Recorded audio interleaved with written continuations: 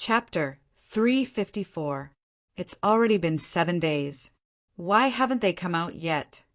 Little Red was quite displeased. As time went on, her mood worsened. All dragons lacked patience, especially the red dragons, who were famous for being arrogant, disobedient, and uncommunicative. Dragons were a general term. Every type of dragon was vastly different. Before the dragons broke free from the eternal holy war, the red, white, black, green, and blue dragons were viewed as creations of the Chaos Goddess and were considered subordinates of the Chaos faction. Considering how the Chaos faction was famous for its bad temper, in a way the color dragons were quite difficult to get along with.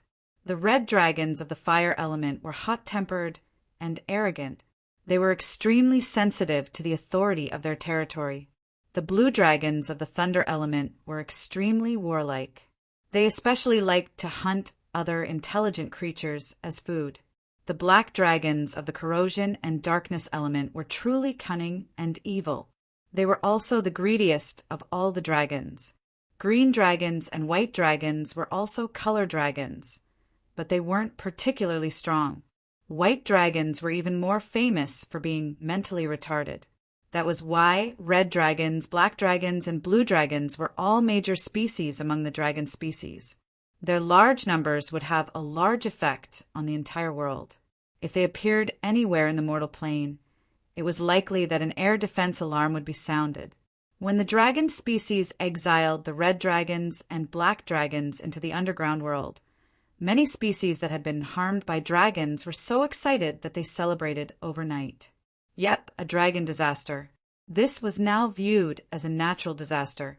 It was a natural disaster that was unpredictable and unstoppable. The moment it happened, it would definitely cause a tremendous amount of damage. Dragons that only happened to come out and rob people didn't count as a dragon disaster. True dragon disasters were often viewed by the victims as the shame of their entire species.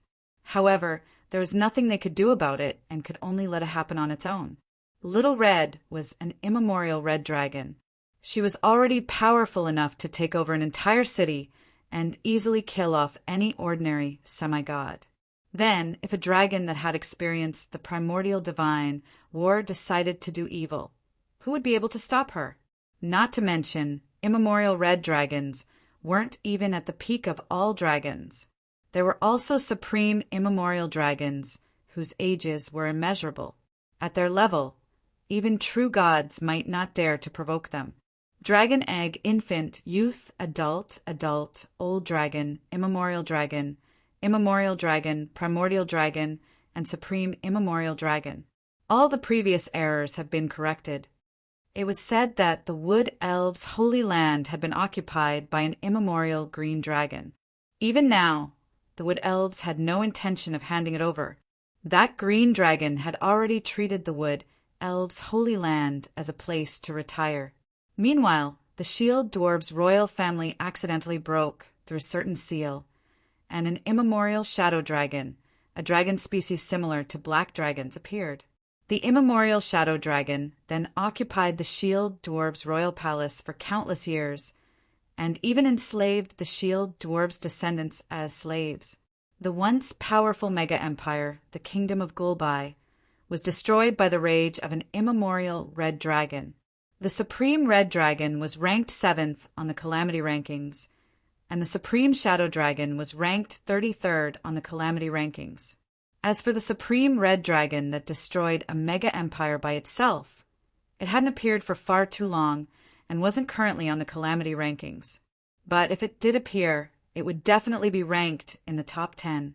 Since it was far too dangerous, all supreme immemorial dragons of the color dragons received the same treatment.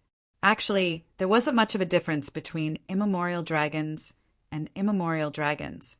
Powerful dragons, such as immemorial red dragons, would be able to fight against immemorial white dragons. Although immemorial red dragons would most likely lose, if they reached the highest standard of supreme immemorial dragons, they would at least have witnessed the rise and fall of countless gods. The Aichi continent was incredibly large. There were actually more secret realms and inaccessible areas than developed areas. It was far more likely that defeating such powerful existences would be impossible under normal circumstances. Most people would simply draw a dragon's head on a map and warn the unlucky ones who had to pass by to be careful. That was because if a dragon targeted them, it was likely that even a princess of a country would be treated as food on a platter. Nobody would even bother to save her. Fortunately, immemorial dragons and supreme immemorial dragons rarely appeared on the continent. They had subordinates who would hunt for food for them as long as they stayed in their dragon nests. They also had opponents at the same power level as them that restrained each other. From a certain standpoint, these dragons had their own territories and large numbers of citizens. They even had young dragons and night dragons that were loyal to them. These dragons were more like a country than an individual. Dragon City wouldn't be able to order around immemorial dragons. Dragons were a typical species that respected the strong. Molly, the dragon queen of the immemorial dragons, didn't even have many immemorial dragons at the same power level as her. When her husband was the dragon emperor, who barely reached the standard of an immemorial dragon, Dragon City did have several immemorial dragons that obeyed his commands. However, there were still no immemorial dragons at the same power level. As for supreme immemorial dragons, there seemed to be 2 in the entire red dragon species. However, both of them were viewed as existences akin to demon lords. Even when the entire red dragon species was exiled, no one had ever seen them do anything. Of course, some places definitely had immemorial dragons and supreme immemorial dragons, such as Dragon Island and Dragon World. However, don't expect them to listen to you. These prideful dragons wouldn't even allow their juniors to fly above their heads, nor would they listen to their juniors' commands. Of course, for ordinary mortals, it didn't matter if they encountered an immemorial dragon or an adult dragon. Either way, they would all die. All right, now that things had reached this point, the conclusion had been reached. Little Red Dragon was at the immemorial dragon level, and she was a red dragon that mainly robbed others. Now that these 2 identities were revealed, even if Little Red's hidden identity as the Dragon Queen wasn't revealed, she would definitely be ranked on the Calamity rankings. And Little Red even told me her name, Varen's Calamity, Ein Mises. She was one of the few immemorial red dragons that had been active on the surface for a long time. Her combat achievements, fine, perhaps it could be considered a dark history. She had burned down several cities, caused small countries to disintegrate, kidnapped princesses for ransom, and even created a plot to destroy a country to steal the country's treasury. She was definitely an evil dragon, and one of the best of all evil dragons. From a certain standpoint, before that memorable adventure, Little Red had been a pure evil dragon in every sense of the word. And since she had outstanding combat talent and experience, even among the powerful red dragons, it was easy to tell just by looking at how easily she had fought against her dragon queen mother, who had been through hundreds of battles. It wouldn't be wrong to treat her as an immemorial dragon. It was likely that as long as her reputation spread, she would definitely be ranked on the Calamity rankings. It would be difficult to say whether she would be ranked higher or lower than Roland. Although I don't know why the Undying Roland has such a high ranking on the Calamity rankings. Just the fact that he's able to command that immemorial red dragon to do battle is already proof enough of how ridiculous he is. Have you heard? Those 2 immemorial red dragons are still in this city. Intelligent creatures were able to survive for so long because they would pass down their knowledge to others. At the very least, they would tell their descendants how to deal with threats. When a humanoid Calamity faction appeared by everyone's side, it would be quite obvious what they would do and how to deal with it. And so, Little Red enjoyed super VIP treatment. When she entered a bar apart from alcohol, everything else would be paid for by the officials. Roland had told Samantha that a certain red dragon would go crazy if she wasn't a good drinker. Nobody dared to talk to her, and she didn't even need to pay to buy anything on the streets. It wasn't that Little Red didn't want to pay, but rather that the stall owner had already run off. This was especially so after Samantha and the others returned to the Forest of Dreams. Everyone else around Little Red would be afraid to talk to her. or even secretly look at her with fear. The only person she could talk to was Molly, the person she hated the most. For Little Red, not having to eat, sleep, and beat up Molly was already an improvement in her patience. Actually, even if there was a prohibition against drinking alcohol, Little Red would still go and steal alcohol based on her usual habits. But it just so happened that she had to keep an eye on this troublemaker that she had finally managed to catch. She couldn't feel at ease drinking alcohol, nor could she sleep. Naturally, her mood kept worsening. As for Molly, she truly hoped that Roland would come out as soon as possible. Over the past few days, she had accidentally angered her own daughter. Perhaps Little Red would simply vent her stress and dissatisfaction on Molly, which resulted in her being beaten up quite a few times. Of course, at least half of the beatings were due to Molly's own actions, such as running away, poisoning her, rebelling against her, and so on. After doing this a few times, Little Red directly drew a small pool of her blood every morning, making her so weak that she was unable to play any tricks. If she was in a bad mood, Little Red would beat her up, making her feel like she was on the verge of death. Considering how Dragon Queen Molly killed off Little Red's father and her siblings' entire family when she became the Dragon Queen, she hunted down and tried to kill Little Red. From a certain standpoint, it really couldn't be said who was right and who was wrong. Even if Little Red directly killed off Molly, it would be perfectly justifiable. Even if Roland was here, he would probably only sigh about how chaotic the noble circle was. He wouldn't interfere, as this was someone else's, other dragon's family business. But at this moment, this other dragon family's business came to him. Have you made up your mind? You should know what this means, don't you? Indeed, half-blood dragon descendants aren't treated well by others. But do you think that with me and Roland around, anyone would dare to look down on our future baby? Baby? That's right, something was wrong with Little Red these past few days. Harloise had made it quite clear. Spring had arrived, the season for animals to reproduce. Relax, I'm not interested in bones at all. Although I like Roland quite a bit, my goal is to give birth to little dragons. Although I can reluctantly accept a half-blood dragon descendant, he won't even be able to give me that. I'm not a necrophile. 2 years ago, back in Sulphur Mountain City, in that bar, Eliza was worried that Little Red would be her rival in love and challenged her by saying, "I definitely won't lose." Little Red said this. And indeed, Eliza wasn't lying. She indeed had a good impression of Roland, but it was more of a familial friendship than anything else. It had nothing to do with love. She had always wanted a child of her own. From a certain standpoint, the foundational reason for Little Red's complete retirement from her identity as an evil dragon was her maternal instincts that became more and more prevalent as she grew older. As a famous evil dragon, not only did Little Red love and dearly as her own daughter, she would often transform into human form and play with other species' children in Sulphur Mountain City's small parks. She would act as an amiable, black-haired big sister. This doubtlessly caused those who knew her to be astonished and in disbelief. In fact, Little Red even got into a conflict with a new holy knight because of this. Recently, Little Red's maternal instincts had become even more apparent as she stared at Samantha. She even tempted Samantha to become her second adopted daughter. Dragons were relatively independent creatures. They were quite stubborn about territory. Most dragons would live apart from each other even if they had offspring. It was mostly female dragons who refused to recognize other dragons. And it just so happened that female dragons were slightly stronger than male dragons.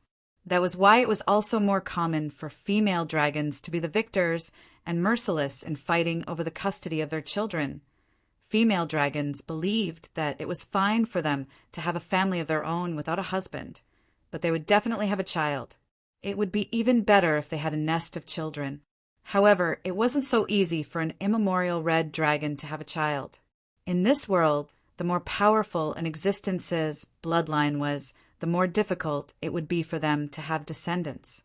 There were quite a few mixed-blood dragons. It was just that dragons often went too overboard in certain areas. This was especially so for male dragons who were bullied by their own species' females. They could only vent their desires on the females of other species, causing the number of mixed-blood dragons to increase exponentially. However, it would be quite difficult for a female immemorial red dragon to have descendants. First, she would need to find a male dragon with a bloodline similar in strength to hers. Then, she would need to do this many times in exchange for an incredibly low chance of success. This meant that she would need to stay together with this male for a considerable amount of time. At the very least, she couldn't dislike this male too much. This was something that Little Red couldn't do in the past. Little Red had always been chased by her own species. She was also a misophobe, and she loved cute little girls the most. By the time she became an immemorial dragon, she could only look for the few immemorial dragons that were few in number or go look for powerful individuals from other powerful species. However, she just happened to look down on those vicious and foolish members of her own species. That was why she could only continue looking at other people's daughters while drooling. To sum it up, she was just like those leftover women who accidentally passed the age limit. The one that likes me is too pitiful to look at, and the one that I like doesn't have the corresponding ability. And so, as time passed, Little Red's resentment accumulated more and more, and she went even more overboard in certain areas. Actually, Little Red and Momo had quite a good relationship. From a certain standpoint, they both belonged to the strange Antes Alliance. It was just that one of them was obsessed with Lolis, while the other was obsessed with Shotas. Whenever the two of them privately discussed how to please abduct children, Sulphur Mountain City citizens would report this to the police more than once or twice. All right then, from a certain standpoint, after Roland revived, Little Red discovered to her surprise that his bloodline actually changed. In fact, it even faintly seemed to be above her own immemorial red dragon bloodline. This meant that some trouble was destined to find Roland. Roland is currently undergoing a dragon bloodline conversion. After he successfully obtains the red dragon bloodline, the chances of him having descendants will be even higher. His future children will also become stronger and stronger. Even a mixed blood dragon descendant can use a ritual to purify his bloodline and become a complete dragon. No, I can sense how powerful Roland's current bloodline is. In fact, our descendants might even surpass the true dragons. This was the reason why the stingy Little Red unhesitatingly sacrificed so much, even sacrificing as much of her own blood as possible. If it wasn't for the fact that her blood loss had already reached a fatal level, she wouldn't have wanted Molly to taint Roland's dragon bloodline at all. That's right, she used the word taint to describe her own mother's blood as a source of pollution. Cough! I should add that many dragon bloodline warlock families would have siblings or family members leave their descendants behind in order to inherit their abilities. It seemed that as long as anyone was related to dragons, it would be correct to say that their circle was truly chaotic, such as a certain beast tamer who was becoming more and more mystical. But faced with Little Red's agitation, Molly hesitated for a moment before finally deciding to continue speaking. I'm not talking about descendants. I'm saying that if you're together with that man, do you really like him? If you're together only for the sake of descendants, you'll definitely meet with misfortune in the future. Little Red paused in surprise for a moment upon hearing this. This didn't seem like something Molly would say. I've personally experienced it. Her voice became fainter and fainter as she recalled the madness and pain of her past. This red-haired woman, who had always seemed so domineering, showed a rare sign of weakness as she showed her weak side in front of her daughter. Little Red clenched her fists tightly. Molly actually dared to slander her father, whom she greatly admired, in order to find an excuse to lower her own disgust. Wasn't this just asking for a beating? It's true. There's no need for me to lie at such a time. Perhaps in your eyes, Agdandi is a good father and a wise leader of the dragons. But in my eyes, he's just a bastard who forcefully took over my father's throne and forced me to give birth to his child. Seeing that Molly was showing signs of weakness, which was rare for her, Little Red thought back to the information she had obtained in the past.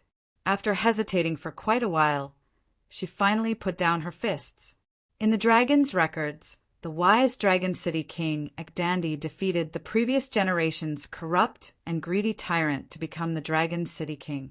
But looking at it from the perspective of the previous generation's princess, Molly, Ecdandi was indeed a bastard who killed her own father and forced himself on her. As Ecdandi left, the past became untraceable. If one really had to say anything, one would probably only be able to use the phrase, "The noble circle is truly chaotic." Little Red fell into deep thought when faced with her mother's rare, sincere warning. But after a while she chuckled. "You're misleading me. My situation is different from yours. There's no deep hatred between me and Roland. But there's also no love between the two of you.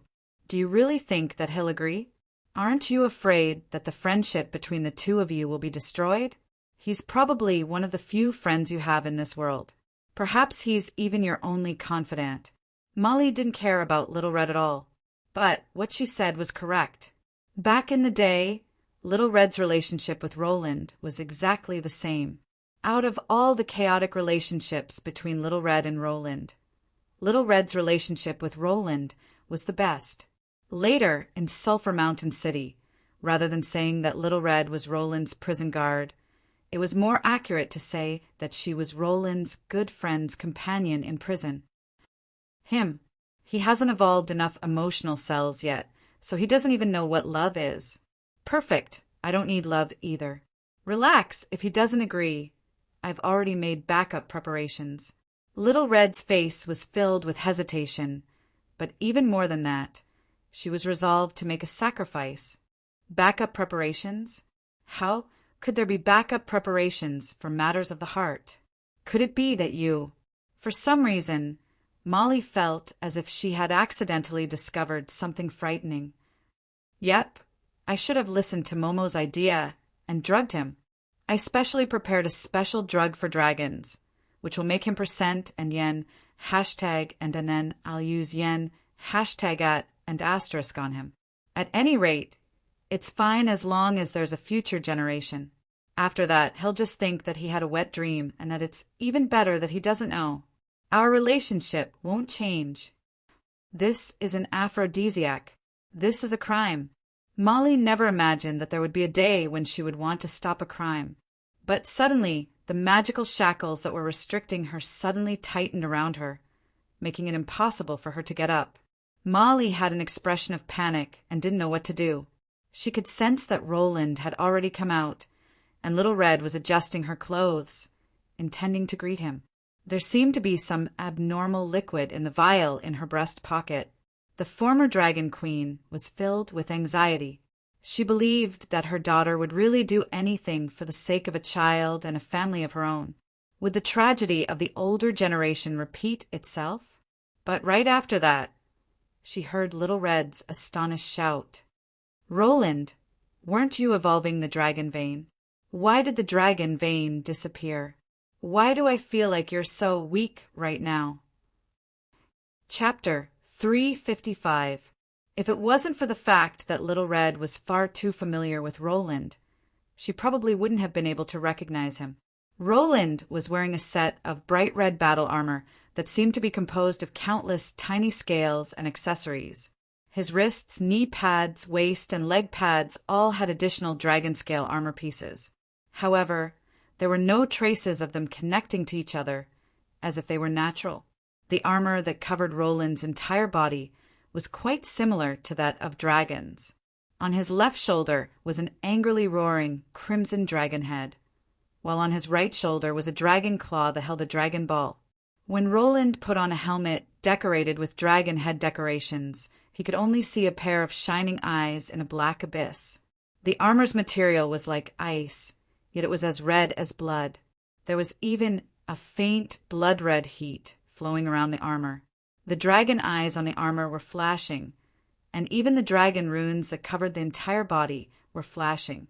The entire armor seemed to be a living creature that was breathing. The armor was designed to look like a roaring demon dragon, and it even had its own draconic might. Just looking at it would make anyone feel uncomfortable. The most flashy part was that this armor, which was already ridiculous enough, was also specially paired with a bright red cape. Dragon Scale Ice Armor, the Guardian of Eternal Night. System Evaluation, Legendary can grow. This armor is constructed from the eternal ice of an ancient dragon's bloodline in another world. There are special inscriptions on it, and the soul of the item, Irene Bela, resides within it. The user is limited to Roland himself. Titan's Thunder Metal. This armor has legendary level damage reduction. 30/God Equipment. Any damage dealt by any weapon below the level of God Equipment will be reduced by 30 points. System Notification. You actually embedded a shard of a Titan's shield into your armor to increase its defense. Only you could think of something like this. Living armor. This armor is alive. She can repair damage on her own. She can even help you use the power of the dragon bloodline. However, if you accidentally anger her, do you still remember the pitiful little girl in the fairy tale who couldn't take off her magical dancing shoes and dance to death? In fact, if Irene Bela wanted to mess with you, she didn't have to go to this extent. She only needed to make sure that you couldn't take off your armor and go to the toilet. Ein Mises protection. The dragon's bloodline flows within the armor. She is protecting the wearer of the armor. However, this isn't good news for the attacker. After all, this means that the wearer has to absorb at least 100 points of damage per day in order to be able to deal any damage to the wearer. This ability will automatically repair itself within 24 hours. Dragon Follower. I really can't believe this attribute would appear on an armor, but you've done it. The wearer can use various Dragon Follower abilities through this armor. Eternal Knight's Authority. Due to the uniqueness of its material, no ice damage will be able to lower its temperature below 0 degrees Celsius. In other words, it is an existence that is almost immune to ice. Due to her ancient red dragon bloodline, fire damage is halved and the lowest damage is reduced by 30 points. Curse of Blood Armor. If the wearer isn't Roland, this armor will spit out blood-sucking needles that will transform the wearer into a dry corpse. That's right, this armor was a product of evolution. When my bloodline evolved, I set my sights on Harloise and Irene Bela. From a certain standpoint, as my contracted frigid maw, Irene Bela was basically my soul's other half. However, in the recent battles, she was unable to keep up with the situation. This wasn't because Frigid Maw wasn't strong enough. The Aurora Knight, which was at the lowest gold rank, would forever be the pride of the Northlands. The monster-level Frigid Maw from the Great Snowy Mountains would definitely be no weaker than an ancient red dragon. However, due to my soul contract with me, and the fact that we were currently on a far too dangerous battlefield, the Frigid Maw and Irene Bela were indeed unable to do much due to my upper limits. A gold-ranked Ice Pegasus or Ice Dragon would probably only serve as a means of transportation on a battlefield where semi-god and myth-ranked existences were everywhere. If I rode on Irene Bela while charging, it would likely be quite likely that I would die on the way. Not only that, I also had the ability to fly after transforming, and I loved riding on engineering vehicles when I had nothing better to do, so I didn't need a mount at all. Most of the time, Irene Bela's greatest assistance to me was to help me control my ice magic and become my secondary magic core, rather than actually fighting on the battlefield. Irene Bela was also aware of this situation. That was why, even though she didn't successfully fight on the battlefield in the end, she didn't complain at all. Originally, Frigid Maw also had the ability to create an ice sword and ice armor for her master. However, as I improved, this ability was replaced by Harloise Magic Sword and Absolute Zero Ice Armor. As the other half of my soul, this time's power level advancement was doubtlessly an opportunity for both of us. Even if Irene Bela was strengthened, she would still be restricted from reaching the legend rank before I truly reached the legend rank. At most, she would be able to preserve her potential and gain a few more dragon bloodline skills. But to be honest, that would be useless. When I saw Harloise, I thought about how her growth-type ice magic sword would greatly improve my combat abilities, and I had an idea. Indeed, contract creatures, mounts, and magical pets can't surpass their masters. This is one of the basic rules of the mortal plane. However, weapons and equipment are independent existences and don't have such a restriction. Irene Bela already has the Ice Dragon transformation ability. If she obtained a true dragon bloodline, she would be able to control it completely on her own. As for the ability to transform, no matter if it's Irene Bela's own ability to create ice weapons or Harloise information, it's theoretically possible. Of course, many things were theoretically possible. However, it was ridiculously difficult to actually do so. Changing a creature's body structure out of thin air was already at the level of the creator goddesses. However, I wouldn't be able to do such a level of transformation. My current skill level was only at the level of creating the coldest ice, or something inorganic. At most, I could just copy some creature to create something similar, but I was unable to do such a thing. Although I can't do it, my system can. That's right, my physical body creation ability only required 2 potions of blood and fate points to create this body with limitless potential. In that case, it should be possible for me to create a body for Irene Bela as well. Alright then, everyone knew the rest. Of course my system could do it, but the result was that my system took away all of my fate points and made me owe a huge debt. Roland missed. Strength 34 plus 10. Agility 24, Constitution 25, Intelligence 32, Will 22, Charm 20. Natural talents: War Angel form, Original Sin Demon form, Titan blood, Gaze of the Hell God. Basic job class: Level 60 Order Knight / Level 60 Chaos Witch King / Level 10 for Elemental Swordcasters. Advanced job class: Level 6 Master of Winter. Overall level cannot be evaluated. Magical pet: Harloise. Mount / armor: Irene Bela. As expected, the increase in attributes this time was small. Strength increased by 2 points, agility by 2 points, stamina by 3 points, intelligence by 2 points, willpower by 2 points, and charisma by 1 point. Although it didn't seem like a big increase, but because the base was already very high, every point of growth was extremely difficult to achieve. This increase in attributes this time was already a very good harvest. The only thing that broke through my bottleneck was my originally useless charm stat, which made me rather worried. I could only hope that I wouldn't awaken any strange abilities, but considering my system's usual behavior, it probably wouldn't let me off so easily, so I could only do my best to not think about it. As for natural talents, I now only had 4 of my originally ridiculously powerful racial talents. Although they seemed much weaker, they were actually greatly strengthened. Originally, these 2 types of transformation abilities were called incarnations. They both had a time limit so that my physical body, which was still in its infancy, wouldn't be overly burdened. But now they had become forms. This meant that I could transform into my regular combat strength with a single thought. The only difference was that the duration of the transformation had greatly increased. This was truly a great improvement, since I had considered the demonic characteristics of the original Sin Demon God incarnations.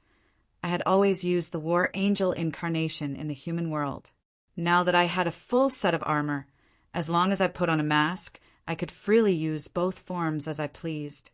My Shadow Feet and Order Sword had already been cancelled, so there was no need to mention them. However, my 3 extremely practical natural talents, Titan's Torso, Divine Child, and Chaos Barrier, were gone as well. They seemed to have been combined into a seemingly ordinary name, Titan's Bones. My previous 2 major talents were super practical. Titan's Torso, Diamond Racial Talent, your physical body contains the primordial power of the Titans. Your skin is becoming more and more like Titan metal. Reduce all damage and negative effects by 30%. Reduce all damage by 5 points. Chaos Barrier. Gold racial talent protect your own existence from the pressure of divine territory and soul world. Reduce the effectiveness of will-type abilities and illusions. However, the newly obtained racial talent seemed to be a combination of both. Titan's bones. Host's body contains the bloodline of the first Titans. Your bones and skin will be similar to that of a pure Titan. Reduce all damage and negative effects by 50%. Host will be immune to semi-god rank and above mental abilities and control magic. As long as your feet are on the ground in battle, your physique and strength will gradually increase. Your stamina will gradually recover, and your injuries will gradually heal. To be honest, when I saw this talent, I really wanted to comment on my system for taking the Titan's bones from you. However, when I thought about the Titan's broken teeth that went missing after the battle, I decided that it was better not to ask about some things. If the system really told me that the broken teeth came from the Titan giants, I would probably be so disgusted that I wouldn't be able to eat for several days. As for the missing divine child talent, I asked my system about it. The gist of it was that when your physical body evolved to such a degree, you would be able to complete a god's descent even without the assistance of this talent. System evaluation. As you wished for the perfect meat shield, you have given the dragon vein to Irene Bela for safekeeping so that you can evolve even further. Of course, I doubt that you're the happiest about this. Yep, the increase in power wasn't what I cared about the most. What made me the happiest was that I had finally grown up. I think I was around 3 years old. Originally, I had the Arbiter bloodline in my infancy, so no matter how I looked, I didn't look more than 10 years old. Now, I seem to have entered my youth phase, which meant that I was around 11 or 12 years old. Although I still needed a ring to adjust my physical appearance, I was now a little boy with some hair. No matter how I looked, I was much better than a little brat who couldn't do anything at all. And so, I proudly dispelled my armor and revealed my true form as Little Red walked over to me. Although I was still slightly shorter than Little Red, I wasn't too far off. Yep, I was only half a meter away from her. Roland, what happened to your dragon vein? Why do I sense that you're even weaker than before? Was I even weaker than before? In a way, that was indeed the case. Irene Bela originally didn't have a physical body. The system hadn't created one out of thin air. The bloodline power that Irene Bela lacked was absorbed from me. I would need time to replenish the flesh and blood that I had lost. Although my stats would increase again, it would likely take a long time to recover. Dragon Vein? I gave it to Irene Bela. That's the ability to transform into armor. Haha, you don't know this. But this time, your dragon blood really helped me tremendously. You must be feeling terrible after being cooped up for so many days. Come, I'll treat you to some drinks. Right? This body of yours hasn't reached adulthood yet. It'll take several decades before it reaches maturity. And I can't even drink alcohol yet. Forget it, it doesn't matter. Let's go to the bar. I was so happy that I couldn't even speak coherently. But the strange thing was that even though Little Red heard that I was treating her to a drink, she should have happily dragged me away in the past. But this time, the more I spoke, the more Little Red's expression kept changing. Her red dragon form's face became redder and redder, indicating that she was either excited or furious. Just as I was wondering what was wrong with her, a gigantic fist suddenly appeared in front of me. You number one idiot in the world. Let me see what color your brain is. Although it was a surprise attack, how could it possibly stop me, who had just finished my closed-door training? The current me already had enemies in the world. That was close. I almost said something like a death flag. Asterisk bang. Asterisk, my reaction wasn't slow either. My mystical armored arm successfully blocked the heavy blow. With the buffs and support of my armor, I only took half a step back to block Little Red's monstrous attack of at least 35 strength. This meant that with the buffs from my various defensive abilities, I was probably about the same level as a mini Titan giant. Huh, you want to test my current strength? How impatient. Come, let's have a good fight. I guarantee that you'll be satisfied. Although Little Red was currently in human form, I was quite proud of myself for being able to block an immemorial dragon's brute strength. I immediately intended to summon an ice blade and use actual combat to test my current strength. But damn it, Little Red, why did you transform into your dragon form? Why are you so angry? Dragon breath? Are you for real? I only intended to have a competition with you in human form. You idiot. My plans have all gone up in smoke. It took me so much effort to make up my mind. I already threw caution to the wind, but you actually dared to embarrass me and make me say such shameful words. Are you even a man? If you're a man, let me spit and bite you. What? If you bite me, I'll be dead for sure. I had an innocent expression on my face as I was astonished by Little Red's anger. However, this only made Little Red even angrier out of embarrassment. All right then, if Little Red still remembered that Roland was still in his infant form, and that dragons with such a powerful bloodline would only be able to reproduce after reaching adulthood, she probably would have known that her plan would have been impossible to succeed from the very start. Of course, if she had learned from a certain town's security dog and had enough patience, it would have been possible for her to have a 10-year Shota training plan. But now, thinking back to what she had said in front of Molly, the berserk red dragon's heart was filled with anger and embarrassment. She had completely entered a berserk state, and there was no logic left in her. Dragon breath 3 times in a row? Metal knuckles for dragons? Fine, I'll show you my backbone, War Angel. Ah, you're breaking the rules. How can I be attacked while I'm transforming? You should at least let me finish the transformation animation. I hate this feeling. Just as I was about to spread my wings and soar into the sky, the flustered and exasperated Little Red punched me and sent me flying into the sky like a shooting star. When she discovered that I was now tough enough, the furious Little Red started using her female privilege, venting her anger on me. Asterisk bang. Asterisk the additional dragon breath caused the meteor in the sky to turn into fireworks. However, from the energetic... I'll be back. In terms of shouting, the effects of this armor were really good. In the end, only Little Red, who was panting heavily, glanced at her surroundings. The aftermath of her dragon breath was scorching the ground. Her gigantic body was causing the nearby buildings to shake and even collapse just by causing an earthquake. At this moment, everyone in the distance was looking at the red dragon in fear. It seemed that after this incident, Little Red's reputation as an evil dragon would never be washed away. Out of the corner of her eye, she saw another target of her anger. Molly, who was tightly bound and crawling away like a caterpillar. And so Little Red laughed. All right then. What followed next was probably her daily routine of eating, sleeping, and beating up Molly. Chapter 356. By the time I completed my super zombie level evolution, it had already been 1 week since the war started. Why was it called super zombie level evolution? Why did I feel that this choice would be so zombie-like? Compared to riding on a young girl and wielding a young girl, only someone who was wearing a young girl and holding a young girl. I suddenly discovered that I was missing a mount. Should I go find another young girl? Mr. Police, it's that person. Cough, cough. Let's forget about the topic of zombies. The chaotic battle between the gods ended in front of everyone's eyes. However, the gods' retreat actually made the situation even more chaotic.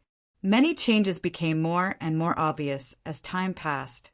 For the living, victory in the Holy War was obviously a good thing. That's right, it was the Holy War. Considering the current situation, the Bardi Church's Holy Light Bishop, who was stationed in the Mage Country, unhesitatingly took all the glory of victory for himself after communicating with Pope Roland. The inconceivable battle report stated that the Holy War's vanguard had actually traveled across most of Bardi and suddenly appeared in the western part of the country, attacking the undead's capital. All right, I knew that this was bad. For example, the Bardi Church actually had an Archbishop of Holy Light. Even though he was supposed to be an Archbishop of Bardi, he ran off to the Mage Country. Also, there was a Holy War's vanguard who suddenly created a major spatial transfer and obtained a victory that shouldn't have existed in a place that shouldn't have existed. To be honest, this was actually quite easy to understand. When the Holy Church was exiled from Bardi, the Holy Church's local faction finally chose to take command of the Holy Church outside of Bardi's borders. The most suitable place to take command of the Holy Church was naturally the Mage country, since it wasn't difficult for the Holy Church to travel to and from Bardi. This was especially so since Bardi and Bardi were still at war. Even if an enemy's enemy wasn't a friend, it was still possible for them to become friends. No matter how much the Holy Church was ostracized by the Bardi government, the Holy Church was still a mainstream religion. Even ordinary farmers would thank the Holy Light when they harvested their crops, although no one knew what they were thanking the Holy Light for. Of course, if they were so unlucky that they didn't harvest anything, they would still say things like "this blind Holy Light" or "cursed Holy Light." Even if the weather was terrible, they would say things like "this damned Holy Light," even if they didn't know what the Holy Light had done wrong. I suddenly felt that the Holy Light was quite pitiful. The fact that the Holy Light was constantly being criticized reminded me of the government. No matter what country or species it was, it seemed that ever since the concept of a country was born, the government and country's duty was to receive criticism and complaints. No matter if the government did or didn't do such a thing, or how much they did or didn't do such a thing, it was only natural for ordinary citizens to complain and scold the government every day. Cough, cough. Getting back to the topic, this was actually a good thing for the Holy Church. Shallow believers would still be believers, and they would still be able to provide the Holy Church with the power of faith. The fact that everyone was praising the Holy Light proved just how deeply rooted the Holy Light was. If this was a normal country that worshipped the Holy Light, then when the Pope announced that he was going to start a holy war against the domain lords and rulers, the domain lords would probably have to be careful of the large numbers of rebellious believers in their territories, while the rulers would have to be careful of the assassinations of the devout nobles. Orlas was already quite amazing. He had been doing his best to eliminate the Holy Light's influence ever since he had inherited the throne.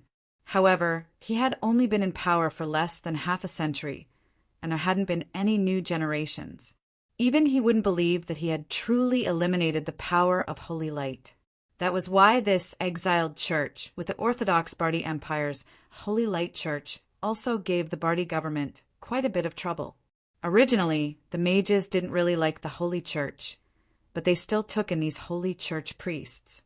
This was probably purely to annoy Bardi's Emperor Orlas, but after taking them in, the Bardi government didn't bother with them.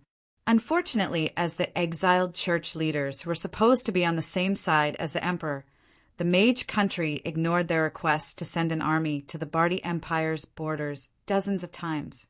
Cardinal Stephen of a mega-empire should have had a high position of authority, but he seemed to have discovered that if this new news spread in the Bardi Empire and allowed the situation to continue worsening, his political career would come to an end. He would likely become the shortest-serving cardinal in history. This new news was that the Holy Church's expeditionary army had lost the Holy War. The Holy Church had lost the first battle in this Holy War. Yes, they had lost. While the battles on the Western battlefront were still ongoing, the Holy Army, which had been fighting against Emperor Orlas's heresy, had suffered heavy losses on the Eastern battlefront under the command of the veteran General Gordon, who was ranked 7th on the famous general's rankings. The reason? In front of the enraged dragons, a berserk immemorial black dragon, 3 immemorial dragons, and more than 40% of the Holy War's Holy Army had been able to successfully retreat in front of the furious dragons with the help of a berserk immemorial black dragon and 3 immemorial dragons. Not only did this mean that the Holy War's Holy War didn't intend to kill them all, it also showed how amazing Gordon was. Outsiders would find it difficult to understand the dragon's actions. But for us who knew the inside story, it wasn't difficult to guess the reason. It was quite obvious that the Holy War's Holy War had made some sort of deal with Orlas. And so, The dragons once again displayed their unique talent for venting their anger on others and being unreasonable, viciously slapping the Holy Church in the face. Actually, this wasn't an injustice. The Holy War's target was the Bardi capital, and the entrance to Dragon World was also located there. If the Holy War's Dragon World had been conquered by the Holy War, fine then from certain information, it was possible that the Holy Church had been seeking death. But it was obvious that the Holy Church hadn't learned of the secret before the Holy War began. I felt that this wasn't a coincidence. After all, the Holy Church's declaration of war had been quite sudden. Orlas's response was even more incomprehensible. It seemed that he hadn't organized any allied armies specifically to fight against the Holy War's Dragon World. Instead, he had focused all of his energy on defending Nitrane City on the western battlefront. Orlas's policy of allowing the Holy War's Dragon World to be attacked without resisting caused tremendous pressure from the Bardi Empire. But judging from the end result, our noblest holy light and wisest Pope Bardi had once again been played by a mortal heretic emperor. Orlas was willing to let his own country be ravaged by the enemy in order to successfully force the dragons to attack. Originally, the Holy Church would have been able to endure such losses. Victory and defeat were common occurrences in war. Heroes could simply start over. But it just so happened that the westernmost battlefront had actually won. And it just so happened that the Ale faction was faintly becoming the Holy Light faction's #1 competitor. This naturally gave the Holy Church a tremendous amount of pressure. And it just so happened that in both battles, the Holy Church's armies had holy favorites who sought holy points, while the Holy Light faction also had contract heroes who sought justice points. Both sides met with nearly impossible to defeat. One side had the Holy Light faction personally holding the line, while their subordinates earned large amounts of justice points. On the other side, the Holy Light faction's subordinates suffered heavy casualties, and the Holy Light faction didn't even get to see the Holy Light faction. This couldn't be blamed on the Holy Light faction's true gods for not doing anything. This was how they had been doing for thousands of years. Casually sending a true god to interfere in a battle between mortals would actually be a huge taboo. The Ale faction had only personally intervened because they discovered that the Holy Light faction was an incarnation of the Titan giants. However, ordinary people wouldn't think so much. They would only feel that the Holy Light faction didn't treat mortals as humans. Meanwhile, the Ale faction had made its stance clear. The adventurers who were currently showing off their spoils of war and returning home in glory were the most successful advertisements for the Holy Light faction. In just this week alone, 10% of the holy favorites have already chosen to withdraw from the Holy Light faction. This is absolutely unacceptable. The local believers, especially those who are still hiding in the Bardi Empire, will have their faith shaken. If news of us losing the first battle spreads, all the believers in the world will lose faith in us. We must win the first battle, even if it's a false victory. And so, after Cardinal Stephen urgently contacted the Holy Light Church and discovered that it would be the end for him if things continued like this, Cardinal Stephen gritted his teeth and made a decision. A battle report with the words, "Under the protection of the Holy Light, our brave warriors have achieved a great victory," was sent to every country in the Bardi Empire. The words used in this report were quite vague, such as, "Devout believers of the Holy Light have defeated the undead army on the western battlefront and driven away 2 powerful incarnations of the Titan giants." From a certain standpoint, many adventurers believed in the Holy Light. Some holy knights and Holy Light priests had also participated in this battle. It couldn't be said that Stephen was lying. It was just that his battle report seemed to have forgotten about the original main characters, the Ale faction and the contract heroes. Nobody was an idiot. Every royalty would have their own sources of information. But when Pope Coloma insisted that this battle report was the truth, many countries that believed in the Holy Light fell silent. As a cardinal who lied through his teeth, Stephen was destined to leave his name in the annals of history. He had also mentally prepared himself to be martyred because of this. He knew that even if Pope Coloma privately approved of this plan, he wouldn't openly admit it. It was highly likely that Stephen would be the scapegoat in the end. Everyone who knew the truth was laughing at the Holy Church. Many powerful individuals felt ashamed of the Holy Church's behavior. But in this generation, information spread to ordinary people was incredibly slow. Ordinary people had pitifully few sources of information, and official channels of communication were slow and inefficient. If a well-respected village priest or church priest said something like this, most people would believe it. At the very least, they would be more trustworthy than wandering adventurers. In the eyes of those who didn't know the truth, it seemed like the Holy Church had achieved a great victory in the First Holy War and that the losses on the Eastern battlefront were insignificant. But in the eyes of those who knew the truth, especially the royalty of the various countries, it seemed like the Holy Church was only strong on the outside but weak on the inside. Many ambitious individuals were itching to try. The battle between royalty and divine authority would never end. The Holy War was both a challenge and an opportunity. According to certain information, some major countries had already requested their subordinate countries to expel the Holy Church. This was an attempt to provoke the Holy Church, as well as a test of the Holy Church's reaction speed and bottom line. And so, this small battle on the Western battlefront was doubtlessly the best opening battle of the Holy War. On one hand, the Holy War had become a lever to change the entire world. On the other hand, it had become a sharp blade hanging over the Holy Church's head that could fall at any moment. When I finally finished my closed-door meditation, I was in disbelief. So many things had happened in just 1 week, and the important matters waiting for me to deal with were piling up like a mountain. Chapter 357. Has the Holy Church been forced to such a state?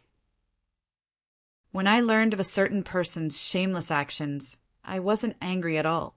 In fact, I was quite happy. Sometimes being in the lead was equivalent to being the victor. For example, a leader who had more than 80% of the market share would have a hard time catching up as long as they didn't take too big of a risk or make a major mistake. For a behemoth like the Holy Church, there was a limit to how much external pressure it could receive. As long as there weren't any internal conflicts, the Holy Church would probably be able to survive for several hundred years. This time, the Holy Church finally made a mistake, and a major one at that. I could understand that the Holy Church's decision wasn't necessarily the wrong one given the current situation. In fact, since the Holy Church had such a solid foundation, it was actually an excellent decision. The Holy Church had the advantage of public opinion, so of course they could do whatever they wanted. From this, it could be seen that things had been going smoothly for them for far too long, and they felt that their position wouldn't be challenged at all. In fact, they were even looking down on the Ale faction. The Holy Church's higher-ups probably only wanted to use this battle report to stabilize the situation for now. After this period of time, when the Holy War entered a stalemate, not only would the other countries still remember this, they might even request help from the Holy Church due to the war's unfavorable situation. And even if this incident was brought up in the future, the battle achievement announcement was written ambiguously to begin with. The main point of the announcement was that it was a victory under the guidance of the Holy Light. Since most people in this world believed in the Holy Light, this statement couldn't be said to be wrong. It was entirely possible to use a typo to deny it. And if the Holy Church was forced into a disadvantageous position, people would use this as a weakness against them. At that time, they could simply say that Cardinal Stephen was worried that the war's unfavorable situation would affect his future, so he lied to the Holy Church and deceived the higher-ups. He was stripped of his position and committed suicide on XX Mountain. Such an explanation would suffice. Cardinal Stephen was already dead, and the Holy Church had taken the blame. Actually, such things had happened many times already. As long as someone took the blame and the tree didn't fall, the Holy Church could only leave the matter unsettled. What the Holy Church needed right now was to do their best to reduce the negative effects of the first battle and increase the Holy Light faction's morale. Of course, it would be even better if they could eliminate the Ale faction's existence. However, there was one thing that even the Pope himself did not see, and this was the biggest mistake. He had underestimated the contract heroes and even completely ignored their existence. In this incident, the greatest victims weren't me, Oak Townswood spirits, or even ALS faction. We didn't need to prove our own abilities to the world, and there would be plenty of opportunities to prove ourselves. We didn't need to care about the glory of this battle. However, for the contract heroes who had risked their lives to make a name for themselves and gain glory, this epic battle had already changed their lives. Their shining military medals were still pinned to their chests, but the trophy that was already in their hands had been snatched away. If they bragged about it to others in the future, they might even be treated as scammers. This was a fatal pain for those youths who believed that honor was more important than their lives. Perhaps they would remember these hypocritical villains for the rest of their lives. At the very least, the clergy had been treated with enmity by other adventurers in the past few days. There were even a few young clergy who had chosen to serve the gods they were supposed to serve. The Pope and the cardinals had gotten used to being high above everyone else, but they had forgotten that the scariest part about humans was their ability to grow. Perhaps they were only noobs who had a low social status. But once the justice points helped them grow, when the first batch of newcomers became veterans of this profession, and when they used the power they obtained from the Holy Light's military achievement system to stand out in various places, these hidden bombs and unshakable hatred would truly take effect. Actually, in the near future, the third rule that the veterans of the Holy Light would give to the young noobs was, perhaps you can trust the clergy who truly believe in the Holy Light, but the Holy Church is a bunch of old bastards. Never leave your back to them. Otherwise, they'll steal the glory that should belong to you and burn you alive as a heretic. You don't believe me? Think about Oak Town. And once hatred was established at the very beginning, it would be difficult to reverse it no matter how much one did. Of course, the Holy Church's own Holy Night system would be more than enough. How could they possibly think about the effect this competing contract hero system would have on the world, and whether or not the young noobs would become true heroes? Of course, even though we all knew what was going on and were quite satisfied with such an ending, it would be impossible for us to do nothing. Even though our Ale faction was indeed weaker than the Holy Light faction, we had already been attacked. If we didn't take revenge, wouldn't that make us seem too weak? And in this world, weakness was a sin in and of itself. Weakness would cause the wolves around us to lower their guard and truly begin their ambush. What does Ale intend to do? Or has he already done something? At such a time, it was naturally time for our boss to make a decision. In my mind, Ale wasn't someone who was used to swallowing insults and insults. 2 meteors have fallen from the sky over the past few days. Although the Holy Church hasn't made any public announcements, the small churches of the God of Discipline and the God of Punishment haven't received any response from their true gods. Their priests have also lost their divine power. Although these 2 gods don't have much of a presence and are only mortals who ascended to become quasi-gods, they were both follower gods of the god of asceticism, Tiamat.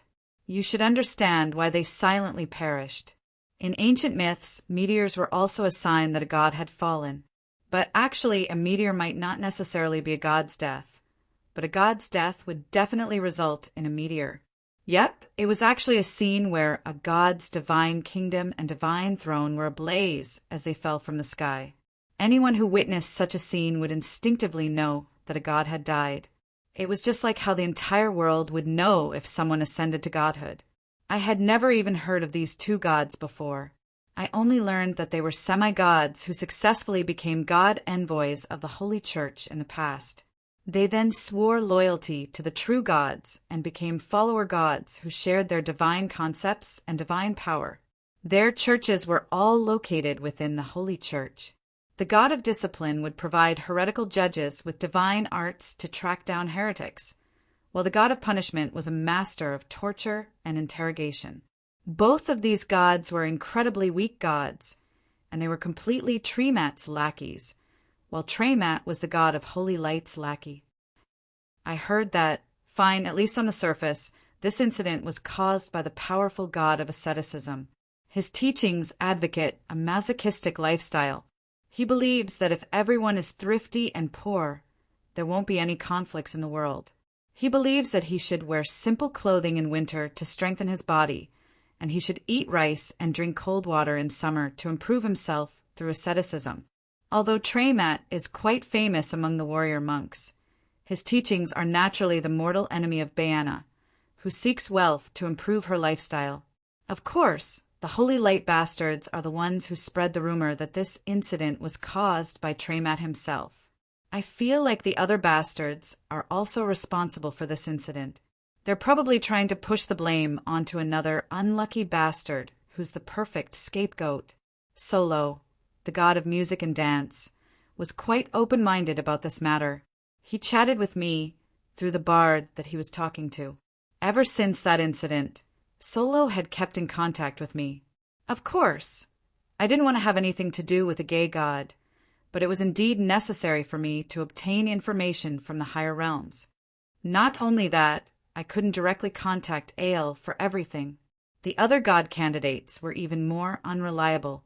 I didn't know many gods at the moment. Mary was a dwarf goddess after all, and she spent most of her time in a drunken state. As for Baena, I wasn't so foolish as to send myself to her doorstep. It seemed that she would automatically enter a berserk state whenever she heard my name. Ael killed him. He directly broke into Traymat's divine kingdom and seriously injured him. He killed off 2 of the follower gods who tried to stop him, and even stole his divine soul and divine concept. The other main gods didn't react. The source of order didn't react either. The Holy War has just begun, and they're already having a civil war? Ael must have crossed the line this time. Not at all. The Holy Light faction crossed the line first. The other main gods were quite displeased with Ael's actions. But since Ael lost a god and Traymat was seriously injured, this matter will end here. Neither side will continue spreading the news. From a certain standpoint, this was a type of compromise. It was a compromise made with the attention of the other main gods and the source of order.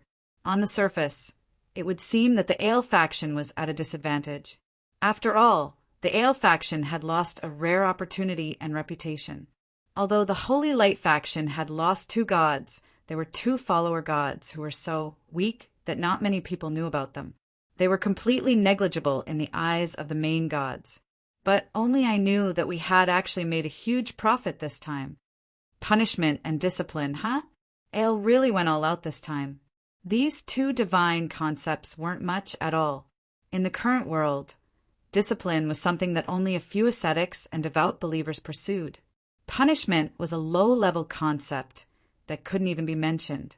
These 2 divine concepts didn't seem to have much potential. While these 2 divine concepts weren't valued, the divine concept of using ascetic practices to atone for one's sins so that a pure soul could be brought into the divine kingdom was recognized by all the gods' churches. The divine concept of ascetic practices was quite impressive in this world where divine authority was so powerful. In fact, the god of ascetic practices was even more powerful than the goddess of wealth. Since ascetics and warrior monks were able to obtain powerful combat strength through ascetic practices, the Church of Ascetic Practices was formed by powerful elites who were skilled in combat. This made the god of masochism the incarnation of a powerful god. The end result was that the divine concepts of punishment and discipline became extensions of the concept of ascetic practices, which made them even less popular. It was precisely because Traymat felt that there was no more potential to be discovered that he gave these 2 divine concepts to his own follower gods. Did Ael directly steal their divine concepts? However, only I, Ael, and a few others knew that punishment and discipline were divine concepts that couldn't be obtained in our remaking the Hades plan. In that thick document, there was a list of gods that needed to be killed as soon as possible, and these 2 follower gods were among them. If punishment and discipline were concepts derived from religious practices, they would only be second-rate concepts among second-rate concepts. However, if they were concepts derived from law, for example, punishment would be the punishment for breaking the law, while discipline would be a lower-level concept than law itself, and discipline could even be derived from the concepts of judicial discipline and moral discipline. These two follower gods were necessary nourishment for the throne of law, as well as the necessary follower gods to create the hell of Hades. Of course, the aftereffects of this incident hadn't ended yet, or perhaps the higher-level gods had already come to an agreement. However, as mortals, we would still need to take revenge on the Holy Church, which was also immortal. As for those two divine concepts that were destined to suddenly disappear, even though there were likely many who knew about them, I merely nodded and didn't say anything in response to Solo's doubts. Some things were far too important. Even though Solo was a god on our side, I didn't want another person to know about them. It would seem that I'll need to hurry up as well. Of course. Let's first deal with the important matter at hand. Great stone sculptor Ainslow, what else do you have to say? Wasn't the incredibly ugly mother of 10,000 stones, who was currently feeling rather uneasy? When the battle reached a stalemate, I unhesitatingly summoned an ambush. Since great stone sculptor Ainslow had already entered the Forest of Dreams, in a way, she had also joined my side. Of course, I wouldn't forget to bring her a top-level combat strength onto the battlefield. However, the result was that out of the 7 Earth Elemental Planes 7 Saints, which were all Saint-ranked and above in combat strength, only the youngest, Beifong Herald, came. However, the result was miraculous. Could it be that the youngest of the 7 Saints was also the most difficult to deal with? Getting back to the main topic, if we had lost, there would naturally be nothing to say. But now that we had won, we naturally had to take revenge for not listening to orders and running away. Otherwise, if everyone was like this, the morale of the Earth Elemental Planes would collapse, and it would be difficult to lead our troops. My lord, I'm truly innocent. You know that we're all Earth Elemental Lords, but the Titan Giants are the children of the Earth. We're completely unable to move in front of them. 2 streams of tears flowed down her cheeks and transformed into diamonds. It would seem that she had quite a bit of carbon in her body. I suddenly recalled the fairy tale about how mermaids' tears turned into pearls. Pearls were mainly composed of calcium carbonate. Mermaids were able to turn their tears into pearls because they had too much gypsum in their tear ducts, or were they mystical creatures that ate rocks as food? It seemed that only crocodiles ate rocks in the natural world. Although they ate rocks to help with digestion, crocodiles were also amphibious. Could it be that mermaid's true identity was actually a crocodile that had become sentient? Cough. It seemed that I had accidentally ruined my childhood again. Getting back to the main topic about the old fossil, mermaid the stone mother, I'll talk about it some other time. I've accepted all the diamonds that she dripped. I'll see if I can sell them for some money later. It's not that I'm being stingy. It's that I've been robbed far too cleanly recently. When I find the bastard that stole my money, I'll definitely— What? I've gone off topic again? All right then. I'll talk about how to make a living next time. Let's get back to the main topic. Ainslow's tears kept flowing, but I directly treated them as crocodile tears. I wasn't an idiot. Although the Titan Giants were known as the children of the earth, the Winged Tribe was also known as the children of the sky, and the elves were known as the children of nature and the children of the forest. Actually, they were all just trying to make themselves look good. What did it matter? The Titan Giants weren't elemental creatures. They only acknowledged that the earth gave birth to them and that they were natural creations, not that some god had created them. If the Titan Giants really had anything to do with the earth element, Omdroken wouldn't have been the earth elemental god to begin with. Unable to move in front of the Titan Giants? I think that you all know that the Titan Giants are your opponents, so you don't dare to fight at all. Ainslow didn't reply. She also stopped crying. It would seem that even she felt that this act was rather boring. This ugly earth elemental lord that seemed short was actually a peer of Omdroken's generation. She was much older than most true gods. Perhaps she had even seen the complete form of the Titan Giants before. In that case, it was completely understandable that she was so scared of fighting. even if she was capable of fighting against the Titan Giants' incarnations, she would still be worried that the complete form of the Titan Giants would come looking for her.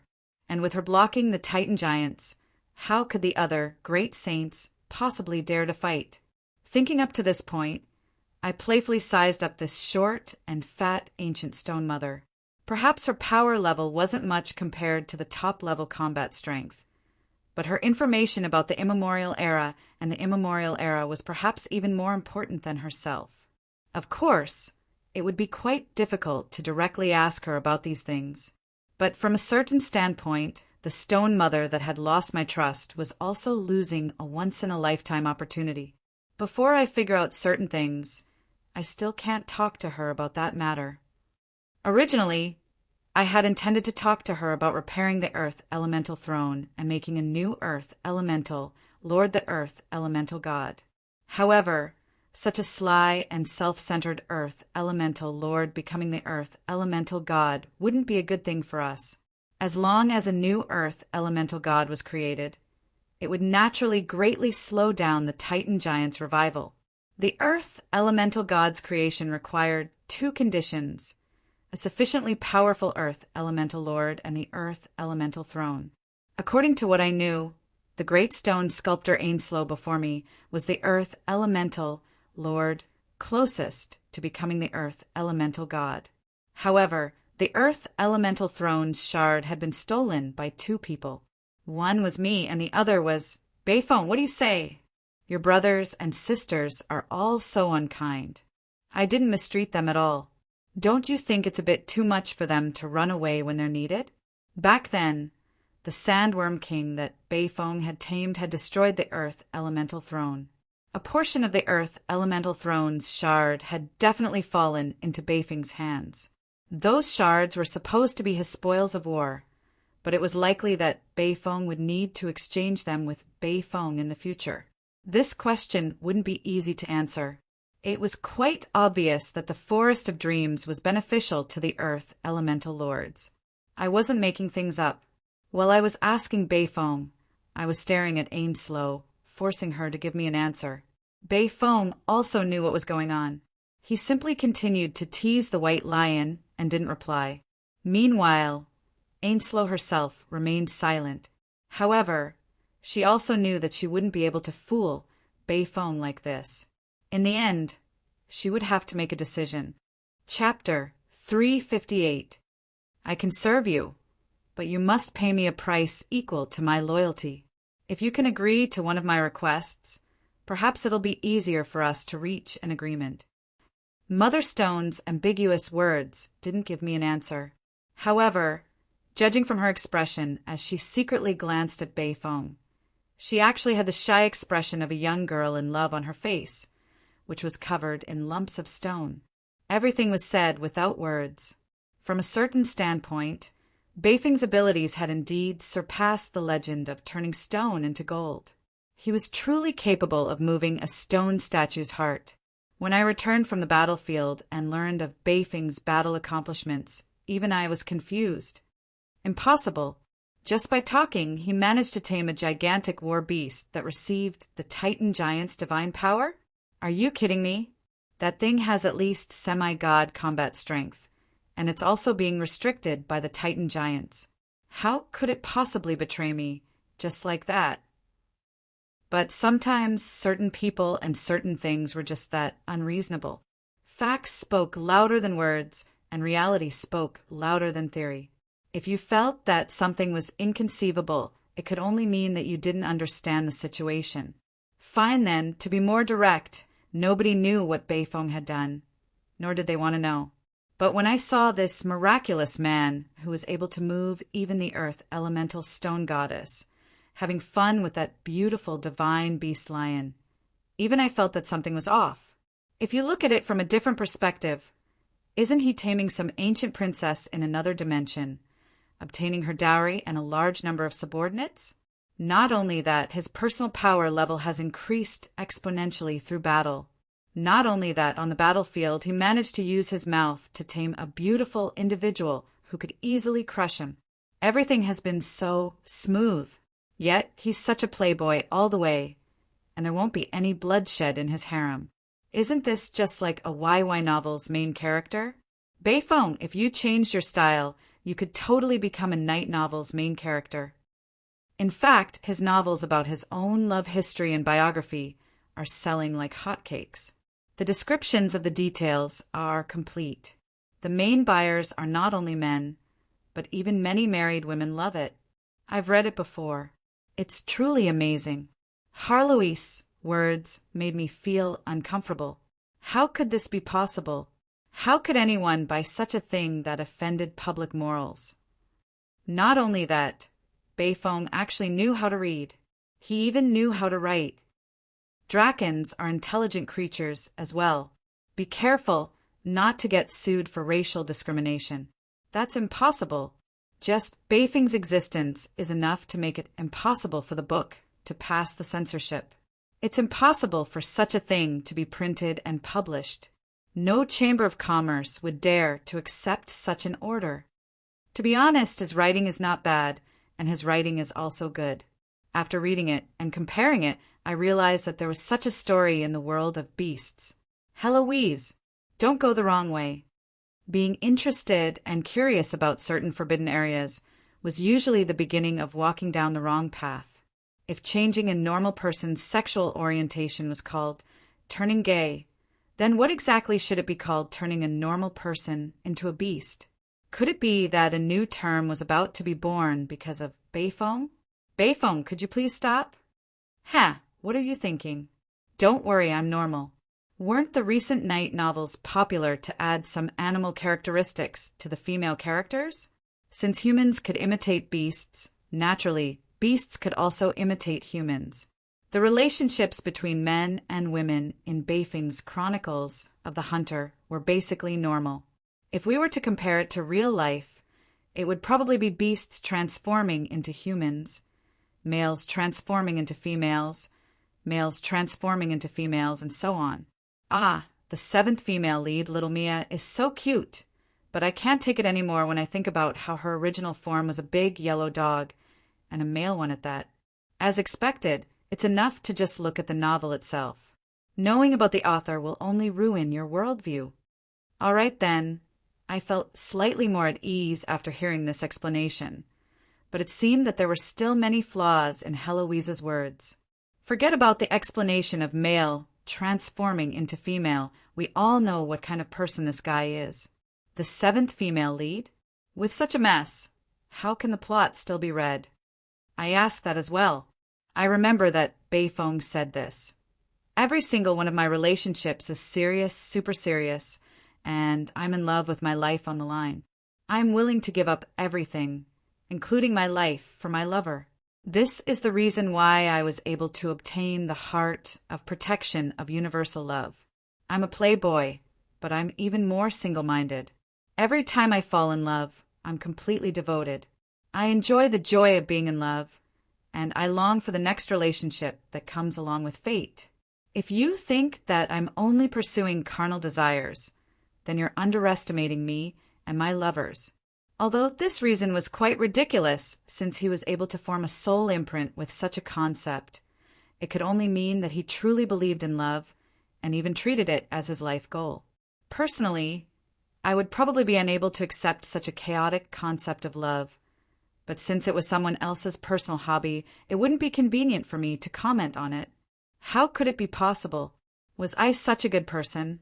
I was going to write up a proposal and apply for legislation to prevent books with such a different sexual orientation from entering the market. One Beifong was enough. If books became a tidal wave of Beifong, would this world still be saved? Although I don't want to admit it, it's most likely the truth. Did he convince you? No. When he said this, he was being fought over by a male water buffalo and a female lizard. There was also a female gorilla crying on the side while tugging on a handkerchief. Since it was so disgusting, he actually dared to act out an 8:00 clock scene in front of me, and he was even a beast. I sent him flying with a wave of arcane missiles. Well done. I gave her a thumbs up, but Heloise was still quite depressed. He also gave me a thumbs up while he was in midair. He was intentionally angering me so that I would send him flying in order to save myself from this situation. Forget it. Let's change the topic. I don't want to know anything about him at all. From a certain standpoint, if it was possible, I really didn't want to know what Bei Feng was like at all. But now, even this ancient elemental lord was willing to offer this as a condition. I couldn't help but be impressed by Bei Feng's abilities in this area.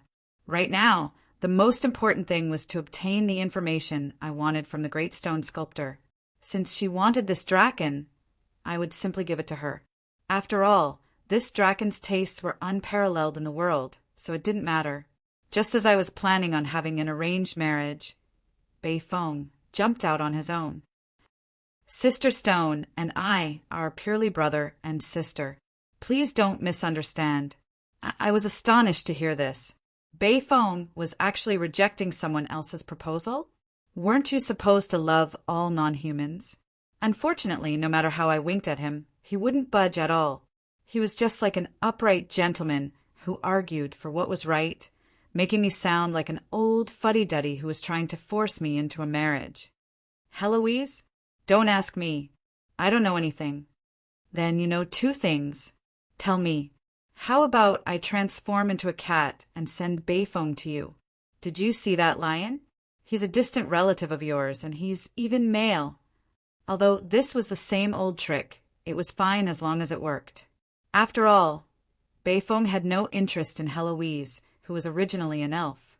However, it was enough to scare her. As far as I knew, Bei Feng was already capable of using his gaze to awaken Heloise's mental trauma. Pure love? Tui. It's strange that Bei Feng has such a thing. She has a physical body of stone and can't do anything, but he said something about spiritual love. And when the great stone sculptor transforms into his human form, he's no longer interested in her. Although Heloise's anger was definitely mixed with her personal grudges, I instantly understood, even though I would have preferred not to understand at all. It was quite normal for high-level elemental creatures and dragons to have humanoid forms. However, most powerful individuals would have humanoid forms that weren't too ugly. Once the humanoid form was determined, it would be impossible to change it. The ancient monsters of the world were especially fond of the beautiful high elves. The Stone Mother's humanoid form would most likely be a beauty as well. A normal person's sense of beauty would likely accept Ainslow's elven form, but Ainslow just so happened to be a freak. Even an honest official would find it difficult to resolve family disputes. Even a corrupt official wouldn't be able to interfere with these freaks' family disputes. If it were possible, I would really like to leave.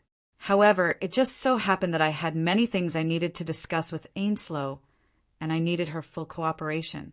Was there something else apart from the earth elemental god? Of course there was. My frigid winter earth required other high-quality divine elemental items in order to achieve balance and further perfect it. I had researched this topic in the mage country, but I hadn't found anything. Are you an idiot? If those mages knew about top-quality elemental items, they'd be fighting over them like crazy. Even embedding such items into staffs to buff magic would be a priceless treasure. Would they even leave one for you? Even if their elemental elements aren't compatible, it'd be great to leave one for their disciples and descendants as a family heirloom. At the time, Harloise's words had shattered my hopes of being lucky. However, when I asked the gods, I didn't get an answer. Or perhaps I should say that the answer was the same. Are you an idiot? If I was here, I would have stolen one long ago. Why would I leave one for you?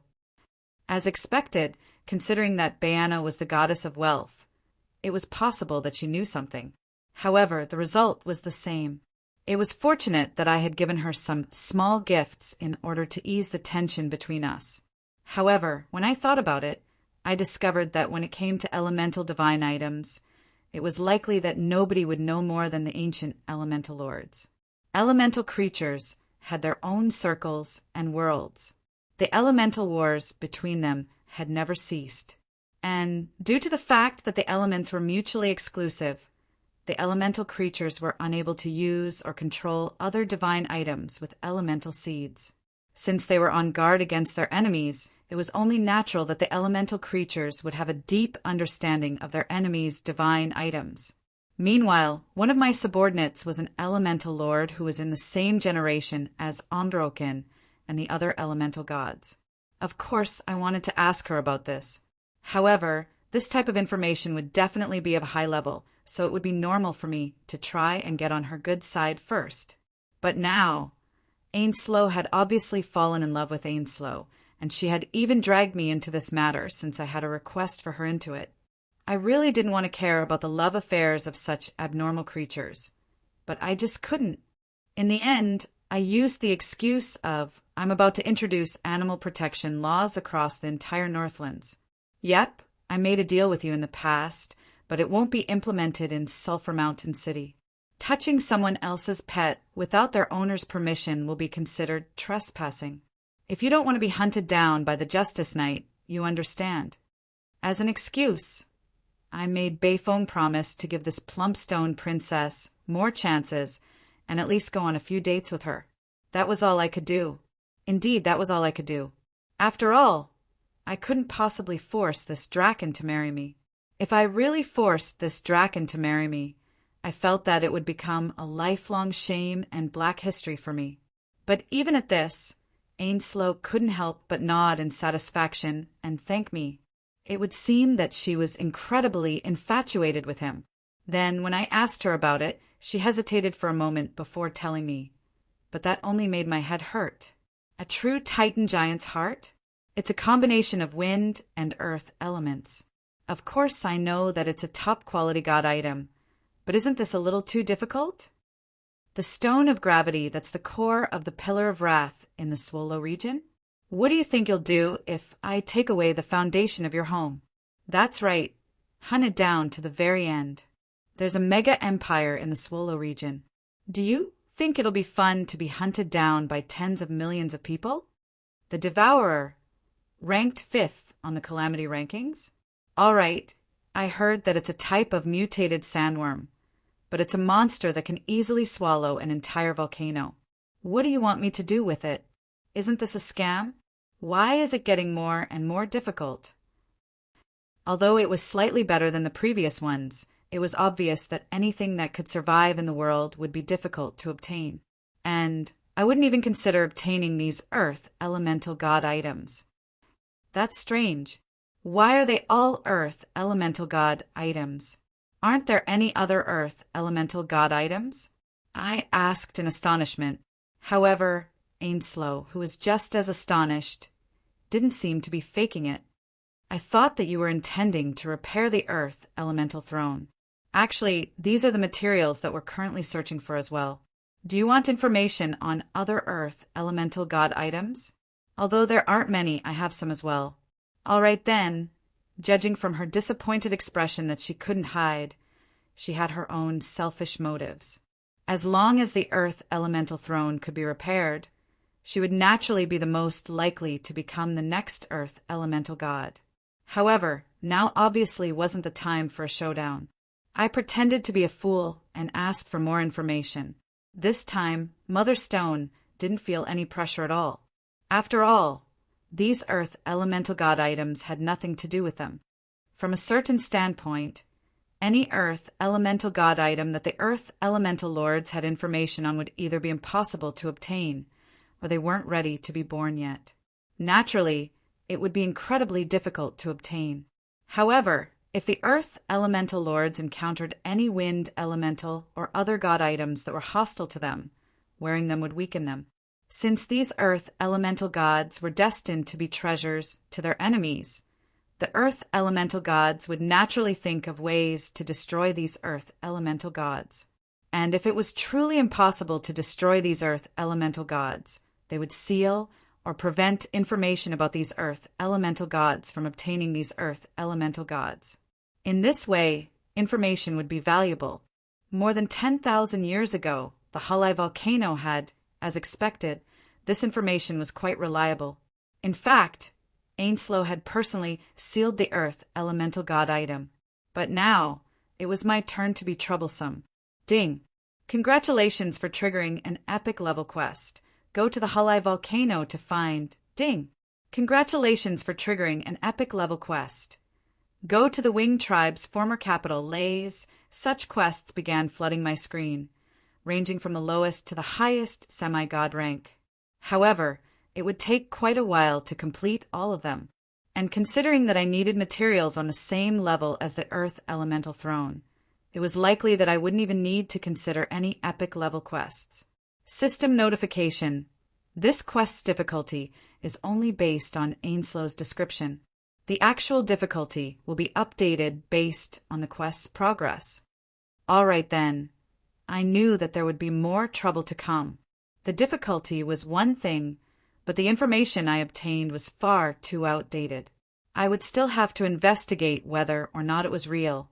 The Stone Mother's first words were from tens of thousands of years ago. Just comparing the names of the ancient and modern places that Ainslow described would require several historians to do the same. Just organizing the information would require a great deal of effort. Every dog has its day.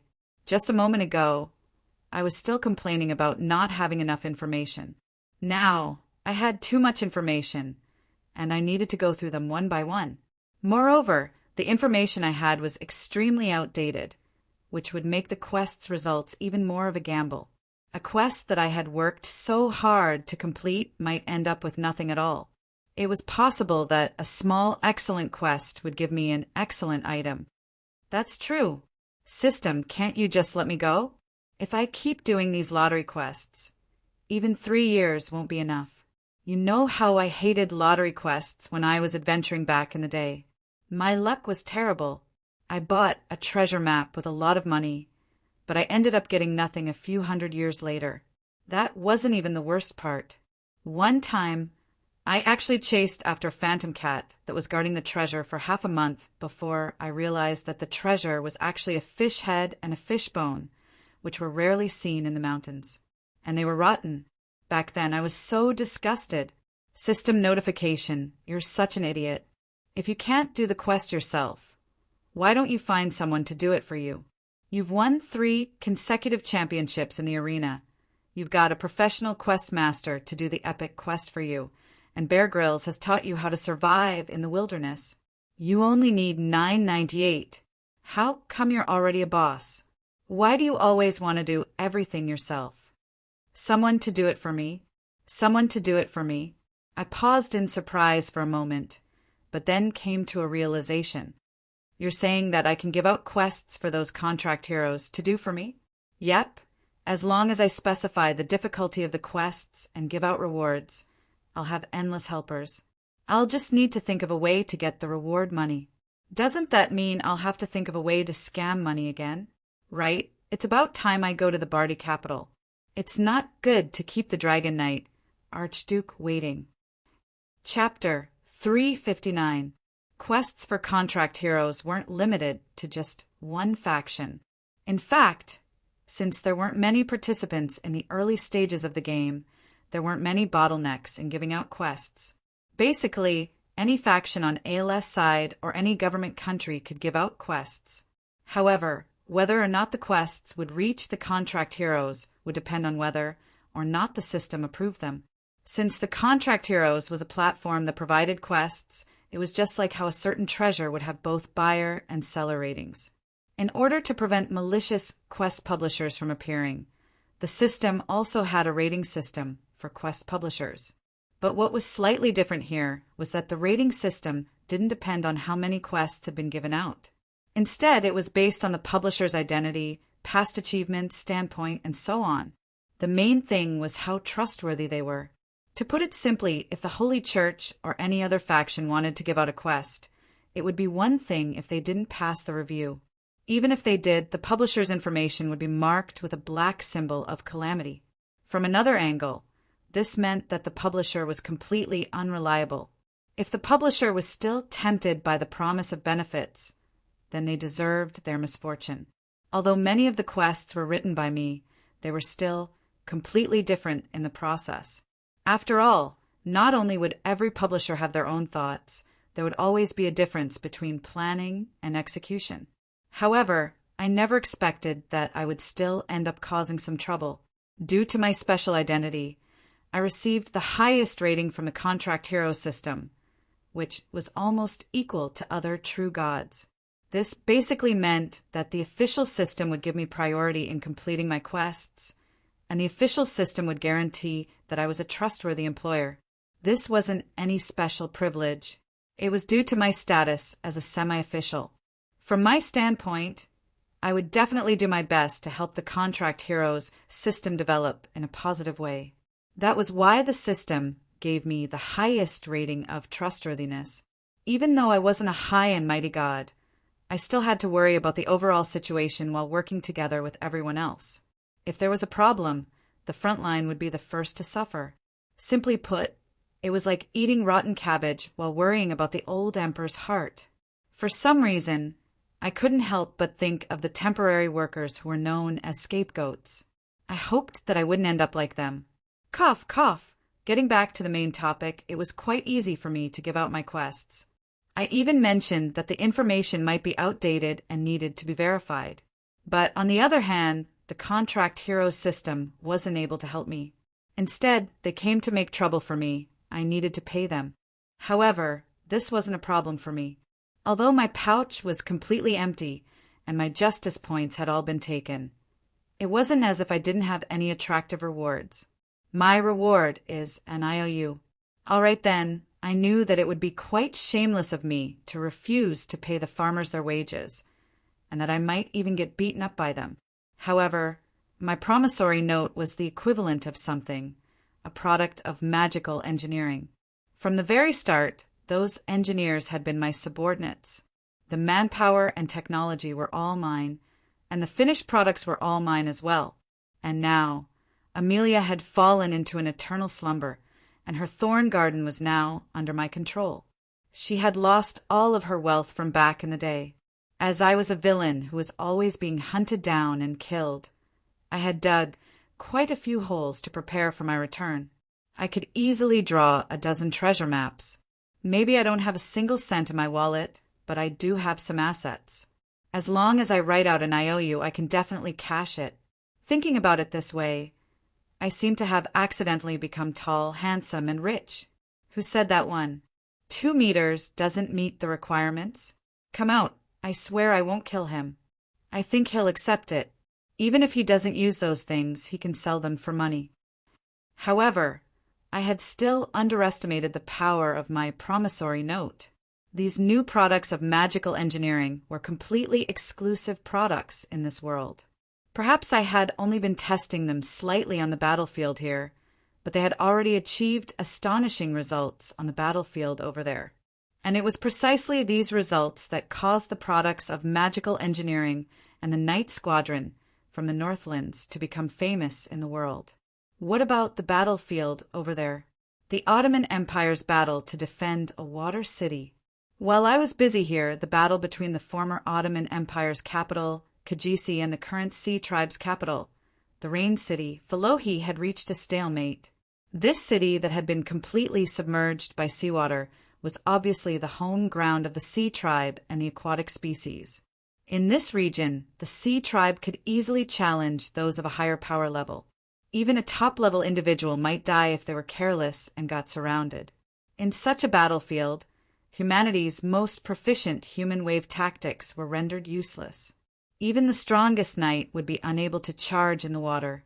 The heavy armor that the Sea Tribe was so proud of had now become a burden.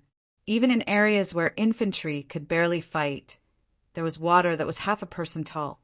If a heavily armored warrior accidentally slipped and fell, they would never be able to get up again. And for the Sea Tribe, no matter how strong the attacking army was, all they needed to do was keep stirring up trouble, and these unyielding warriors would become food for the fish in the sea. Using ships, traditional wooden ships could be pierced through at any moment. Small ships would be unable to withstand the winds and waves that the Sea Tribe intentionally summoned. Not to mention, gigantic ships wouldn't even be able to be used on such a battlefield. According to the usual battlefield rules, there was no balance to speak of on such a battlefield. No military commander would choose to attack such a dangerous location. But ever since the Ottoman Empire lost its capital, The flames of war here had never stopped. After all, this place was the capital of the Ottoman Empire. This was the military, political, and economic core of a mega-empire. It was the face of all the Ottoman people.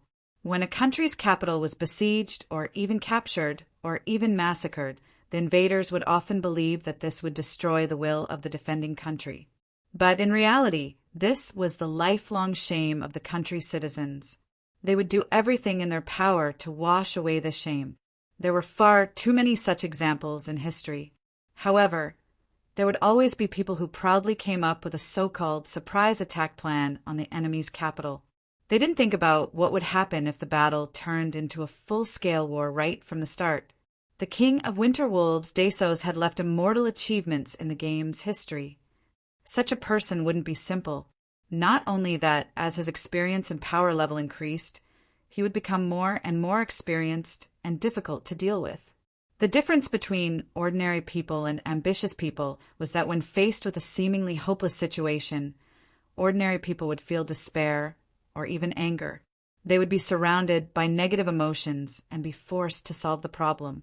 However, for ambitious people, a predicament was also a type of opportunity. They would face danger head-on and laugh as they turned the danger into their own opportunity. Indeed, Roland had lost his capital city. However, he directly built a new warring capital less than 30 kilometers away from Rain City. That city was still called Kagursi, and the architectural style of the capital city was intentionally imitating the capital city, as if it was only a secondary city of the capital city. Roland also led a team of soldiers to patrol his capital city every day, regardless of rain or shine. Every day, countless people and resources would pass by the Ottoman city walls. Every morning and every evening, the emperor and empress could be seen waving at the citizens who came to reinforce them. Every time they counterattacked, he would stand at the very front. Even if the sea giant's angry roars were right beside his ears, he would never waver. Our emperor. 2 years ago, this title would only refer to him because of his status. But now, it was a title of respect from the bottom of the hearts. It should be known that the forbidden spell that created the Rain City was still in effect. The Rain City was expanding its territory every day. Sooner or later, this city would be submerged. Since the new capital wasn't too far away from the Rain City, the powerful sea monsters that were able to leave the water for a short period of time would often launch surprise attacks. Even so, he still persisted in the new Kagursi city, repelling the sea monsters' surprise attacks time and time again. The battle was indeed unfavorable for the Ottoman Empire. Even if they occasionally regained lost territory, they would soon lose it again. Their counterattack had already reached the 67th wave, but they still hadn't gained anything substantial. But looking at it from a different angle, the Ottoman people had already gotten used to the sea tribes' fighting style in the endless tug-of-war. The younger generation had also grown up in battle. The entire country had been mobilized, and the entire country's national power and industry had been converted from a peaceful era to a war-torn era. Although they didn't win every time, they didn't lose. That's right, they didn't lose. Every time they counterattacked, they would always do so with the premise that they wouldn't lose. They would ambush a certain area, kill the sea tribe there, and then swiftly retreat. In actual combat, they actually used 30% of the sea tribe's forces as the vanguard and 70% of the sea tribe's forces as reinforcements. Although this was quite passive and wouldn't be able to obtain decisive results, judging from how there were fewer and fewer sea tribe members in the surrounding areas, the sea tribe seemed to have lost their confidence in conquering everything. Even though the expanded Rain City was now less than 10 kilometers away from the new Kagursi, the ambitious Dasos still patiently gathered his troops. He even turned the new Rain City into a training ground for hunting and training. As the ruler of a quasi-mega empire, Dasos had the confidence to be willful. If he considered things from a purely rational point of view, he could even ignore the fall of the capital. After the past 2 years of war, his father and brother's remaining officials died in battle. Originally, a powerful emperor's authority would grow endlessly during war. The current Dasos had completely taken control of the entire country. All right then, of course, there was also his wisest and most trusted good friend and his most beautiful and gentle empress. The former had become the #1 prime minister of the Ottoman Empire, while the latter was viewed by more and more Ottoman citizens as the perfect woman in their hearts. However, among the closest officials, all of them knew that the empress was only second to Dasos. From various points of view, the Ottoman Empire had already surpassed the powerful country in the game's history. As for their opponents, the Sea Folks country, even though they still occupied Rain City, wasn't doing too well in all aspects. More and more Sea Folk tribes were entering Rain City. The warm sunlight, free beaches, and warm meat made the Sea Folks leaders wild with joy. However, at the same time, the Sea Folks' fighting spirit was also worn down. The Sea Folk only looked forward to occupying more half of the continent and the entertainment venues in the capital. Instead, they focused all of their energy on internal strife. Those who ate cooked meat wanted to eat more, and those who enjoyed the warm sunlight even learned to wear noble clothing that wouldn't allow them to enter the water. The blacksmiths that forged weapons no longer had any customers. Instead, all sorts of restaurants and bars began opening for business again. Even the underwater concert halls started playing strange music again, since resources were still limited. Even with the Sea Tribe's new royalty restraining them, internal strife continued to occur.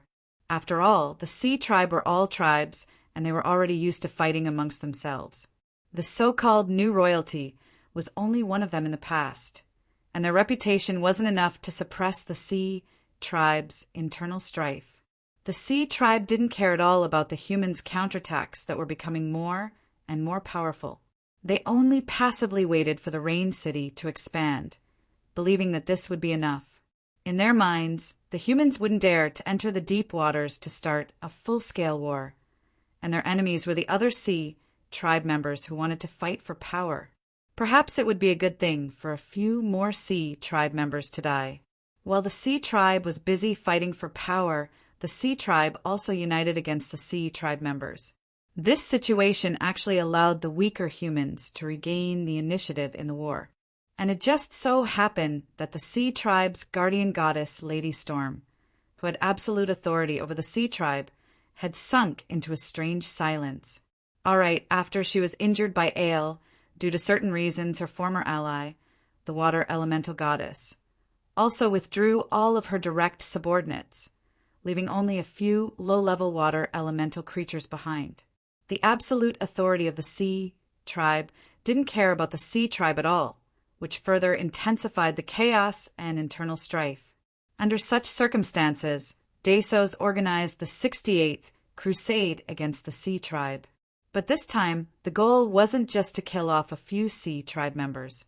It was also at this time that Renee and her Northlands Legion arrived. Together with them was the Envy Marsalit, who had sworn to take revenge. Chapter 360. If I had any other choice, I really wouldn't want to come here. This place doesn't give me any good memories. At the welcoming banquet that Dasos organized, Renee's blunt words, as the representative of the reinforcements, instantly caused the atmosphere to quiet down.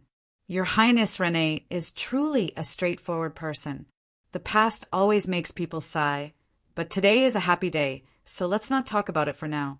Your Highness, you're truly the pride of the Northlands, the Night Princess, to be able to cast aside your personal grudges and make the correct choice. However, Dasos maintained his gentlemanly smile and led the applause. Everyone around him hurriedly followed suit and applauded. Only then did the situation not become awkward for too long. Indeed, how could Renee possibly have a good impression of Kajisi? First, she was forced to sign a subservient alliance that took advantage of Kajisi's precarious position. Then, she was forced to marry Kajisi.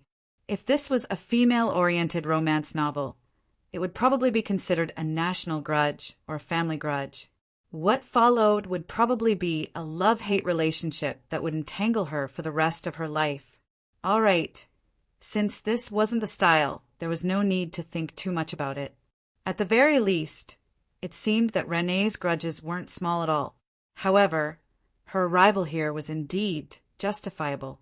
After all, during the war against the Beastmen in the Northlands, the Ottoman Empire sent out knight squadrons and diplomatic squadrons to aid the humans. No matter whether or not they were effective in the end, the Ottoman Empire's White Wolf Knight didn't retreat even when facing the poison god. They still fought for the humans in desperate times, so Roland and Hermit were still grateful.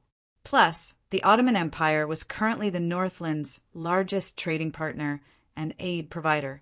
Roland and Hermit had signed a bunch of agreements in Definder. At the very least, they were still allies, and they seemed to have a very good relationship with each other. There were only a few main battlefields in the Pan-continent. If Renee wanted to train her troops and earn justice points, she only had a few choices: the battlefield against the undead or the battlefield against the aquatic species. As for the Northlands Knight, no matter if it was the Aurora Knight that controlled ice or the 4 elemental swordcasters that controlled magic swords, they didn't have an obvious advantage against the undead. However, with the help of the Aurora Knight and the battleships, they weren't afraid to fight in the water.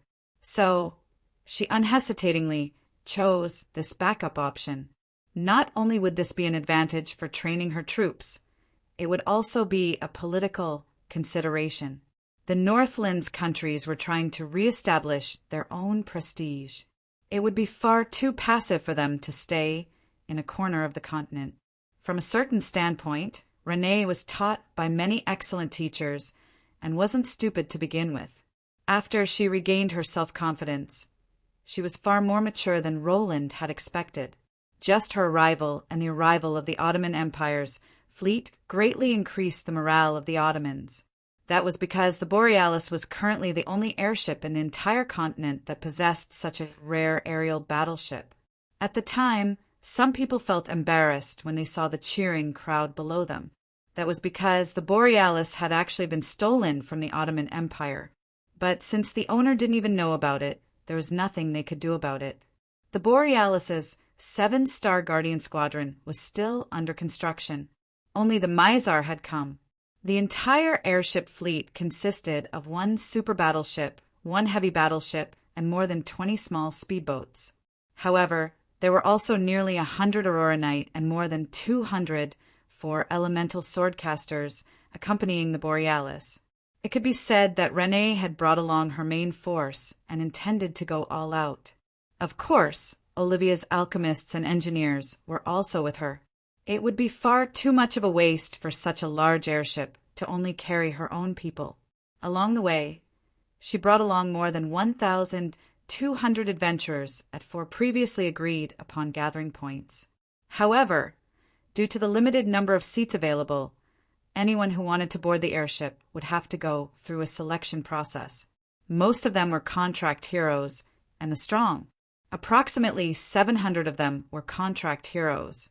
Most of the remaining adventurers were still observing or hadn't managed to become the first batch of contract heroes. Of course, there was no need to mention whether or not a certain princess was trying to recruit new warriors along the way. As for Desos, he didn't feel good facing the Northlands princess who didn't hide her resentment at all. Renee was polite and considerate to everyone else, but she was incredibly cold towards him. Although Roland was smiling as if he didn't care, he was actually feeling more and more annoyed inside. The reason? It was actually quite bearable for him to be treated coldly. After all, she was his reinforcements. The only reason Desos couldn't sleep at night was because of her familiar face. As he looked at this face that was exactly the same as Roland's face, he couldn't help but recall his dark history that had been buried in the darkness. He fell in love with a man, and even proposed to her multiple times in public. Just thinking about this made him want to hug his head and cry. The worst part was that when he saw this face, he discovered that he mysteriously missed that person.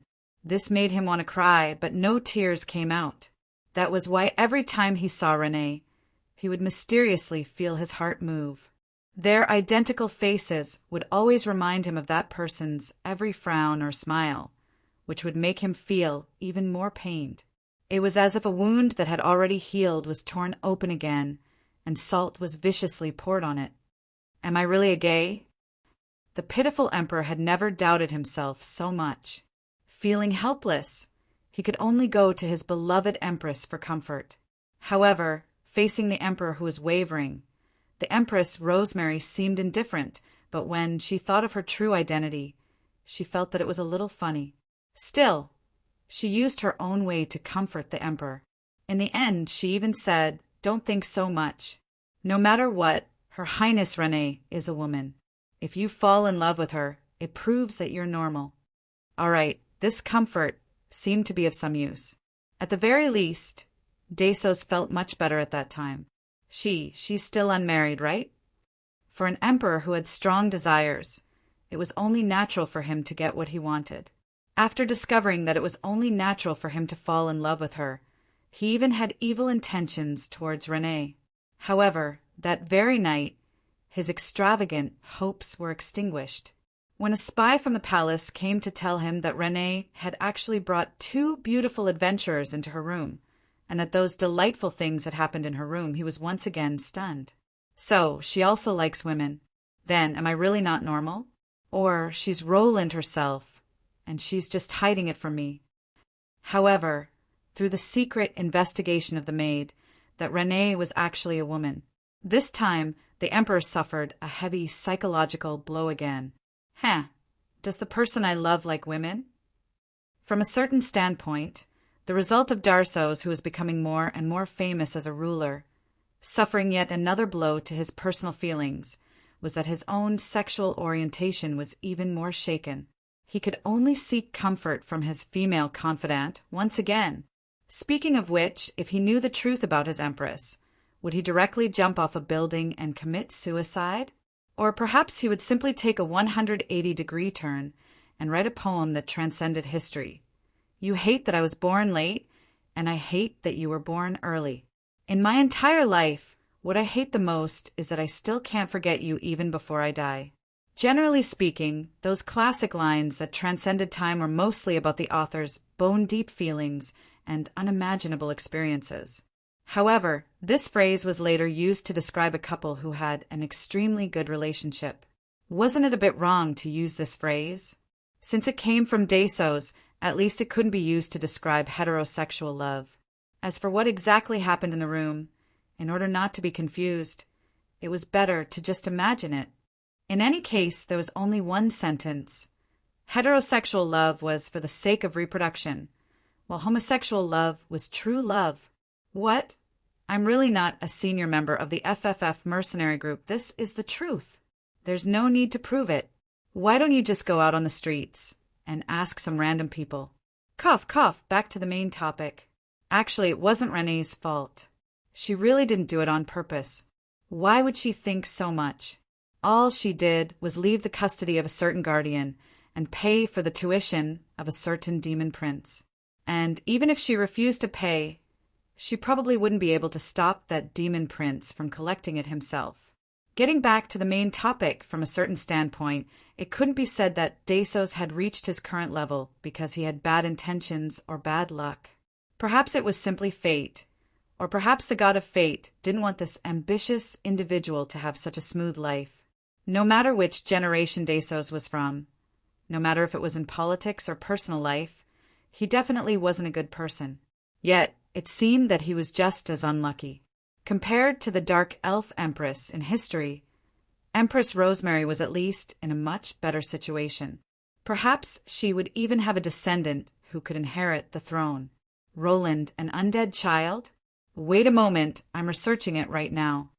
But no matter how complicated Roland's feelings were, how many times he vomited blood in private, and how many times he sought comfort from the Empress, the war still had to continue. Roland also had to act like he was full of fighting spirit and confidence. At the very least, he couldn't allow his personal feelings to affect national affairs, and he couldn't allow his wavering to affect the morale of the entire army on the battlefield. Roland had a smile on his face every day as he inspected the soldiers and held meetings. If Roland knew that Roland was working so hard, he would probably give him a thumbs up and praise him. You've worked so hard, sacrificing yourself for the sake of the people. You're truly a good public servant of the Ottoman people. As for Renee, she might even hold a celebration party to celebrate Desos' misfortune. After all, ever since she was born, Desos was the person she hated the most because he had threatened her. If it wasn't for Roland's appearance, perhaps the Donglan Principality would have become a vassal state of the Ottoman Empire. Even Renee herself would have married someone she didn't like or even know. That was why she didn't even try to hide her dissatisfaction towards Desos. But on another level, even though they were at war for a long time, the Ottoman Empire still obediently carried out the aid contract with the Donglan Principality. Although there was the fatal restriction of the Devil's Contract, there were still loopholes in the contract.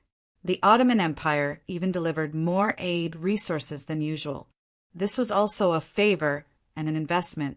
That was why Renee arrived. The moment she arrived in the city, she was already known by the Ottoman people. There were even queues lining the streets to welcome her. The Ottoman people still remembered the astonishing performance of the angelic Renee in the arena. The Ottoman nobles and knights still remembered how this knight princess charged into the enemy's territory alone in order to save her family and friends. In their hearts, the young knight princess was already the role model of an ancient knight. As for the filth and infighting, it was impossible for ordinary citizens to know about it. Only the higher-ups of both sides knew about it. On the surface, it was the friendly alliance between both sides. The young knight princess won the recognition of the emperor with her outstanding courage and abilities. Considering the princess' potential, the emperor made an inexplicable decision. He took the initiative to change her country from a subordinate to an equal one and gave her a large amount of aid resources. The emperor, who recognized talent, soon received rewards. The knight princess returned to her homeland and made her homeland stronger. She even defeated the ferocious Beastman army. And now, when the Ottoman Empire is in trouble, the knight princess brought her knight order to fulfill her duty as an ally.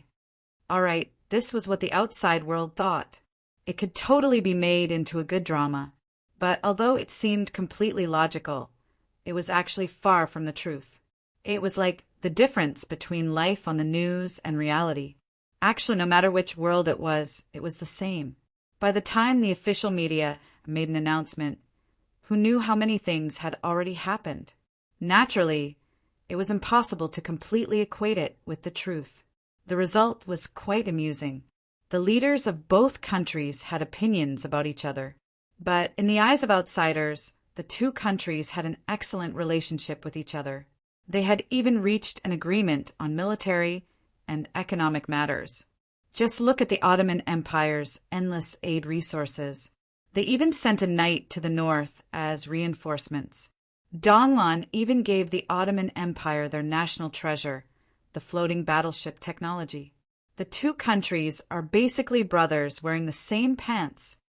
And from a certain standpoint, this wasn't wrong.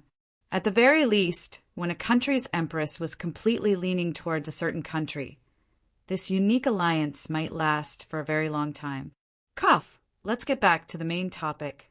This was the 68th counterattack, and it was also the most important counterattack.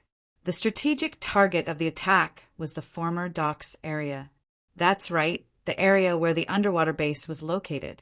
It was the Ottoman Empire's most important strategic target, but now it was the playground of a bunch of gigantic sea beasts. All right then, we all knew that the strategic point had changed. A certain person had secretly taken away the most important treasure. However, he didn't take things too far. He left behind all the information and equipment that were inconvenient to take away. For the Ottoman Empire, as long as this chest was opened, the treasure within would definitely be worth any sacrifice. Of course, that certain person never had any good intentions. He had always been waiting for the other party to open the chest. His slightly more advanced design ideas and key technology that just happens to be lacking had long since become impatient. Once the other party unlocked their technology tree, my salesman would immediately arrive. High-tech products packed into boxes and delivered to your doorstep.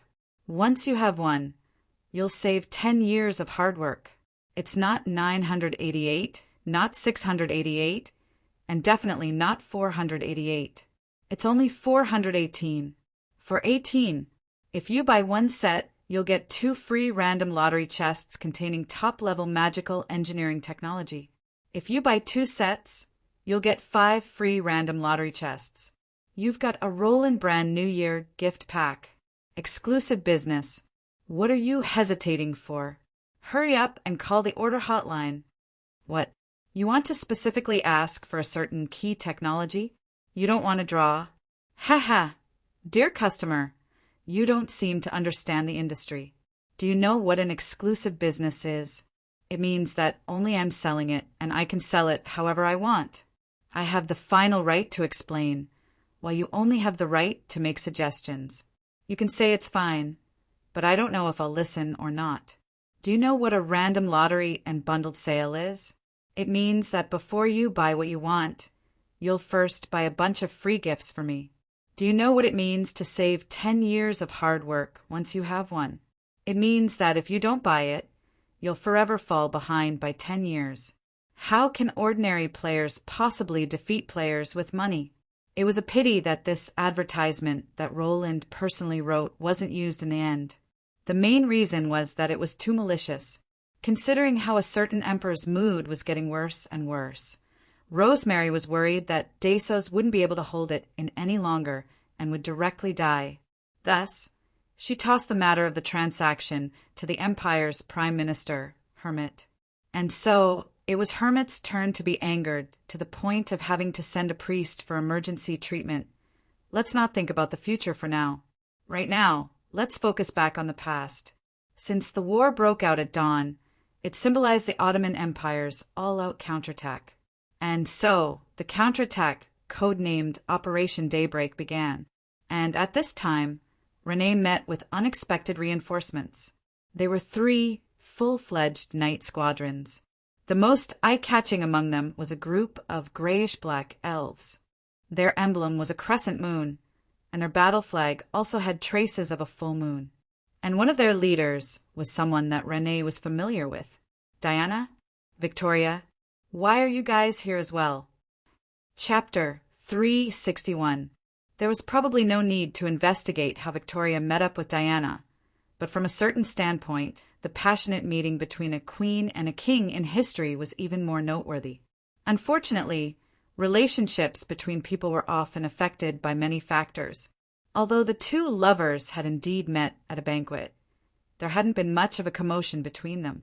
Those who knew the truth felt that it was a pity. Yep, that insider was none other than Roland himself, who had been taking pleasure in Diana's misfortune the entire time. Aren't you afraid that if Desos really falls in love with Victoria and finds out that the woman he loves still likes other women, he'll be so desperate that he'll turn gay and come looking for you? All right then, of course, such an unreliable threat wouldn't scare Roland too much. But the price of being disgusted was that the silly cat would be brutally abused afterwards. But now, on the eve of war, the arrival of the 2 female elves and the Moonlight Goddess's army was undoubtedly a good thing. Eternal praise to our great moon goddess Patricia. May her love encompass us, may her light illuminate our path, and may her gaze always be with us. The Moonlight Goddess Patricia was a powerful god under Ale. As a powerful true god, she had many divine concepts, including moon and moonlight, guardian of the lost, dormant, dream, purify, watch, and hunt. Although she belonged to the elven faction, her believers included humans, elves, rangers, professional hunters, and so on. She also had many armed forces under her command, but she had actually been quite close to Ale for a long time. But after she transformed most of her divine power into a starlight net, she had fallen to mid-level divine power. The starlight net would become a tracking and surveillance device across the entire mortal plane. Any other worldly existence that entered the mortal plane would be discovered immediately. The Moonlight Goddess would become even more powerful as she obtained merits and believers, and the priests of the Moonlight Goddess Church would become the most reliable tracking hounds. Originally, doing this much would have been more than enough. However, As one of the most loyal supporters of the Air faction, she didn't intend to remain a nobody under the main god's protection. In fact, she even took action before the Holy War began. She was one of the powerful gods to begin with. Once she started a war, she would have many believers. And because she had been fighting against Rose and the other evil gods for a long time, she had many powerful warriors among her believers. Once they were armed and organized, they would become a truly powerful force. Since the warriors were loyal followers of Ael, they naturally became members of the contract heroes. This time, they took the initiative to participate in this battle. The Grey Elves under the moonlight were the collective name of the former Dark Elves who had chosen the path of justice, and the moonlight's sacred emblem on their arms was their symbol. Following Rose's downfall, the originally suppressed Dark Elves also had a chance to make a new choice. In just 2 short years, the number of Grey Elves had increased by more than 10 times. If it weren't for the fact that time was still too short, their numbers would have increased explosively. Meanwhile, Diana, who was searching for the source of her faith, responded to her god's call and joined the Grey Elves in battle. However, perhaps only she knew that her journey alone wasn't for the sake of pursuing faith. On the contrary, it was because she had gotten too close to the gods and understood the truth about the gods that her faith was about to collapse. It seemed to be an expedition in pursuit of glory, but more than that, it was an escape from the truth. Faith was incredibly common in this world. In fact, it was a concept that actually existed, and to most mortals, true gods were existences far more important than their own lives. It was no exaggeration to say that a true god was more important than one's own life. As a holy knight, Diana used to believe in the holy light and hoped that the holy light would point out the path of salvation for her. But one day, a certain man casually said something that almost caused her faith in the holy light to collapse. As a holy knight, you don't believe in the God of holy light? Of course, I don't believe in the God of holy light. I only believe in the divine light itself. Who would worship an existence that has no sense of self? That man, or perhaps I should say that he was the incarnation of a certain god in the Achi continent, showed her the truth about the gods. Or, more accurately, he used his actions to tell her that the gods were nothing special. They were just slightly older, slightly more powerful ancient existences, and that all of their miracles could be explained by the natural laws. If that was all there was to it, she could still accept it. But what Diana found the most difficult to accept was his understanding of the true gods. It would have been fine if he was purely an anti-god, but he just happened to have divine favor that nobody could understand. It could even be said that he was a god himself. In the future, if you choose to study law, I'd also advise you not to worship the god of law himself. Instead, you should study law itself, understand it, love it, and even become a faith. And if you're unable to recognize everything that law represents, then you should unhesitatingly give up on it. Worship is the furthest distance from the truth. Faith? Of course I have faith. Otherwise, how could I possibly become the guardian of law? You feel that there's something different? Of course it's different. To be honest, I feel that your faith is filled with utilitarianism, which makes me feel quite uncomfortable. Your faith is far too impure. Rich merchants worship the goddess of wealth because they hope that she'll bestow them with fortune. Farmers worship the god of harvest because they hope that they'll be able to have a good harvest next year. The god of war's faith has never been broken, but that's because victory in battle is forever the sweetest thing ever. Perhaps I'm the most devout believer here. I believe in the true God only because I agree with the ideals that he represents. I believe that law is correct, which is why I promote law. I hope that law will be able to make the world better, but I don't hope that law will do anything for me personally. Pure faith? Diana understood Roland's words and thought about it. However, she almost ended up becoming a former holy knight. From a certain standpoint, this female knight was far too pure. Pure to the point of being cute. Pure to the point of being silly. Because she was pure, she refused the many temptations and desires of the dark elf world. Because she was pure, She believed that the holy light could save her entire species. Because she was pure, she had pure faith. She gave everything to the holy light, which actually allowed her to grow even stronger. But in the end, because she was pure, she listened to a certain person's lies and almost tormented herself to death. Actually, every generation had a different understanding of faith.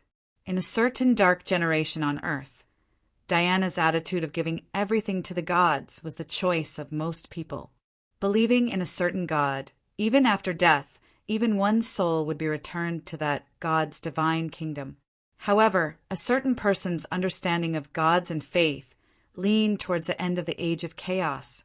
That was, I think you're fine, so I'll follow you. But if you deviate from your original beliefs, I'm sorry, but I'll have to rebel against you. Faith? Divine power server? You're a god, but you're looking down on the gods? The most dangerous part was that even Roland didn't know about his identity being leaked. Wumian's was the Lich Roland, and the Lich Roland was the Holy Knight Roland. When Diana saw this, the female Holy Knight felt that this was the same as a true god speaking the truth. Perhaps as long as we recognize and understand the concepts and teachings that the gods represent, we'll be able to borrow the gods' power. In that case, perhaps we can also take the initiative to steal the gods' power and even become true gods. All right then, it was quite obvious that Diana had misunderstood Roland's words. She was simply thinking about how to obtain more power. This was indeed the mainstream view in this world. Most people who became Holy Knight didn't believe in the Holy Light from the very start. They only believed in the Holy Light to earn a living and obtain power. Most other divine job class members were like this as well. However, the price for obtaining power was that they were offering their everything to the gods. Even in death, Holy Light job class members were still Holy Light job class members. So-called former Holy Light job class members had most likely been hunted down and killed. Due to Rose's death, the Dark Elves' divine world directly collapsed, and a large number of former priests and divine job class members appeared. Many Dark Elves lost their purpose in life after losing their faith in Rose. However, many former priests and holy knights who lost their power were constantly searching for new sources of power. One such example was Diana's younger sister, Victoria. It would have been fine if Diana had been the only one thinking about this. However, her younger sister just happened to be a former high priestess candidate for Rose. She had access to a tremendous amount of God's knowledge, and she had many former Rose priests working under her. She herself was also an excellent priest. When Diana communicated her thoughts with her younger sister, she decided to experiment. That's right, it was her, not them. Diana still belonged to the Standard Order and Good Faction, while Victoria was a typical dark elf. She would only care about the results and wouldn't care about the process or sacrifices. In this idealistic world, there were many times when there wasn't only one correct answer. Extreme stubbornness could even create another path. This 1.5 years of exploration had already given birth to creations that shouldn't have appeared in this world. Desecration priests and anti-holy knight, divine power stealers and divine job desecrators. Roland would never have imagined that his casual words would create such a ridiculously powerful job class. In this battle, the first to suffer were the Sea Tribe. From the very start, the main characters of this battle weren't the Ottoman Empire. Instead, it was the girls from the Northlands. On this excellent stage, the new Northlands faction showed off their astonishing potential. Chapter 362. The battle wasn't going well. It should be said that not a single person had any optimistic expectations for this battle. The main strategic target was the docks of the main battlefield, which was currently several dozen meters underwater. The Sea Tribe referred to this area as the Dragon's Graveyard. The blood of the semi-god nine-headed dragon dripped here, and although the remaining dragon blood was highly toxic to ordinary life forms, it was still irresistibly attractive to other sea beasts. A large number of giant sea beasts gathered there. In order to reach the Dragon's Graveyard, The Sea Tribe would have to kill at least 10 street blocks of the Sea Tribe. Once the battle reached a stalemate, it was likely that the Sea Tribe's reinforcements would soon arrive. That was why Desos and his advisors had done their homework for this battle. Out of the 60 or so previous counterattacks, at least 10 of them had chosen to break through the dragon's graveyard. This wasn't only for the sake of gathering information and eliminating potential threats. It was also a psychological tactic to numb the Sea Tribe. The dragon's graveyard is being attacked again? I really don't understand why humans like to attack this place. Who cares what they're doing? Just leave it to the sea beasts to deal with. Actually, for the current Sea Tribe, the most important strategic point was their royalty and divine temple. The second most important was their various entertainment facilities. As for the original docks, where the sea beasts gathered, did the Sea Tribe even need boats? They would rather raise pigs. Sea beasts there. Out of the previous 5 attacks, 2 of them had chosen to break through the dragon's graveyard. Perhaps the Sea Tribe's deployment was still quite timely, but the frontline warriors had already sharply discovered that the Sea Tribe's reactions had begun to slow down. At the very least, the reinforcements from other locations had arrived 30% later than before, and the number of reinforcements had decreased by at least half. Since the Sea Tribe had already become numb to such attacks, it was now time to launch a true counterattack. Dawn had arrived. There was still more than an hour before the warm sunlight would illuminate this world. Right now, most of the Sea Tribe were still in a deep sleep. They would only wake up after 9 o'clock in the morning, and this was the time of the day when they slept the most soundly. Unlike the pitch-black depths of the sea, the Sea Tribe began to imitate the schedules of other species after feeling the warmth of the sun. However, perhaps from the day when the Sea Tribe believed that they had already achieved victory and arrogantly gave up the initiative in this battle, they were destined to meet such a fate. As the instigators of the war, the Ottoman Empire did not hesitate to stand at the forefront. In that battle and the civil strife, their main fleet suffered heavy losses. The 3 major fleets were all scattered, but in this counterattack, the number of warships that participated in the war and the new warships added up to more than 30 heavy warships and 100 medium warships. This was the confidence of a mega-empire. Once they entered a period of war, a large number of civilian and commercial industries would be converted into military industries. If they couldn't crush them in a single move, their deep foundation of industry would drag any opponent into a hell of a long war. Obviously, the original battleships wouldn't be able to fight in such an environment. The water here was too shallow, and the water was too complicated. Even in areas with deep drains, a building that was previously on land might become a fatal reef. However, it was impossible to fight against the Sea Tribe in the water without a battleship. Originally, the Ottoman Empire had fallen into a dilemma. However, after obtaining the technology for floating battleships, they finally came up with a solution. The valuable information from the Northlands had already been spread to every single Ottoman shipyard. All the shipwrights and designers hadn't rested since that day. The Ottoman Empire focused all of its efforts on modifying their own ships. It was still impossible for the Ottoman Empire to completely float in the air. They would have to design, choose materials, enchant, and assemble the ship bit by bit from the keel.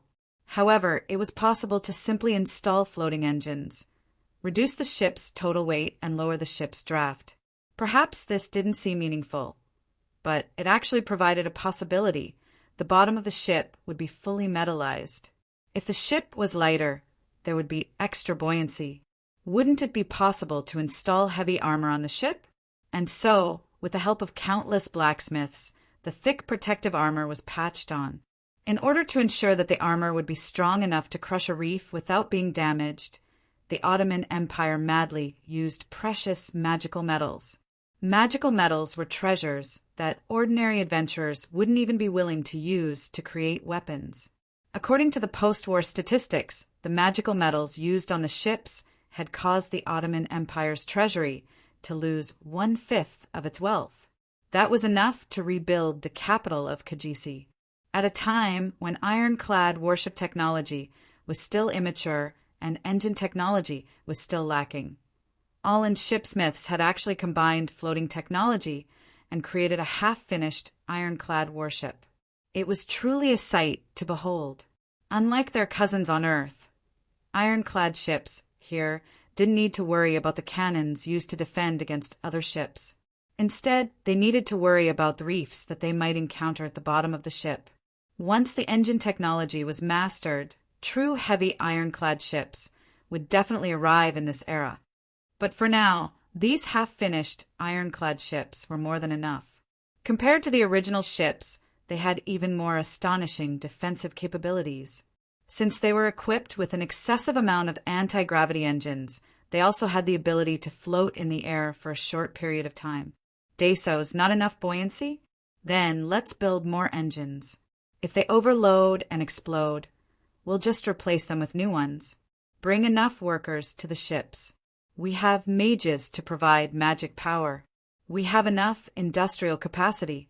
We have money. Be willful. The people of this world weren't stupid.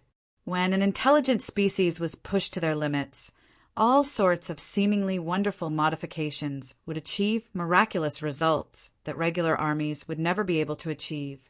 Of course, if it wasn't for the fact that the Ottoman Empire's metallurgy, especially the forging of alloys, surpassed all other countries' industrial standards. Even if they had such ideas, they wouldn't have been able to achieve them. All right, the most important thing was that the Ottoman Empire was rich enough. War was a competition of overall national strength. As super rich, the Ottoman Empire could be willful. In order to cover up the fragile wooden planks that didn't have any armor, and in order to fight at night, these battleships were painted black. In the near future, these black battleships that always brought doom to their enemies would be called death battleships. This was doubtlessly a trump card.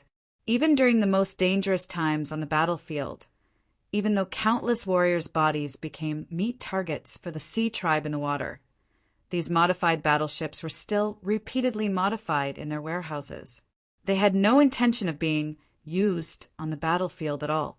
This type of modified battleship can achieve miraculous results the first time it's used on the battlefield. What kind of trump card is this if it can't be used at a critical moment and obtain the strategic key that will determine the outcome of the battle? As an emperor, Desos was obviously incredibly ruthless. And right now, all the sacrifices had been made. This trump card that had been hidden for so long had achieved astonishing results. Nobody was able to stop this black battleship as it traveled through the night. Their gigantic bodies were incredibly agile, and if they got stuck on a reef, they would be able to float for a short period of time in the air, which was even more inconceivable. There were no more reefs in the water where these heavy battleships passed. In fact, there weren't even any large sea tribe members. Their sturdy hulls were more than enough to flatten everything. When the alarm bells rang, the sea tribe members had no idea how to deal with such battleships when they first arrived on the battlefield. Dig through the bottom of the battleships? The protective deck of the battleship was a combination of magical metal coating and steel plates, which was more than enough to deal with cannons. Although the sea giants' rusty anchors managed to pierce through the outer layer of the battleship, they were actually embedded in the battleship and dragged away. Toss giant waves to drown the sea giants? These battleships were far too stable. They were even capable of automatically adjusting the depth of the water. Ordinary water mages wouldn't be able to drown these huge iron blocks that could be adjusted by their anti-gravity engines. It would be better to use forbidden spells instead, using cannons to attack the weakest parts of the sea tribe's upper body. The sea tribe didn't have cannons, and the sea tribe's mages were actually suppressed by the sea tribe's mages, who outnumbered them by more than 3-1. The Ottoman Empire's superiority in metallurgy and smithing was far too obvious. The Ottoman Empire's patented technologies, such as full-body alloy armor and exploding magical alloys, were the best evidence. The sea tribe's magical metal coating was still the Ottoman Empire's best alloy technology. Not to mention the sea tribe's cold weapons and hands. Even ordinary fifth circle magic spells would be useless against it. Both sides had completely different attitudes towards this battle. Naturally, the results would be completely different. Unfortunately, even though the Sea Tribe and the Sea Tribe were both on the Sea Tribe side, and even though the Sea Tribe's advance was relatively smooth, they still didn't have much of an advantage in the first half an hour of the battle. Although the Sea Tribe's advance was quite smooth, they didn't have the most anticipated spoils of war, a large number of casualties among the Sea Tribe. In such a special battlefield, it was impossible for the Sea Tribe to occupy the Sea Tribe's territory. Therefore, the Sea Tribe's first priority was to eliminate the Sea Tribe's forces. However, the result was disappointing. The Sea Tribe didn't have many casualties, and the number of high-level Sea Tribe members who died could be counted on one hand. The reason? No matter what, it was still the first reason: geographical advantage. Yes, the Sea Tribe couldn't do anything to the Sea Tribe's huge battleships, but the huge battleships couldn't do anything to the Sea Tribe either. For the Sea Tribe, as long as they could dive into the deep water and escape far away, what could the huge battleships that had to stay on the surface of the water do to them? The speed of these large pieces of iron was extremely slow. Attack with cannons? Even the stupidest commander wouldn't make such a decision. Magic attack. How much magic power could a mage gain from the seawater? Using a crossbow to shoot a huge harpoon? That would be useful, but the Sea Tribe with high intelligence wouldn't just stand there and watch the enemy attack. As long as the Sea Tribe could keep a distance, the harpoon would be useless. Send people into the water to chase after the Sea Tribe? This was an excellent idea. To the Sea Tribe, this was a stupid idea that was almost like colluding with the enemy. This was basically giving the Sea Tribe more food. The Sea Tribe had been waiting for the humans to chase after them for far too long. On the flagship of the Sea Tribe's fleet, the evil shark, Dasos, was also secretly anxious. He had considered many situations in his battle simulation, but the Sea Tribe's losses were still less than he had expected. It was possible to achieve the strategic goal of reducing the Sea Tribe's forces. In that case, even if the Sea Tribe conquered the docks, the Sea Tribe's subsequent counterattack would be astonishing. Not to mention, these modified battleships weren't invincible. As time passed, their weaknesses would also be discovered. Meanwhile, on the floating battleship in the clouds, Renee and the others were also looking at the battlefield in astonishment. Perhaps it was because her continuous victories had given her confidence that she didn't think too highly of the Ottoman Empire, which had repeatedly suffered losses at Roland's hands. But today, when she saw these suddenly rising battleships, she finally understood what it meant to be a superpower. The Donglan Principality was also building battleships. In terms of technology, they were even ahead of the Ottoman Empire. However, there wasn't a single decent shipyard in the entire Donglan Principality. Not only that, their metallurgy and smithing techniques were extremely backward. Otherwise, they wouldn't have forced Roland to use necromancy to build battleships. But even so, the resources and funds required to build a large battleship were astronomical. Even the maintenance costs after it was built weren't cheap. The Aurora battleship was a living battleship. Envy would devour and evolve itself to recover from its injuries, so that it wouldn't drain the entire treasury of Donglan. As for the other few large battleships, Roland didn't even consider building them in Donglan. He directly sent them to the Undead Empire, the Shilua Empire, to build them. From a blueprint to a real product, countless processes were required. Materials, craftsmanship, manpower, and many other aspects needed to be tackled.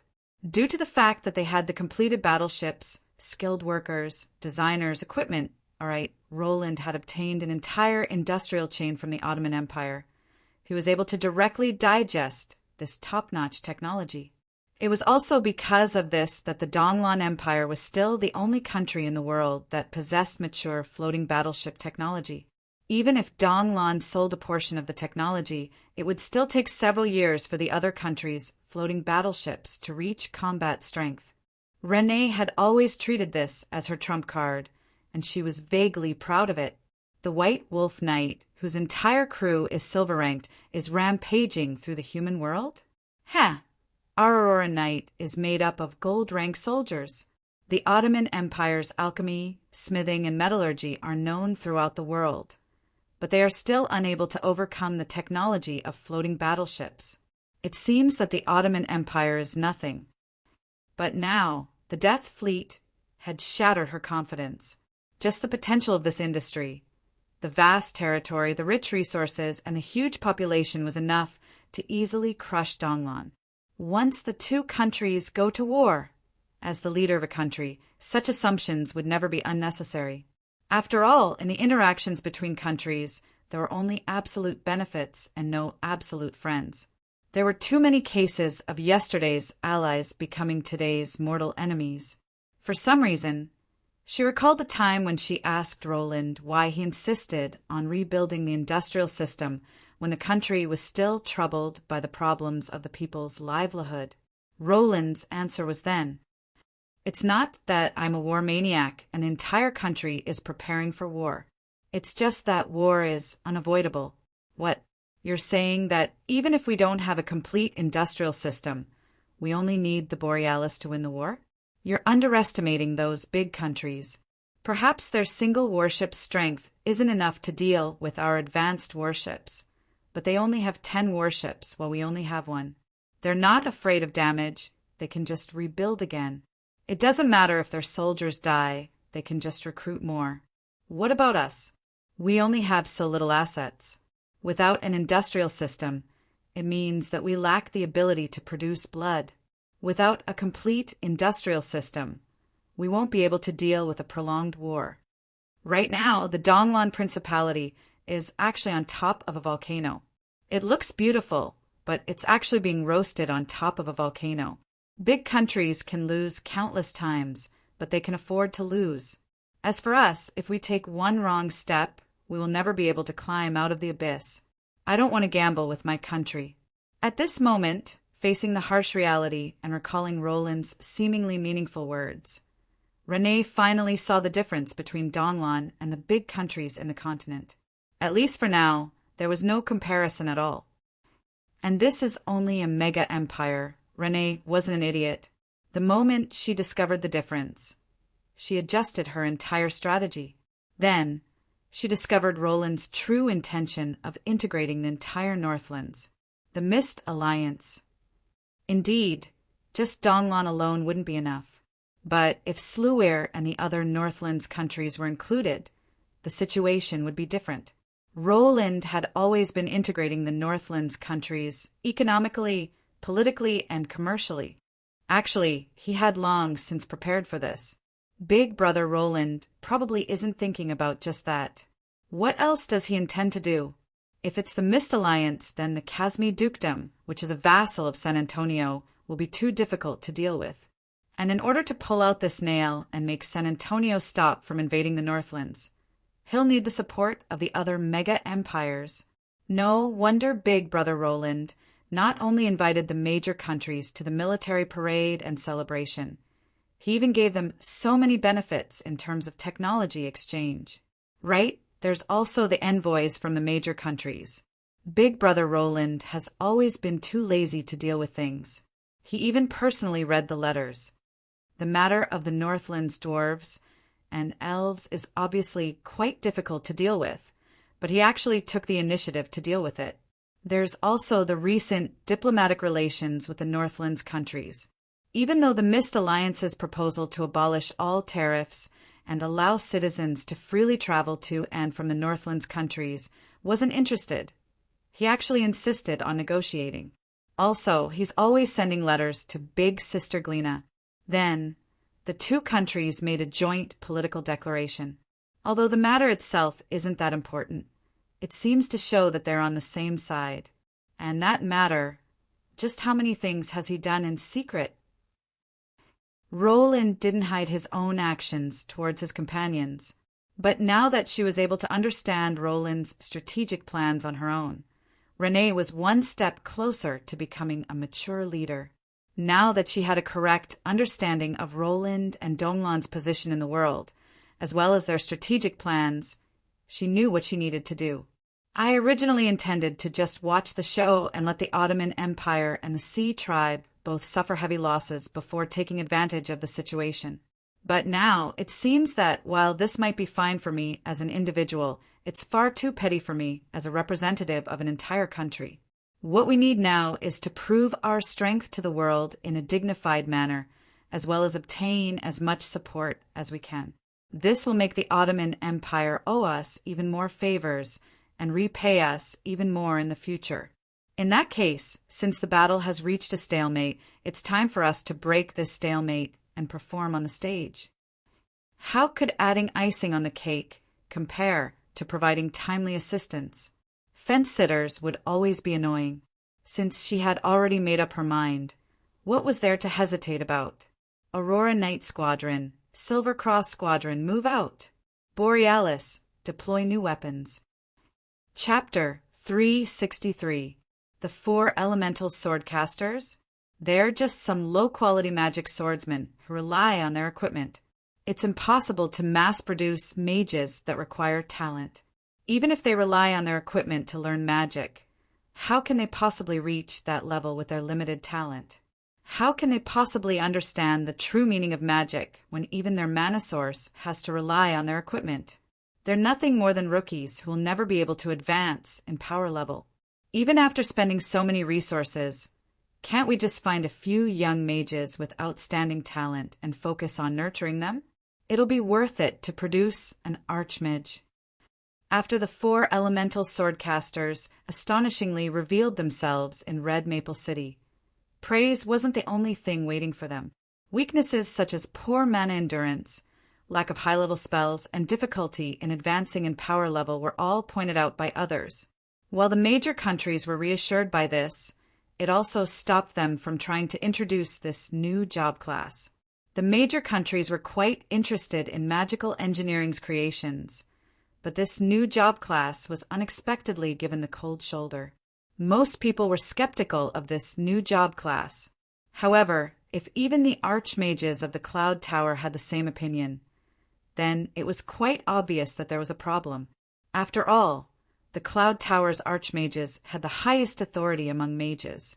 Indeed, although this new job class would allow ordinary people to control mana, it would be quite difficult for them to advance further as they lacked magic perception and elemental attraction talents. Not to mention, even 10 low-level rookies wouldn't be able to defeat a single high-level mage. It was only natural that a job class with no prospects for development would be doubted. Perhaps Brother Roland was thinking about the strategic importance of the spellcasters' gathering. Even Renée, who worshipped Roland the most, could only defend herself in such a manner. Talent? Is it edible? Roland responded to the doubtful gazes. He indeed had the right to be proud of himself. As a student who broke the record for failing magic classes, and as a magical idiot who had been denied the path of being a mage by several dozen teachers, he managed to become an archmage of 2 truths of truth, one step at a time. It was quite convincing for him to say that talent was useless. However, exceptions were incredibly difficult to replicate. Even Roland had to admit that it was almost a miracle that he was able to reach his current level. Would there be another Roland among the several hundred four elemental swordcasters? The answer was obviously no. Actually, only a single-digit number of 4 elemental swordcasters had managed to advance to silver in the past year or so. The fact that those who advanced to silver in power level would always have natural talent as mages made most supporters feel discouraged. East Mist, with its limited resources, had an internal discussion on whether or not to continue expanding the 4 elemental swordcasters as planned. After all, East Mist wasn't rich yet. It wasn't like a large empire that had money but nowhere to spend it. Investing in a long-term project with no foreseeable future would be quite extravagant. Faced with so many doubts, Donglan wasn't rich at all. It would be far too wasteful to invest in a long-term with no future. Elemental swordcasters with swordcasters. Swordcasters are far too elemental swordcasters. Is no swordcasters purely and only power classes work. Gods, that power level combat is, as is, through, war, that, on, war is, on, power, is, in combat, is, s. That's because war was the best way to test one's abilities. Being able to obtain outstanding combat results on the battlefield would naturally be able to stop all criticism. The Borealis engines were fully activated. The gigantic beasts hiding in the clouds began to awaken. Searchlights illuminated the sky, and the next instant, the Borealis hatch opened. The Aurora Knights rode the light of the aurora as they tore through the sky, while several hundred swordcasters descended from the sky. Only when they could see the ground, clearly did they activate the light on their backs. Bright orange flames lit up the sky as streaks of light tore through the sky and flew towards their chosen targets. These 4 elemental swordcasters didn't descend by themselves. They were all carrying heavy backpacks. Ordinary flying spells were no longer able to carry them. Unlike the slow and short flying spells of the past, these mobile backpacks that spat out magical flames were both fast and powerful. But if an ordinary person were to use these backpacks, they would be no different from an unlucky gnome riding on a goblin rocket. They would have to use their lives to think about how to get back down. However, only the 4 elemental swordcasters who had gone through magical control training were able to precisely control the intensity of the flames, control the wind, and control their own direction. And in order to better control their backpacks, they were currently inserting their magic swords into the backpack's control centers to take their place in command. The first team will be on the surface and clear out the shoals of fish harassing the airship. The second team will be underwater to snipe down high-threat targets. The third team will patrol in the sky. I'll leave backup and bombing missions to all of you. After this order was given, each team tore open their large backpacks, revealing all the equipment they had prepared beforehand. The first team was a small, single-person speedboat called Dolphin No. 1. The metal hull of the speedboat only had a place to stand and an engine. The pilot had to stand on the speedboat that was less than 2 meters long, but he had to use chains to tie himself to the speedboat. Otherwise, he might be thrown off at any moment. The powerful engine allowed the speedboat to travel at high speeds on the water. It was even faster than the flying fish. The fourth team swam around the airship, choosing smaller targets to kill. The weapons they were equipped with were all insanely heavy firepower. Dolphin No. 1's firepower platform was actually equipped with a revolving machine gun. The 4 elemental swordcasters and magic archers needed to insert their magic swords into the speedboat's control center, and then enchant the bullets with armor-piercing, acceleration, explosion, and other support abilities. Finally, all they needed to do was pull the trigger on the target. At this moment, the speedboat and heavy firepower had both become extensions of the swordcasters. This new job class that had been deemed to have no future at all showed off its own unique combat style. 3 speedboats whizzed past the sea giant like a raging storm. The roaring cannons pierced hundreds of holes in the sea giant's body, and the powerful golden giant collapsed just like that. The second team's underwater crew had breathing tanks and diving equipment. The Sea Otter prototype, a special backpack that could be used in both water and air, would convert fire magic into water magic once it entered the water, making it even more agile than the Murlocs underwater. The special harpoon guns they were equipped with were only backup weapons. In the water, even a temporary icicle would be more than enough to kill the unarmored sea tribe. The second team's goal was to snipe the mages that were hidden underwater, eliminating any possible threat to the airship. Impossible.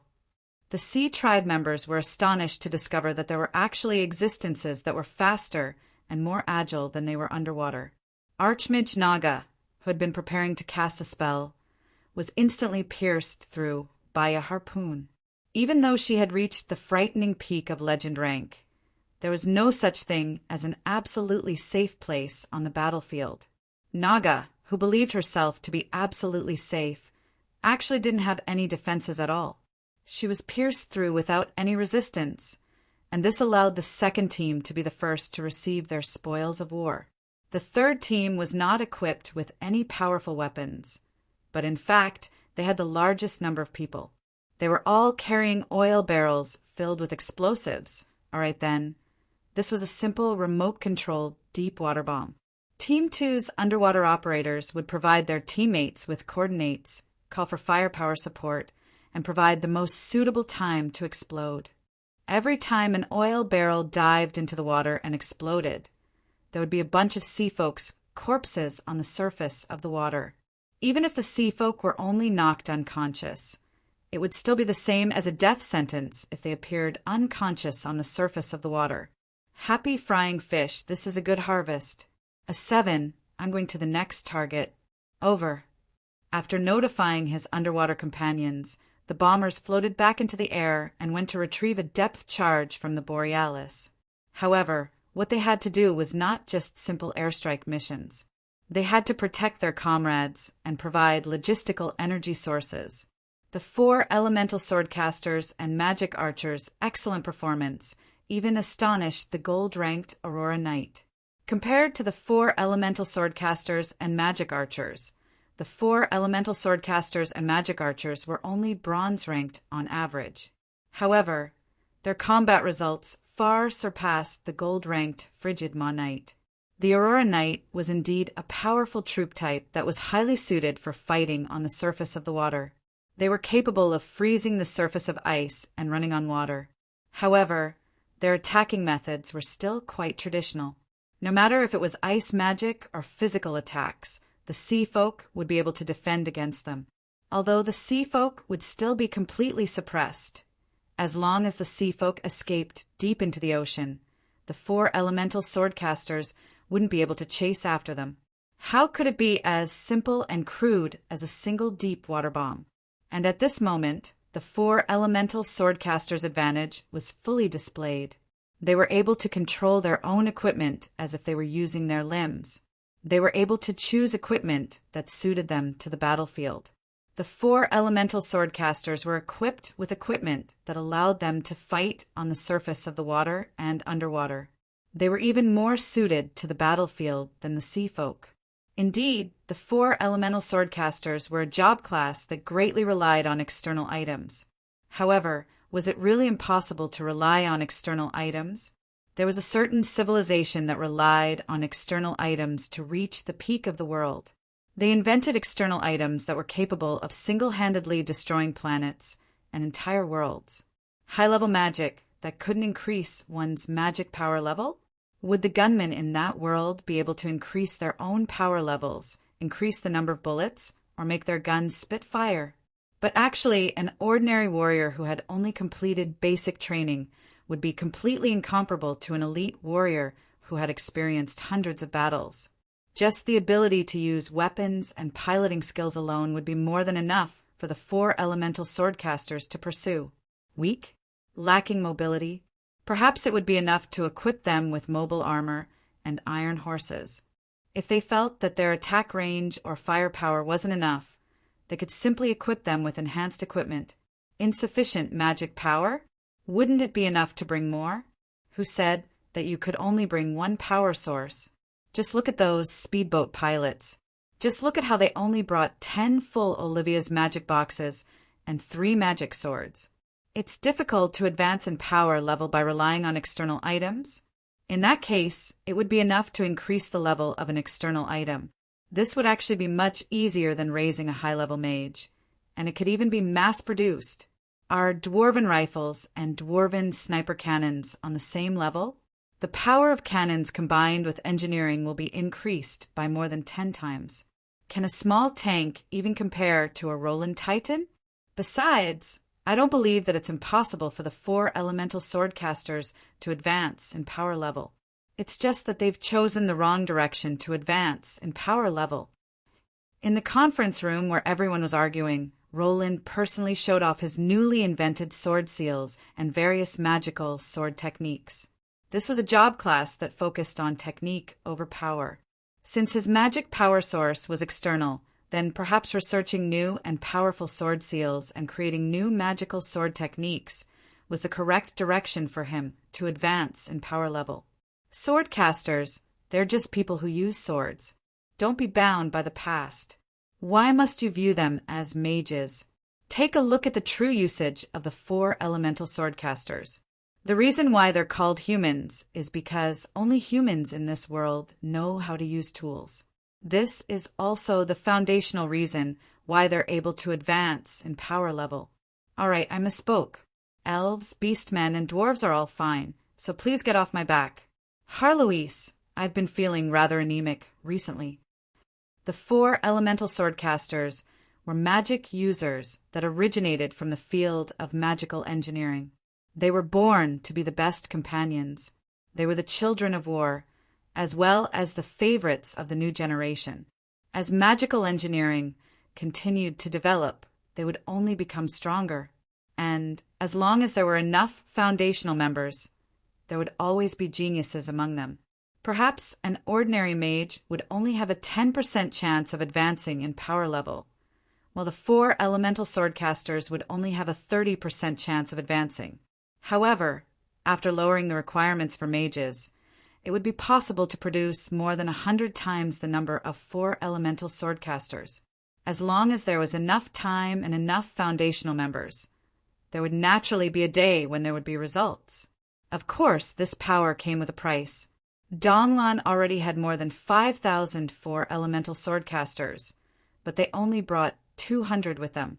It wasn't that Renee felt that she had too many people, but rather that she only had enough equipment for 200 people.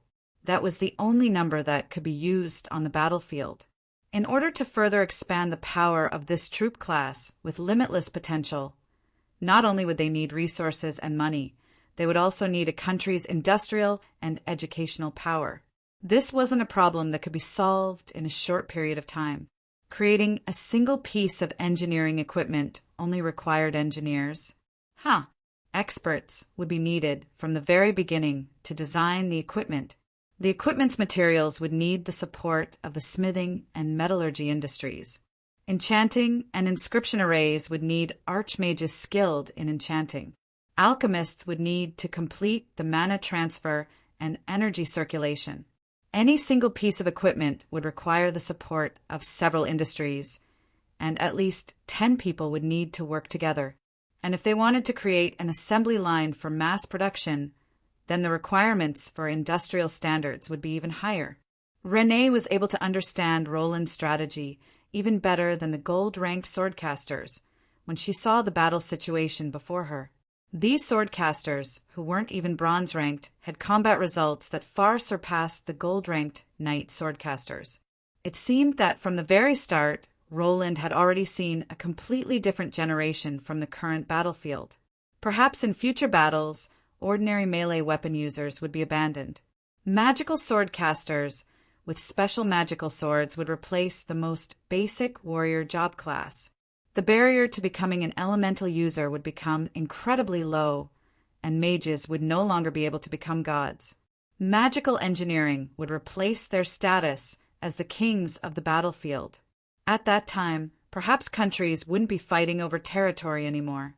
Instead, they would be fighting over various natural resources. Countries wouldn't be fighting over how many powerful individuals they had. Instead, they would be fighting over technology and craftsmanship. War would no longer be fought over by top-level combat strength. Naturally powerful dragons and giants would no longer be able to stand above everyone else. Trained mortals would become the main characters of this generation. Master craftsmen and engineers would replace the status of forbidden spell mages. Is this an invention that will change the world? Rain recalled the judgment I made when I first saw Olivia's magic box. Why did I decide to suppress all opposition with such an abnormally autocratic attitude? Why did I invest so much resources and manpower into this Olivia's magic box? Olivia's magic box was maliciously referred to as Olivia's bottomless pit. Perhaps I had anticipated this day from the very start. In fact, I was doing everything in my power to push forward these changes. Actually, Roland could see it quite clearly. Every industrial revolution was an opportunity for all countries to reshuffle their power. Being one step too slow would mean being one step too slow. There is no need to explain the consequences of falling behind. At the very least, we're now in the lead. And this lead will become our future resources and bargaining chips. That's right, Roland and his team were doubtlessly at the top of the world in this regard. Now that they had displayed outstanding combat strength here, Donglan would have even more political, military, and economic chips to play with. With a suitable platform to display their products, they would finally be able to sell their products for a high price. If I could see the situation of the future, Rain would be clenching her fists tightly. She could faintly see the possibility of her homeland becoming a mega-powerful country. Perhaps this holy war was also an opportunity for her people who had suffered far too much pain and suffering. We shall finally stand at the top of the world. Chapter 364. By the way, Roland, why haven't you been drawing the lottery recently? After becoming Roland's bound equipment, Harloise also received some benefits. She was quite curious about the system hidden within Roland's body. That system's ability to distort cause and effect was inconceivable. From a certain standpoint, as long as it was used well, it would be ridiculously powerful. I've drawn the lottery and I've failed once. Then why haven't I heard you mention it before? Harloise was quite astonished. With her understanding of Roland, if there were any benefits, he probably wouldn't hide it. Since he didn't brag about his good luck, then the results. Yep, there's no need to talk about the results. I've drawn 5 blue for purple and 1 orange out of 10 consecutive draws. Not bad. Why haven't I heard you mention it before? Recently, Harloise was also able to understand Roland's messy terminology. Blue meant excellent grade, purple meant epic grade, and orange meant legendary grade. 6 out of 10 draws would be epic grade or higher, which should be quite good. Let's not talk about the 5 times excellent quality draws. Although they aren't top-tier items, at least they're passable and will be of some help. Then the epic quality should be even better. Yep, I was so happy when I drew the first one. It was Kratos' hand-to-hand combat manual, part 1. Kratos? Who's that? A vicious character who killed demons and Dragon Slayer. If I have to make an analogy, it's probably something like an ancient sword saint. Then aren't you happy? I flipped through it, and it's indeed that person. He killed an ancient god of war, single-handedly killed a 9-headed dragon, and fought against a giant stone statue monster. The first volume has his heroic deeds, and he swept through everything in his path. He's practically a god. I did some research, and there really was such a vicious person in the ancient era. Then why aren't you happy? The first volume is super thick, and it can be used as a brick. However, it only has heroic deeds, so I can only read it as a game guide. I mean a night novel. How could I be happy?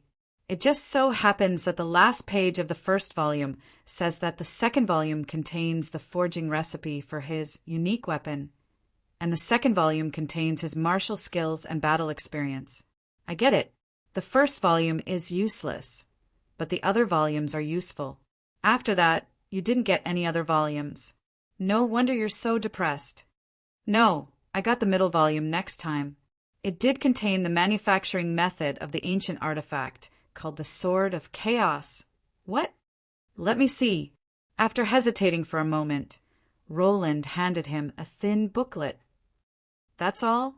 If it's an ancient god artifact, from the materials used to make it, to the forging, to the enchantment, just the information alone is enough to fill a library. There was no need to say anything else. She opened the booklet and revealed an embarrassed expression. The words written on it were very simple. First, find 2 sturdy chains and tie them to 2 divine-level one-handed swords. Swing them a little. If the swords don't fly out, that's good enough. This ancient sword saint was truly an honest person. Yeah, he was too honest. Flip to the back. He even wrote how to obtain divine-level one-handed swords. Kitten flipped through the booklet and became even more embarrassed. Find a god and kill him. Steal his weapon, and you will obtain a divine-level one-handed sword. If you kill a few more gods, you'll definitely obtain divine-level one-handed swords. If your hands are too unlucky, you can just become a spy and wash your hands. However, this method has some limitations. For example, last time I found a stallion main god and finally killed him with great difficulty. In return, I obtained a top-level divine-level two-handed sword. Unfortunately, I didn't learn the two-handed sword specialization, so I couldn't equip it. Tui, this drop is just too ridiculous. It's even bound to me, so I can't use it even if I wanted to. Ha ha, you're truly an honest person. Harloise forced herself to laugh twice in order to comfort Roland, who was becoming more and more annoyed. Good luck. Who knows? You might even get the second volume in the future. At the very least, the martial arts techniques in the second volume should be useful. Now that you mention it, I really did get the book Kratos' hand-to-hand combat manual again. Harloise looked at Roland sympathetically, even though he tried his best to make it sound like he was in high spirits. Judging from Roland's past luck, there was likely a problem with this. Is it that martial arts techniques can't be learned or something else? No, although I got the book Kratos' hand-to-hand combat manual, this time it's Kratos' hand-to-hand combat manual continuation. Last time, we didn't finish talking about my heroic deeds. Let's continue this time. I read for 2 hours and watched as the Spartan talked about how he fought against his semi-god brothers, how he provoked the Titans, and how he was hunted down by the Earth Mother Goddess. As expected of a heroic character with barbarian bloodline, he's really good at bragging. If what he said was true, then wouldn't he have defeated all the gods? The world would have been destroyed. How pitiful. Of the 4 myth-ranked items, 3 were like this. What's the 4th item? This time it's Kratos' hand-to-hand combat manual, continuation. I know that you didn't really believe me last time, so I'm going to tell you again. Everything that happened back then had witnesses and material evidence. Listen to me, that Titan was really huge, even bigger than a mountain, and that 9-headed dragon was really huge, even bigger than a ship. This time I read it for 2 days and deeply understood the importance of universal language education in the barbarian tribes. Forget about the typos, he actually didn't use any punctuation. Do you know how frightening it is for someone with OCD to constantly break sentences? I read it for 2 days and spent half a month trying to fix the punctuation. You really finished reading it. After all, he was a super powerful individual from ancient times. Perhaps he had some absolute secrets. But in the end, stop scowling. It's a myth-ranked item. It should be something good. Is it a god equipment? In a way, it really is. It's Kratos' full set of armor. It's the real thing. Didn't you become rich? Wait a moment. You said that Kratos was born a barbarian. Yep, no matter if it's ancient times or now, barbarians always go into battle naked. As expected of Kratos, he's one of the better ones. He's wearing a set of armor, and it's rated as a legendary ranked equipment by the system. You mean that? Yep, a shit yellow strawberry panty, and it's the original flavor. Do you want it? I'll give it to you for free. Disgusting. Hurry and throw it away. You're actually carrying such a disgusting thing around with you. I can't do anything about it. It's the same as that ancient double-edged sword. This thing is actually bound to me. I can't throw it away even if I want to. Come, try it on. Amidst the chaos, Roland confirmed that even Harloise was unable to equip this soul-bound, glowing panty. He could only helplessly take out a large number of straps and tie it up before tossing it into his personal dimensional pocket. This is such a trap. At the very least, those elite-ranked ones are useful. Yep, elite-ranked ones are a special type of card. Every single one of them has a rune on it. As long as I gather all of the Sanyang Kaidai cards, I'll be able to obtain a god-ranked equipment that Kratos once used. I've asked the system this time, and it said that it's not a scam and that it's definitely a good item. You have 5 of them. Didn't that mean you got them? Sanyang Kaitai only has 4 characters, right? Yep, although I got 2 sheep characters, I did get those 4 characters, but I didn't get an exclamation mark.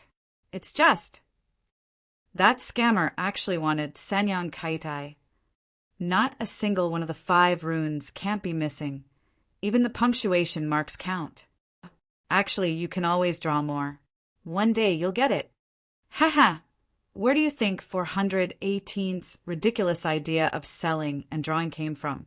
After that, I drew comma, colon, and there were even ellipses and question marks. System, are you kidding me? Sanyang Kaitai? Why didn't I get those damned exclamation marks? I can understand how you feel, but please relax. That's just how drawing a lottery is. There'll always be people who lose and people who win. Haha, I've never won before. Relax. I already have a way to soothe my mood. Whenever I'm frustrated, I'll feel better if someone else shares my pain. Ha!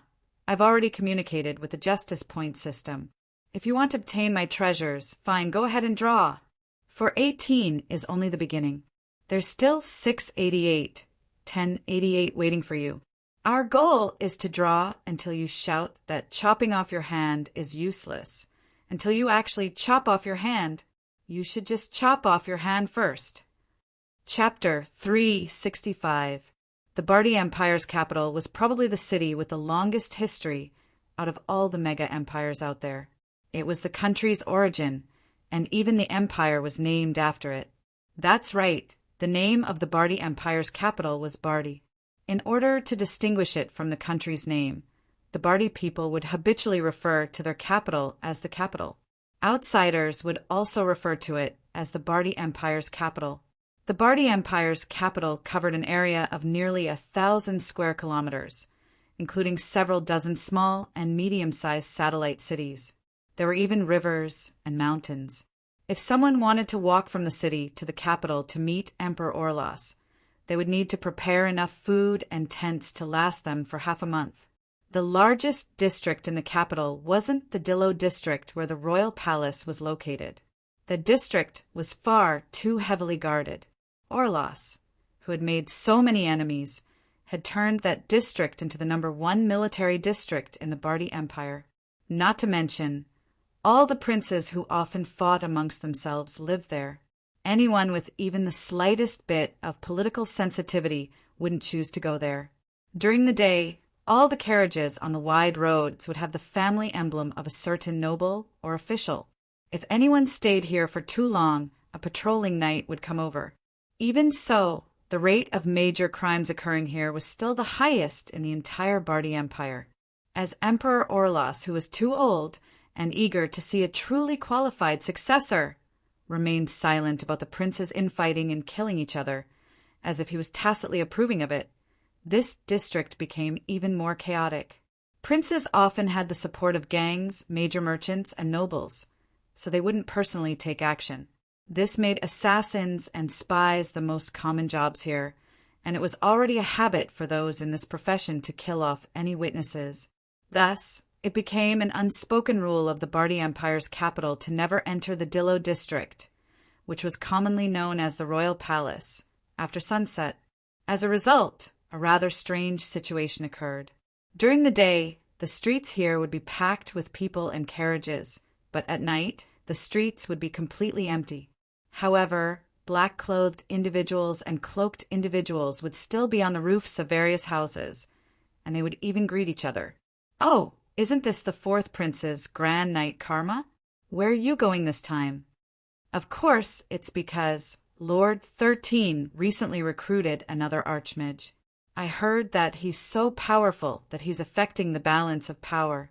My boss wants me to test him out, and if he's weak, I'll directly kill him. If he's really powerful, I'll teach him the rules of our profession. What a coincidence, my mission is also the same. Let's go together. Of course, there will be plenty of rewards for completing the quest in a team. Why would you want to do it alone? Isn't that a little silly? By the way, I heard that guy has some skills. Do you have any information on him? Let's share. A black-cloaked man and a gray-cloaked man started chatting. Looking at how they agreed to go and farm bosses together, they were practically a pair of good friends. However, outsiders would probably never imagine that the black-clothed man's left eye had been blinded by the gray-cloaked man. In that battle, the gray-cloaked man had also lost his left pinky and middle fingers. Not only were they not friends, they were mortal enemies who had been fighting each other just yesterday. Let's go together. Together. Take turns on him. The two of them turned around and saw a black cloak, a red cloak, and a purple mask. It seemed like the party of 5 was about to be filled up. Tonight, they were going to fight the Instance dungeon boss. And these members of Shinran's team, who had been fighting each other like crazy yesterday, had become companions today. Perhaps tomorrow they would see the corpses of half of their members in the gutter, and it was likely that these temporary teammates would be the cause of half of their members' deaths. After all, every thug with a bit of fame would have a tempting bounty on them. Third-rate assassins, gangsters, bodyguards of wealthy businessmen, unruly deserters, and even hooligans and black market fighters could be seen here. You could probably see all the underworld forces that you could think of. As the Emperor's death drew closer and closer, the degree of acquiescence became more and more relaxed. In fact, even the night patrol squadron was withdrawn at night. The result was that the competition between the princes had become white-hot and obvious. They spent large amounts of money to hire thugs, regardless of their background or strength. As long as they could complete their mission and survive, they were naturally good dogs that were worth spending money on. Yes, good dogs. The people in other parts of the capital called this increasingly brutal internal conflict within the royal family dog fights. The princes stood on high platforms and tossed gold coins at the people below them to kill each other. Wasn't this the same as the dog fights that were popular in certain regions? And yet this dog fight involved more and more people, to the point where it seemed like it was going to engulf the entire capital. There's no sign of life at all. Holy Light's healing is completely ineffective. He could die at any moment. This was secretly leaked by a certain royal physician, and on the afternoon that he received a large sum of gold coins as a reward, he was taken away by the Royal Knight Squadron and executed on the same night.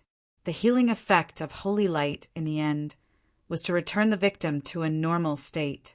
That was why it was effective against external injuries and ordinary poison wounds. However, it was practically useless against reconstructing a limb after it had been severed for a period of time. That was because Holy Light would judge that the person was already in a normal state, so how could it change again? And for dead people like the undead who were filled with negative energy, Holy Light, which could return the victim to a normal state, would naturally be their mortal enemy. For the same reason, if someone died of old age due to their life force failing, their normal state would be that they were on the verge of death. They would be hanging on to their last breath with medicine. Of course, Holy Light would be completely useless. Blindly using Holy Light to activate the last of the victim's life force would only cause them to die even faster. From a certain standpoint, when Holy Light was no longer effective on an elderly or sick person, it would be a death notice in a different sense.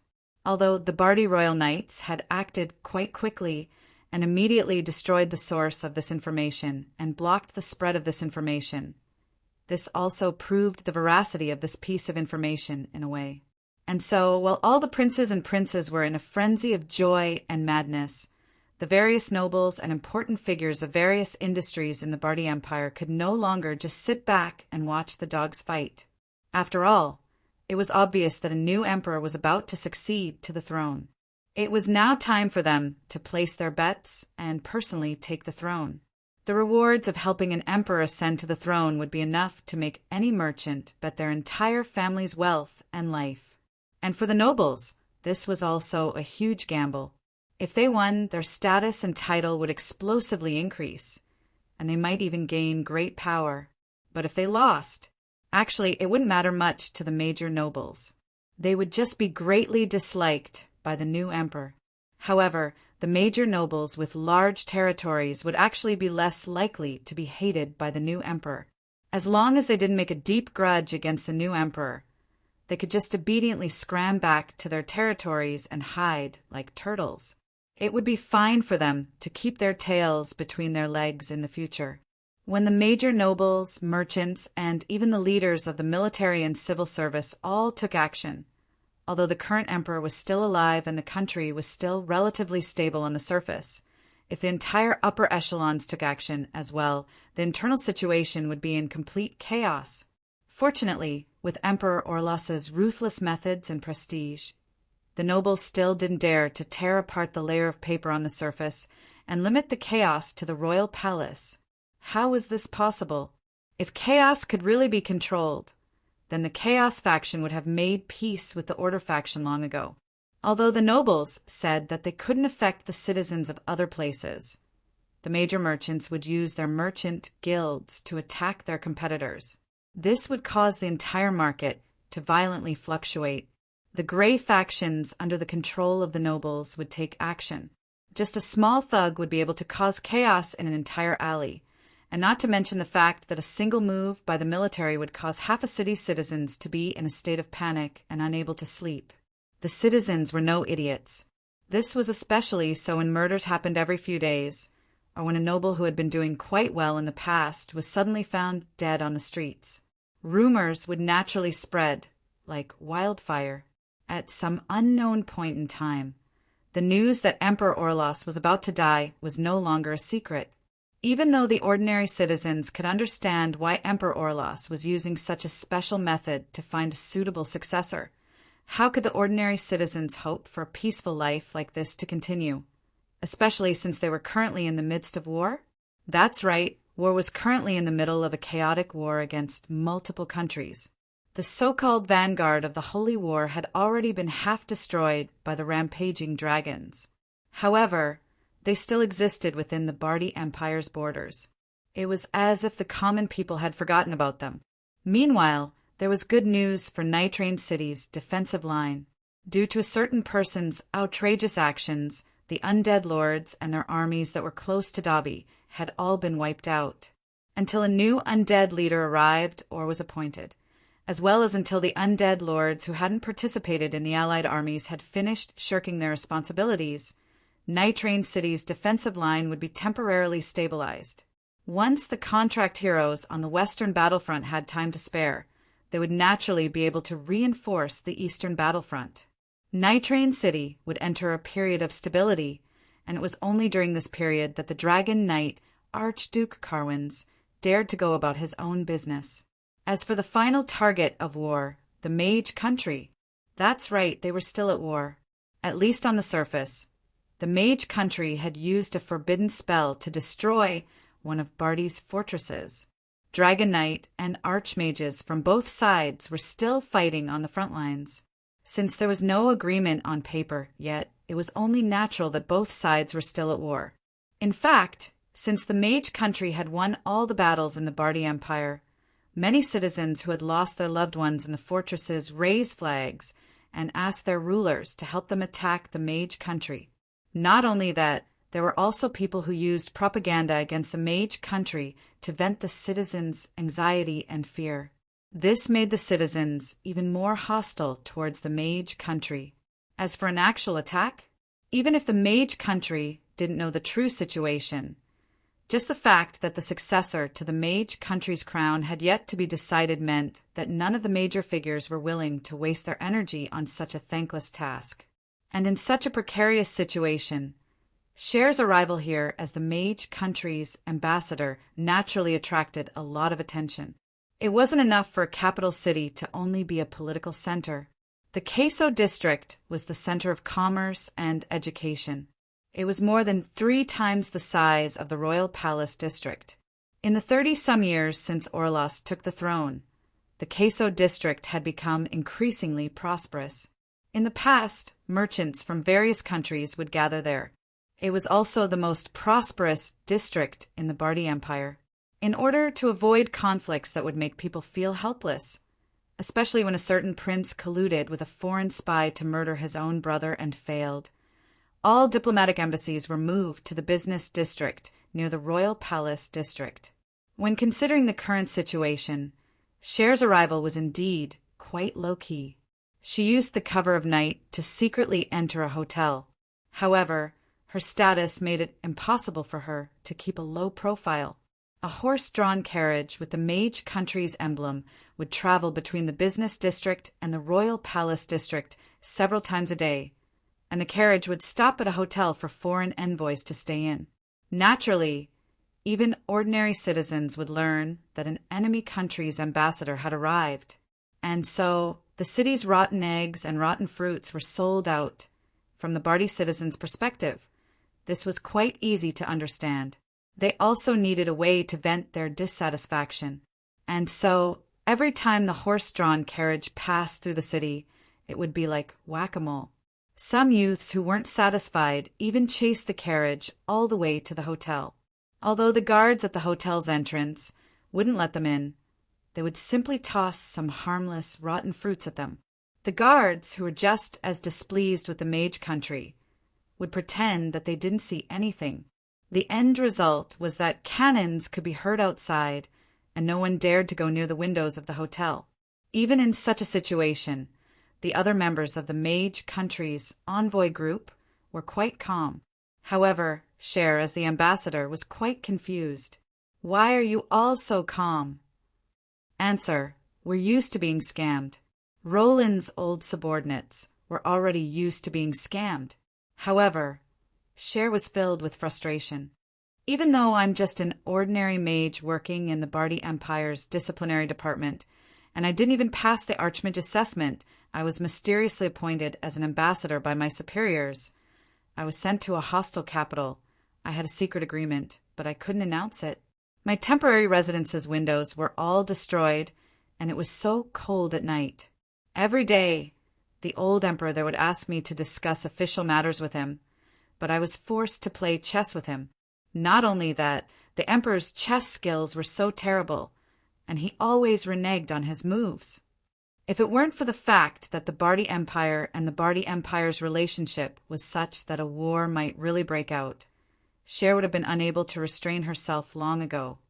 How could I possibly restrain myself? I've had enough. I'm done.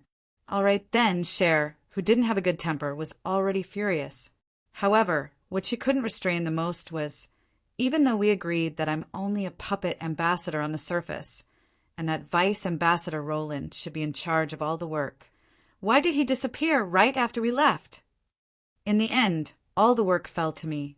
I've already had enough trouble on my way here, and now there's so much to do. How can someone be so irresponsible?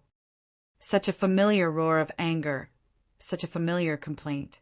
Kolos had a sympathetic expression as she looked at Cher, who was now in a state of anxiety. It seemed that anyone who spent a lot of time with Roland would come here for several days every month. I've seen my past self. Lilith fell into deep thought as she looked at the chaos outside the window. Was the past self, she mentioned, referring to the royal princess who was viewed as an enemy by the Barty Empire citizens, or the pitiful internal affairs head, steward, who had been constantly busy all day after her superiors gave her countless jobs in Sulphur Mountain City and had no hope for her colleagues at all? Relax, Sister Cher. Teacher will probably arrive soon. He probably won't forget such a major incident, probably. As Cher's disciple, Cohen still had to protect his teacher's honor. However, when he thought about how unreliable his teacher was, he ended up revealing his lack of confidence in his teacher. What a chaotic place. Miss Yawen, His Highness Roland told me that this is an ancient empire in the mortal world. They're slow to react to new things and are arrogant. Their prejudice against the dark elves hasn't changed at all. According to ancient customs, the Barty Empire will first burn down the dark elves in the city before investigating them. Judging from this, the Barty Empire is basically a group of uncivilized barbarians who have no sympathy whatsoever. Eaglestorm started talking nonstop. However, Momo, who had been transferred over to help Jan due to a lack of manpower, was looking at him with anticipation. Did he expect this situation? Did he mention me? Did he say what he wanted me to do? Fine, I'll get straight to the point. If they want to enforce the law on the streets, tell them that this isn't their territory. Pretending to be law enforcers and harming others is also a serious crime. They should know what it's like for law enforcers to break the law. He even thought of that, but he didn't think of our current situation. The law faction's restless members calmed down after hearing Roland's message. However, the most troublesome one was the current ambassador of the mage country, who was about to go insane from the pressure. She had just played 3 hours of crappy chess against a lousy chess player who kept reneging on his moves. She had even been baptized by an egg storm on the way back. Her rationality was on the verge of collapsing. Now that she heard Roland's name, she immediately exploded. I've had enough. I don't want to be the ambassador anymore. I'm returning to the mortal world right now. Cohen, who still had a bit of a conscience, hesitated for a moment before finally persuading Roland. Then, Sister Shirley, you should first say goodbye to His Majesty Emperor Roland. That means that our carriage will have to pass through the city again. I don't know if they still have any ammunition. There's a shortage of fruits here every day. Right, it's almost nightfall. Those strange creatures running around on the roofs are about to come out again. It's highly likely that our carriage will be ambushed. Sister Shirley, do you intend to wear a mask as well? Actually, I still have some leftover masks from last time. Little Cohen, has anyone ever told you that you're just as annoying as your master? All right then, the ambassador had completely exploded. However, cough, cough.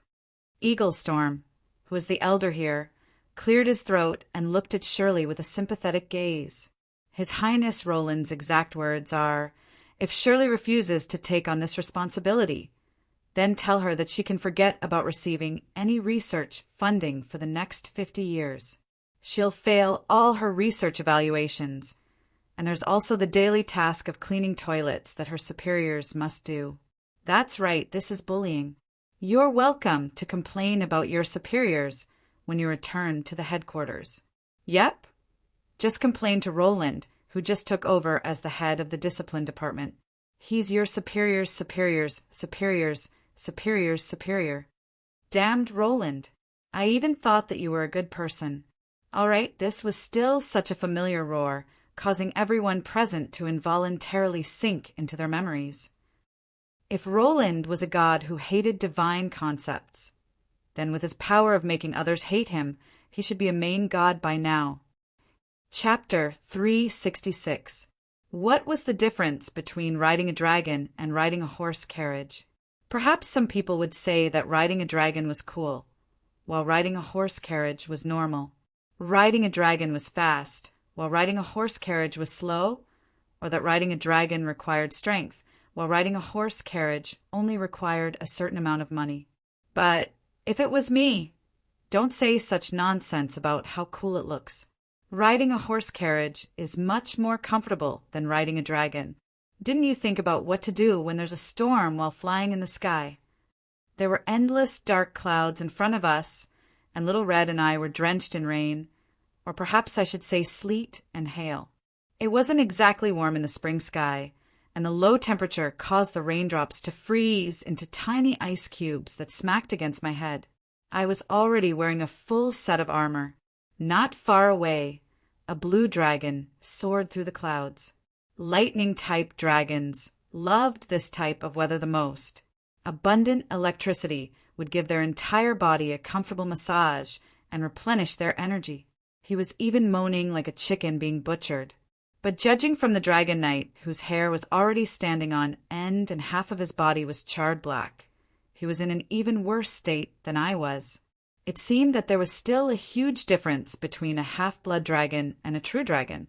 Dragons were a strange type of creature that emphasized dignity. They were so prideful that they could even be called arrogant. Usually, only young dragons would be willing to become Dragon Knight's contractors. Even older dragons with some experience and history wouldn't be willing to become someone else's mount. Well, let's not even talk about the professional mount that was currently hiding back in Shiloh. He was obviously an exception among exceptions. He was the only dragon I'd seen in so many years that had such low moral integrity. I could probably add Molly to the list as well. Cough. Normal dragons would reject a dragon knight. This didn't matter if you had a good relationship or not. After all, no matter how good a relationship you had with a friend, if that friend wanted you to kneel down and let him ride you for several decades, the best result would probably be a fierce fight between you and him, and then they would go their separate ways. As for the night novels where a dragon could be successfully abducted by offering some roasted meat or glass, if the dragon wasn't mentally retarded, then it would probably be an excuse to hide the true plot, such as a little dragon girl or knight. Cough, cough. I think I went off topic. There was a huge difference between a real dragon knight and a legendary dragon knight. Most of the stories went something like this. Some powerful knight who was addicted to night novels would capture a small dragon and beat it to death. If he won, he would force the dragon to sign a subordinate contract or something. Dragons were a group of particularly prideful creatures. If it wasn't for the overwhelming difference in strength, they would rather die than submit. Then, a powerful individual who finally became a dragon knight would be shocked to discover that the dragons that they could defeat were far weaker than themselves. This mount would basically be useless. It would take so much effort to obtain a means of transportation, and the dragon's father might even hunt them down. Wouldn't it be a waste? If the dragon knight could wait for 300 to 500 years, the young dragon might become an adult dragon. However, if a strong person could live for 300 to 400 years, what use would an ordinary adult dragon with quasi-legendary level combat power be? My conclusion was that even though the dragon knight looked mighty, unless it was a main character template that inexplicably recognized a master, it was probably a synonym for chicken ribs. Looking at things now, the largest dragon knight squadron in the mortal plane was located in Barty, and the knight members were all mixed-blood dragons. They were likely siblings signed a soul contract, subordinate contract, or something like that. The dragon knight and dragon knight were more like playmates. You're saying so much just to prove that this type of treatment is normal? She's obviously tormenting you. Are you a masochist? Or is there something wrong with your head? You're hopeless. I was rendered speechless by the silly cat's sarcasm. But when I thought back to the past, I realized that this type of treatment was quite rare. Although Little Red, as an immemorial red dragon, was incredibly prideful, she was still quite nice to us old friends. Occasionally, she would take us on a flight or two at a critical moment. For example, last time when we had to rush back to Sulphur Mountain City to fight against the demons, she had made an exception and arrived just in time. This time, I was going with the Dragon Knight, Archduke, to the Barty capital. His steed was a blue dragon, the fastest of all dragons. It would be impossible for Irene Bela to keep up with him.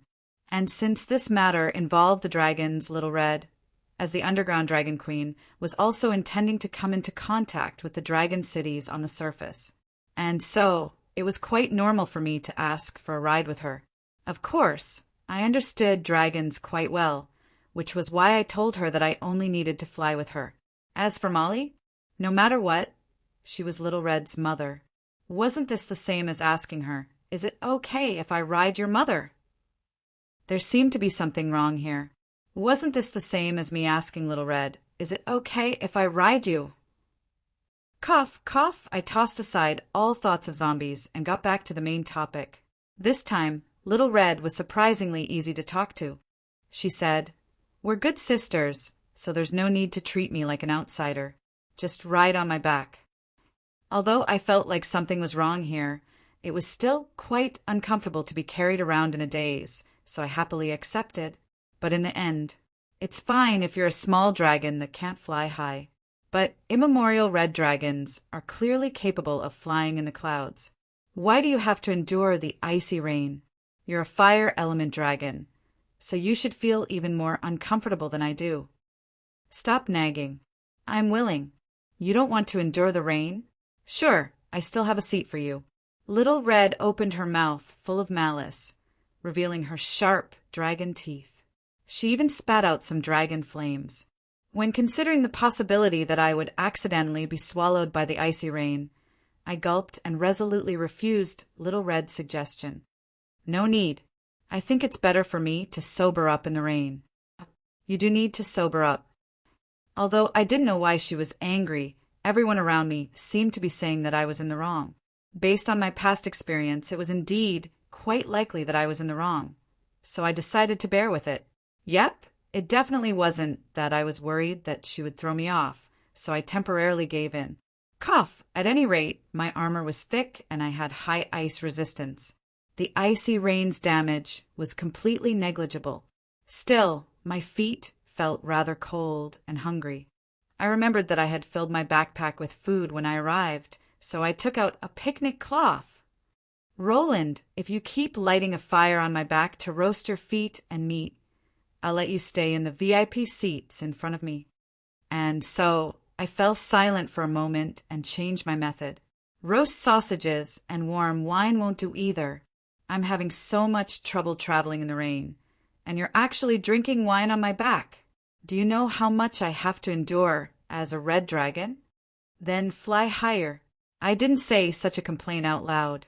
That was because, based on my many years of experience, if a woman was angry, the more she said, the more mistakes she would make. It was best to remain silent. I'll give you half of the wine when it's warm. That's not the reason. This is fruit wine that you brewed yourself. Where did you get such good peaches? I want 2/3. All right then. Thanks to the wine, Little Red no longer suddenly flew backwards or spun around. I also didn't need to tie myself to Little Red's back anymore, and so I took out 3 barrels of wine and started a fire to roast Little Red.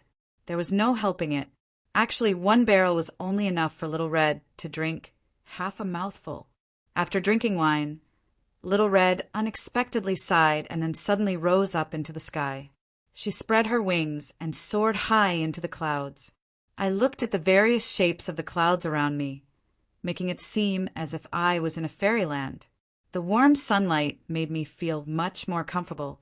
Of course, the happiest part was that I finally didn't need to be drenched in the rain above the clouds. Forget it. Getting angry at you will only make me feel worse. I already knew that getting angry at someone like you would be meaningless. Hey. No matter what, I'm helping you out here. Can't you be a little more polite? Am I as unbearable as you say? Am I as infuriating as you say? Yes. Little Red's answer was resolute and decisive. Yes.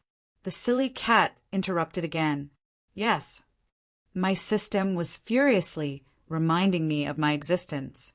For me, Little Red and Molly's journey together was both troublesome and an opportunity. Little Red was the dragon queen of the underground city. Just this identity alone determined that when Little Red appeared in front of other dragons, or even when she entered the dragons' gathering grounds above ground, it would determine whether or not the red and black dragons would be recognized by other dragons. Perhaps we were just fooling around as if we were on a field trip. But no matter what the result of this trip was, it was destined to be recorded in history. Obviously, Little Red and Molly's governing styles were completely different. Back then, even if Molly wanted to return to the surface, Little Red would at least try to reconcile with her. The exact time that these 2 powerful color dragons had been exiled to the underground world was no longer reliable. It was also unknown whether or not the dragons involved were still alive. In fact, nobody even knew the specific reason for their exile and how long they had been exiled. The only thing that could be confirmed was that these 2 types of dragons were the oldest inhabitants of the underground world. They had been exiled far earlier than the Dark Elves and Lorcy. Dragons were capable of inheriting the knowledge of their ancestors while they were still in their eggs. That was why red and black dragons were no good birds. I secretly glanced at Little Red. Since they had been exiled, it was likely that they had caused quite a bit of trouble back in the day. But in my opinion, no law or punishment should harm their descendants. Now that the red and black dragons were no longer around, it was reasonable for them to want to return to the surface. Dragons wouldn't be dragons if they were reasonable. That was what Little Red said when I mentioned this. Ignoring the fact that her declaration seemed to have hit the nail on the head, I was actually rendered speechless because her words were far too reasonable. She even faintly felt proud of herself. The more ancient a species was, the more they liked to emphasize their past glory. They would even place the teachings of their ancestors on a pedestal. It wasn't only humans and elves who were stubborn enough to say the teachings of our ancestors can't be changed.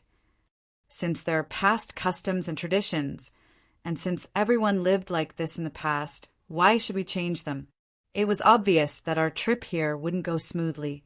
But if we didn't try, Little Red wouldn't be satisfied, and neither would I be satisfied. After all, this was a once-in-a-lifetime opportunity. Was this a good time? Of course it was a good time. One of the dragon's 3 main residences was under threat. Their mortal enemy, the Titan giants, was about to revive, and the holy war was upon them. This holy war would definitely drag the dragons, who had always maintained their aloof attitude, into the fray. The entire species was in danger. If we didn't take advantage of the situation, if we didn't help them in their hour of need, wouldn't we be wasting such a rare opportunity? In times of danger, humans would naturally have lower limits. It was the same for dragons. Not to mention, the 2 color dragons would be able to assist other dragons, which would be a powerful bargaining chip. Our current situation would be the same as tying aid to political decisions. Although this would be rather despicable, it would always be unscrupulous to use any means necessary in battles between countries and species. Since this was the best option with the highest chance of success, why wouldn't we use it? As long as we obtain the dragon's approval, or even just tacit approval, the underground's black and red dragons would be able to openly appear in the mortal plane skies on a large scale. This would also greatly increase our combat strength. And once we accomplished something that no dragon queen or dragon king had ever accomplished, Little Red's status would become even more stable. In fact, there would even be other immemorial dragons willing to work for her in order to return to the surface. Of course, when considering the 2 dragons' usual habits, I was also hesitant about whether or not I was opening the door to thieves. But when I thought about how there would be no future if they couldn't overcome this current calamity, I felt that it was worth a try. After all, with Dragon Queen Little Red watching over them, there wouldn't be any major trouble for the time being. When I thought about trouble, I felt quite displeased as I glanced at Molly, who was slowly flying in the sky. Recently, she no longer had any expectations or pursuits. She seemed to be quite relaxed every day. She really knows how to cause trouble. The moment Molly returned to the surface, she perfectly demonstrated just how evil an immemorial red dragon could be. She attacked villages, kidnapped for ransom, became a mercenary, and even robbed other dragons. She was basically the perfect villain. Otherwise, she wouldn't have been able to enter the calamity rankings so quickly. And her status as a former dragon, queen, caused the surface residents' impression of the underground dragons to rapidly decrease. As expected, she's just like the records say. Fortunately, most black and red dragons are still in the underground. Every time Little Red heard such words, she would get so angry that she would grit her teeth. This type of attitude naturally made this trip even more difficult. Let's do our best and leave it to fate. When I evaluated the success rate of this trip and felt that it was less than 30%, Little Red was quite optimistic. That's the only way. Why do I feel like the biggest trouble on this trip isn't even this? It feels like there's some other trouble waiting for me. Did I forget something? Or did I not notice something? There's so much that you didn't notice. All right then, I seem to have accidentally touched on something and started complaining again. Finally, we stopped complaining. Our speed was much faster than before, but it would still take quite a while for us to catch up to Halent and his blue dragon mount. Actually, if it wasn't for the fact that Halent was waiting for us, his speed would likely have doubled. That little fellow flies so quickly. By the way, that little fellow is at least 200 years old. If he's a little fellow, then what am I? A little fellow as well. Can't we go any faster? This is about the highest speed we can go. If you think it's too slow, you can fly by yourself. Were blue dragons really that fast? Actually, it was Little Red and Molly who were too slow. Blue dragons were only about 30% faster than other dragons, and this was mainly due to their ability to control the wind. Halen's dragon had just reached adulthood, so he was at the peak of his speed. Naturally, he was much faster than us. We're immemorial dragons, supposed to fly faster than ordinary adult dragons. That was what most people thought as well. However, they didn't think too much about it. Large dragons didn't necessarily mean that they could run fast. Super dragons that were 7 or 8 times the size of adult dragons would also use up 7 or 8 times the energy consumption of young dragons. Since they were called immemorial dragons, most of them were over 1,000 years old. They spent most of their time sleeping or researching magic. Even hunting was done by their subordinates. Their stamina was actually much weaker than when they were younger. Plus, their enormous bodies put pressure on their internal organs. Even the beat of their wings seemed rather sluggish. Of course, since dragons were a species that naturally excelled in both physical and magic, most dragons would choose to use magic and their natural talents to increase their speed in battle. That was why no powerful dragon would be slow on the battlefield for a short period of time. However, if they were traveling from a distance, using their natural talents to increase their speed would be far too extravagant. As a result, adult dragons were the fastest. Dragons' bodies would basically stop growing after reaching the later stages of the immemorial dragon generation. At their level, magic and natural talents were far more important than physical combat. Even the stupidest white dragon would be a top-level mage in a certain magic element. Their unique draconic spellcasting and special incantations would be even more powerful. According to what I knew, Little Red was one of the few immemorial dragons who persisted in daily training, which was why she was incredibly strong in melee combat. She was also quite skilled in truth magic, fire magic, and spatial magic. After inheriting the position of Dragon Queen, she was also able to read the secret draconic techniques of Dragon City. Plus, she also trained hard compared to other dragons, so her power level had increased significantly. In fact, she was already at the threshold of advancing to the next power level. This was obviously a great thing for our upcoming mission. After all, although we had been invited here to help, it was likely that fighting would be unavoidable when I thought about the extra tasks we had to complete and how arrogant the lizards were. I hope that this mission will be successful, although I keep feeling like we're going to run into some major trouble. My premonitions have always been very accurate. For example, I told you that I should bring an umbrella when I left home, but you told me that you didn't need it. Look, isn't it raining? Judging from the weather, there might even be a typhoon. Shut up, you jinx. All right, looking at the tornado not far away, I obediently shut up. Chapter 367. Even flying at high altitudes wasn't without danger. The airspace of an ordinary small country was basically defenseless against a large country's aerial night squadron. However, casually entering a large country's airspace would be the equivalent of provoking the country's air defense and aerial night squadron. However, the most dangerous thing to do was to accidentally enter the Magus Tower's attack range. Even giant dragons could easily fall if they encountered a Magus Tower that was well prepared. A high-quality mage tower would be able to amplify a mage's magic power by 10 times over. A large-scale high circle spell would be able to transform into a small forbidden spell after several layers of amplification. There were many dragons that had been defeated by mages. This was also why dragons would maintain a basic level of respect for mages. According to what I knew, all the major prefectures in the Bardi Kingdom had such an air defense zone. In fact, even the slightly stronger domain lords would hire archmages to create such an air defense zone. Of course, they weren't necessarily defending against external enemies. After all, the major domain lords of mega-empires were no less wealthy than a small country's national treasury. Many of them would be able to afford an aerial night squadron.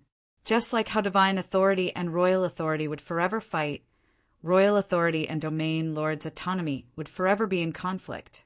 And if the royal authority was in an extremely weak position, domain lords would often attack each other and steal each other's territory and citizens.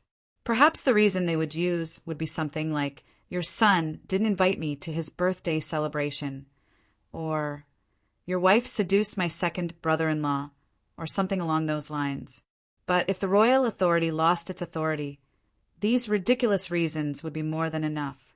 If the royal authority was weak, internal strife would be unavoidable.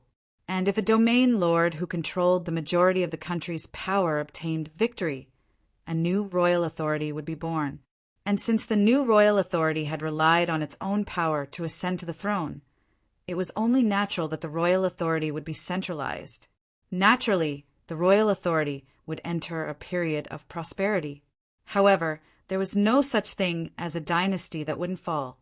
It was even more impossible for there to be a generation of wise rulers. As long as the feudal system and bloodline system continued, it would only be a matter of time before the new ruler was replaced. Obviously, this was an unpleasant cycle. However, this kind of social structure allowed for endless conflicts and annexation. While ordinary people were threatened by the flames of war, one couldn't deny its contribution to the progress of society. At the very least, this was a natural blood-changing mechanism. Foolish or perverse rulers would eventually fall. In consideration of future development, I had done some research on these political systems. However, I didn't intend to come up with a declaration to liberate the serfs or punish the local tyrants and distribute their land or anything like that. In fact, I didn't even intend to carry out deep social reforms outside of the law. That was because the current land was vast, productivity was low, and wild magical beasts were far too powerful. This type of system where a domain lord was completely responsible for the citizens within his territory seemed backward, but it was actually the most suitable for the current social situation. Serve the world as a whole. Everyone should listen to the king. Since you belong to the royal family, you should go find the royal family to protect you. Domain lords had the right to own their territory, their citizens, and their wealth. This was also what allowed them to build up their military strength and protect their land. Didn't the very first knight's spirit originate from the most basic loyalty to the domain lord and the protection of their territory? Nobility came from the ordinary. Protecting one's own belongings was understandable. In this generation, there was already a certain basic principle. Taking half a step forward would be considered a genius, while taking one step forward would be considered an idiot who would be burned at the stake. If there really was a transmigrator who came from another world and created a completely centralized country with a prefectural system, replacing the feudal lords with local officials, what awaited him wouldn't be a bountiful harvest, but the collapse of the entire country. Perhaps it would take several years for a decree from the central government to reach a remote region. Who knew what would happen when the decree reached the grassroots level? Centralization of power would result in an overpopulation. This was a problem that couldn't be solved in the current generation. Just the possibility of plagues, natural disasters, and famines caused by too many people living together was already unsolvable. Just thinking about it for a moment would make it obvious that doing such a thing would be suicidal. This was the result of doing bad things with good intentions. Of course, it would still be possible to try this in a tiny country. If technology developed to a certain degree and gradually became more urbanized and modernized, then medical, communication, transportation, agriculture, and industry would rise several levels along with the Industrial Revolution. Then even if I didn't do anything, the times would naturally change. Yep, I admit that I was tempted by this idea. However, it would be impossible to cut off this cycle of changing royal authority in a short period of time. Of course, there were also a few exceptions, such as countries that were too small in size, religious countries that had unified divine authority and royal authority, or border countries that were constantly under the threat of foreign invasions. For their own reasons, their governments were relatively stable, which was why they had been able to survive for thousands of years. Ahem, let's ignore the cycle of history for now. After all, it had already happened so many times, so it wouldn't be a waste of time. I didn't intend to shout slogans like, "Everyone is created equal," or "All wealth belongs to everyone," nor did I intend to create some sort of scythe and hatchet party to become the entire world's public enemy. I would do as much as I could, so I should focus on the present first. Now that the Bardi Empire's royal authority was at its peak, the domain lords naturally wouldn't attack each other. In fact, they would band together and resist the royalty's desire for centralization of power. Since centralization of power was impossible to achieve in the current situation, this was a battle where there would be no eternal victor. The battle between the two sides would continue forever until a new royalty was born. The current Bardi Empire was at the peak of its history. In fact, Orlos was even able to force the domain lords to send their eldest sons to the capital to learn. He had also achieved some results in reorganizing the domain lords' private armies. However, if he wanted all the domain lords to be obedient to him, it would take at least another 100 years. Not only that, he would also need to win every battle without any internal chaos. Unless he was an undead main character with a cheat, he definitely wouldn't be able to wait that long. Although the current Bardi Empire was nominally unified, strictly speaking, it was still divided into individual territories. Calculating a country's combat strength would usually refer to the country's royalty's subordinate armies. Royal Knight Squadrons were the equivalent of national Knight Squadrons. However, in a large-scale battle, the domain lords' private armies would likely need to be included. After all, responding to the king's summons and sending private armies to participate in a national battle was one of the domain lords' basic duties.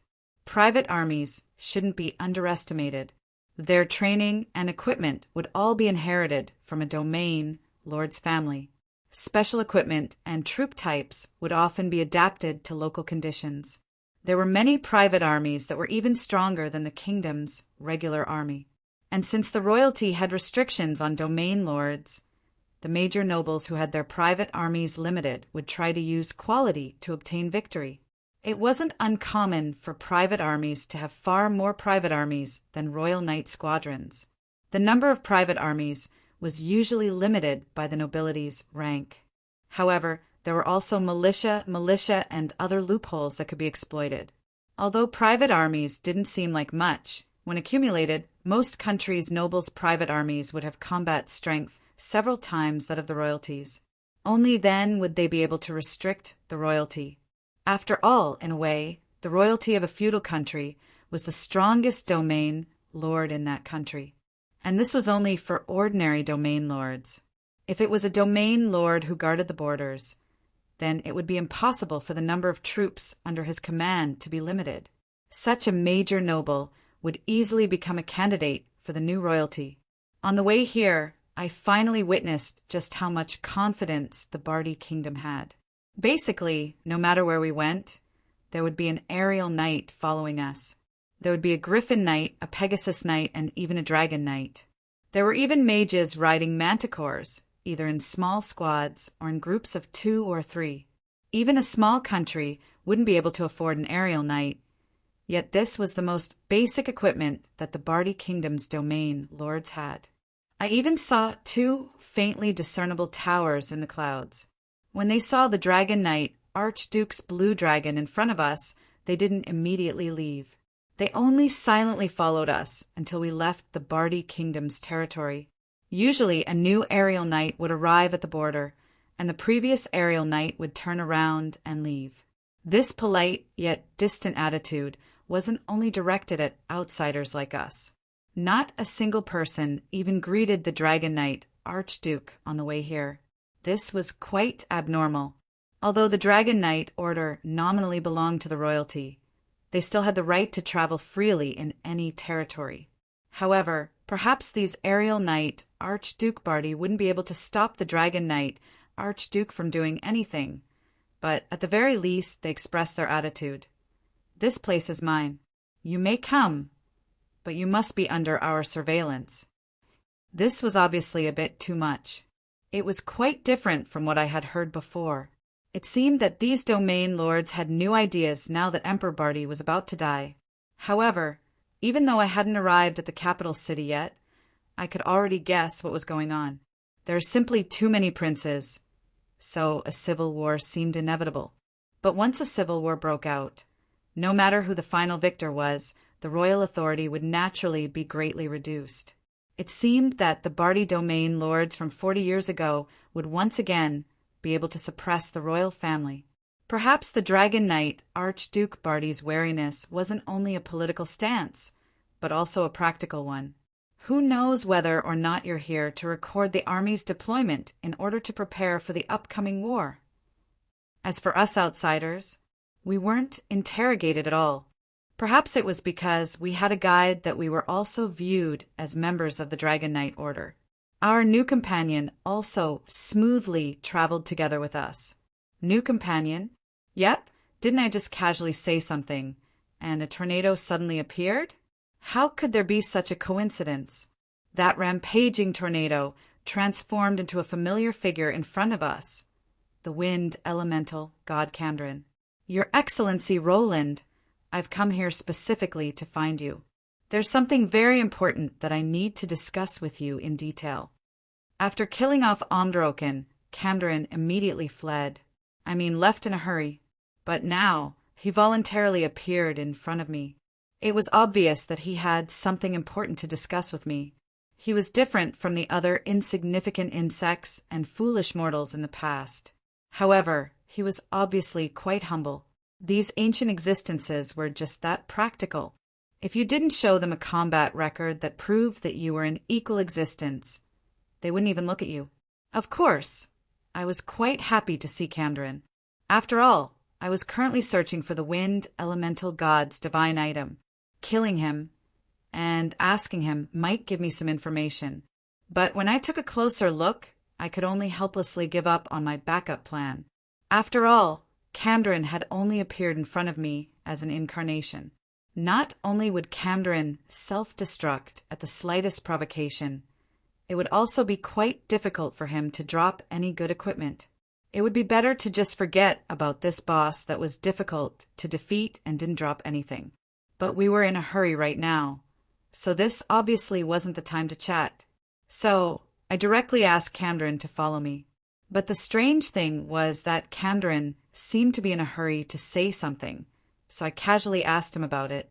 Camdrin was delighted to hear that. Your Excellency, I'd like to talk about what you did in the Ottoman Empire. That desecration priest and anti-holy knight who expelled divine power. What? Desecration priest? Anti-holy knight? While the battle against the Titan giants was taking place in the southwest of the Bardi Empire, the Ottoman Empire's naval forces were also achieving astonishing results.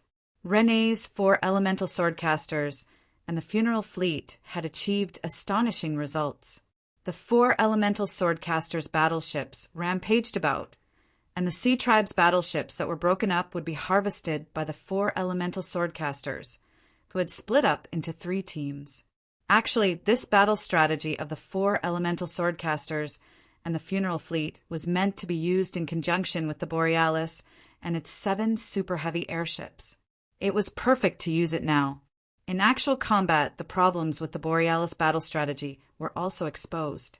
For example, individual combat strength was too weak, which meant that they didn't dare to fight head-on. Many problems such as water leakage and electrocution appeared due to the Borealis' lack of craftsmanship. However, René's commands were quite appropriate. With the Aurora Knight, whose average combat strength was incredibly high, providing cover and support, Donglan's battle results were quite impressive.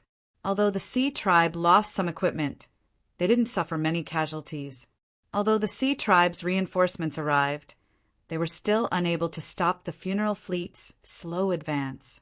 Both sides entered a meat grinder-like battle of attrition.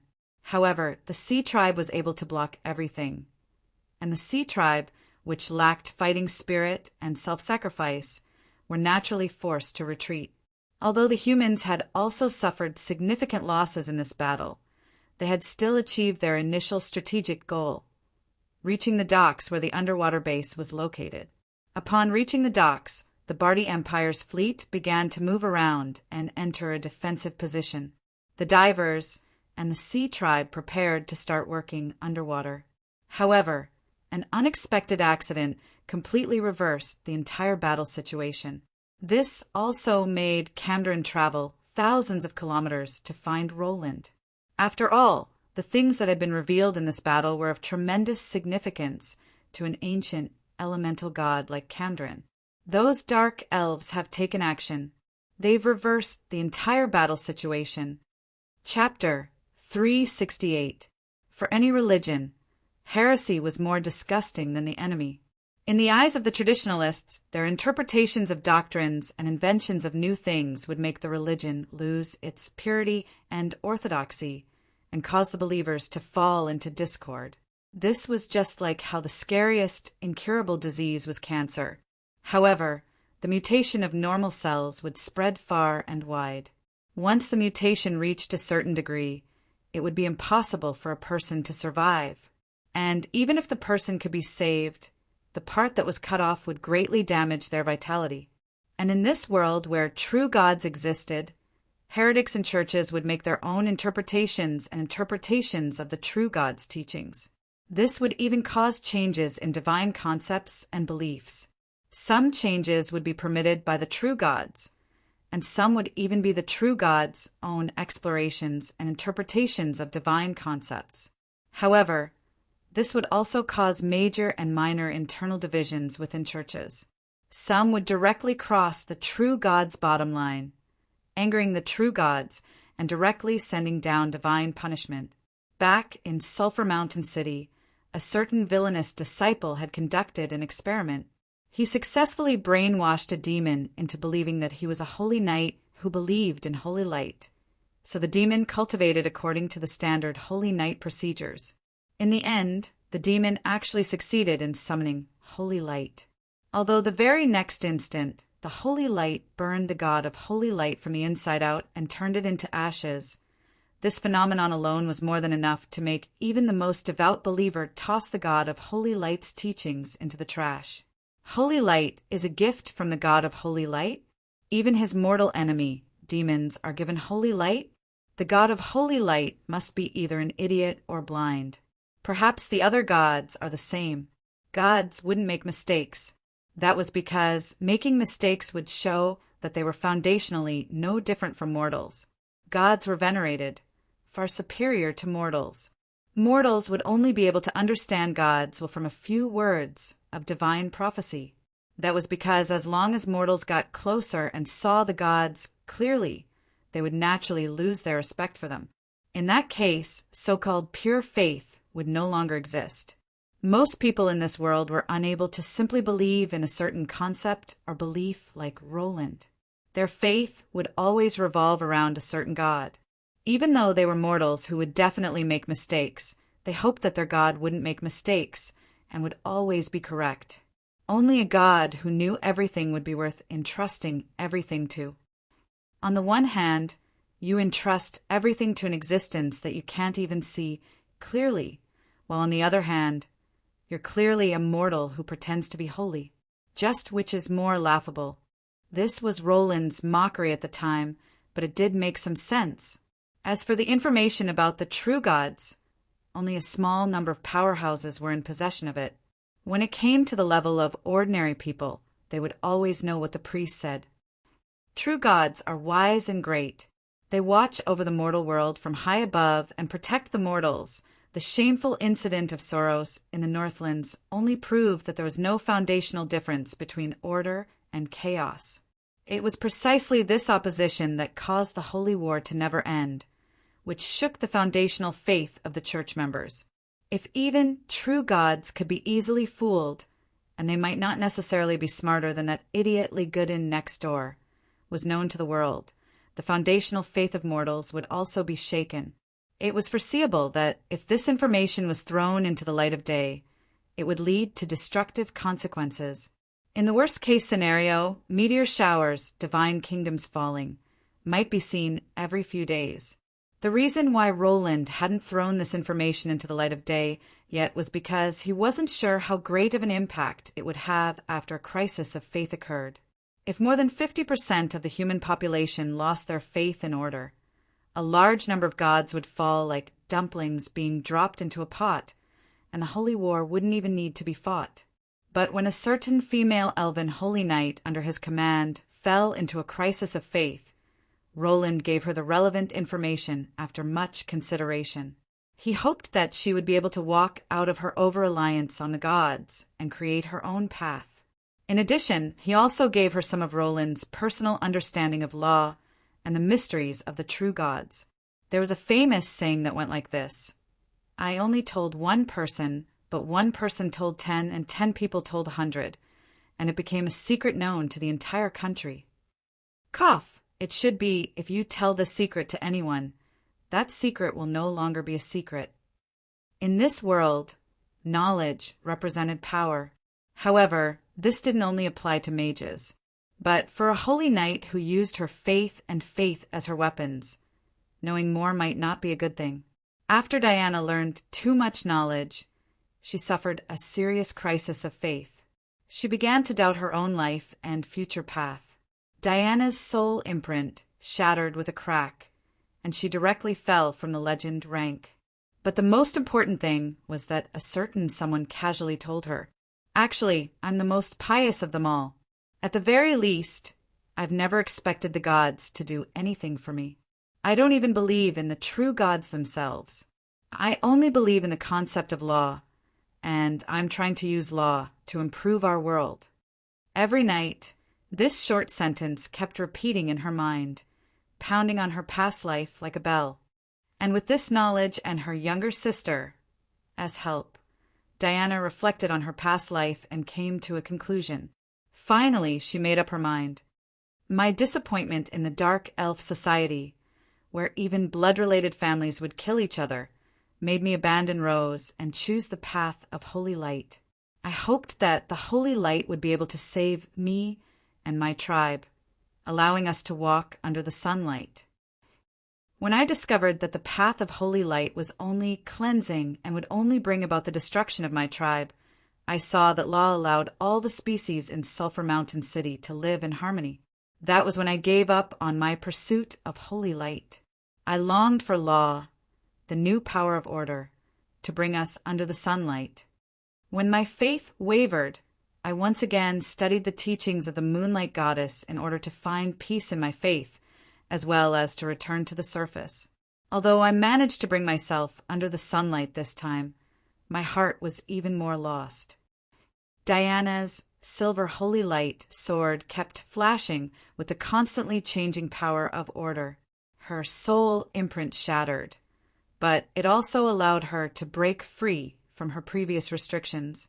Her pure and innocent soul allowed her to resonate with the power of order.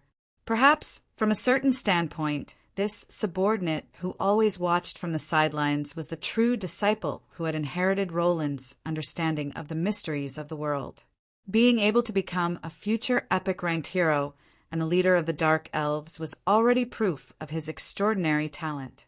And after I removed the veil from the real world for him, his achievements in the game's history far surpassed what he had achieved in the game. My lord is correct. Every time I believe in a god, it's because I want to fulfill my desires. It has long since become unrelated to being devout. Giving one's own expectations and goals to others is no different from throwing one's responsibilities to others. It's a type of escape. In her confusion, Diana mysteriously recalled what that man had said in the past. It's better to rely on yourself than on others. The gods can't even finish dealing with their own troubles. Rather than worshipping the gods and Buddhas, it's better to worship yourself. There are indeed many problems with the current world, and it's incredibly difficult to change even a single one of them. But there are some things that you won't have any hope of changing if you don't try. If you try, there's at least a chance of success. That was what that person said, and that was what he did. The underground world was the most chaotic place in the entire HE world. Yet he established the paradise-like Sulphur Mountain City there. In this barbaric society where the strong preyed on the weak, he used the rules of the law to allow all species to enter a state of equality. The Dark Elves had always been viewed as an inherently evil species. Even though they had already become holy knights they were still doubted. Yet, that person unhesitatingly accepted this group of dark elves who had nowhere else to go and gave them the heavy responsibility of protecting the city and its citizens. This was the first time that the dark elves had ever felt trust. This was a mystical place with an even more mystical master. He developed engineering technology that was viewed as a plaything, a mystical religious view that allowed many true gods to spread their teachings, and a new law that was based on equality for all living beings. His actions were always arrogant and domineering, even going against tradition. Perhaps this would seem insane to ordinary people, or perhaps many of his actions were incomprehensible. But in Diana's eyes, there was one thing that was quite obvious. He was trying to make this world a better place. He was trying to change it. He wasn't willing to accept the current situation. If you feel that this world isn't good enough, why don't you try to change it? What's the point of relying on the gods? They're nothing more than a group of clay bodhisattvas who can't even protect themselves. They're nothing more than pitiful worms tied to their divine thrones. The gods were supreme, and mortals were nothing more than ants in the eyes of the true gods? In that person's eyes, the true gods weren't any more noble than mortals. As time passed, he used actions to replace words. Rose, who had been suppressing the dark elves for tens of thousands of years, had finally fallen. Even the supreme god of holy light had been exposed on that day as a hypocrite. If it wasn't for the fact that Diana had long since been prepared, or perhaps it should be said that she had long since been suspicious of the god of holy light, it was likely that she would have been one of the holy knights who had lost their holy light's favor. I was abandoned by the holy light? No, I was the one who abandoned the holy light. Her soul imprint's golden glow was no longer present. Her past beliefs had been shattered. Her soul imprint, which had been shining brightly the day before, was now in tatters. At this moment, Diana recalled that on that airship, that person had revealed the truth about the apocalypse to her, as well as his almost impossible desire to save the world. The world is so difficult. Enduring and praying is meaningless. Is it foolish to do something that you know is impossible? Is it noble? Is it possible? No.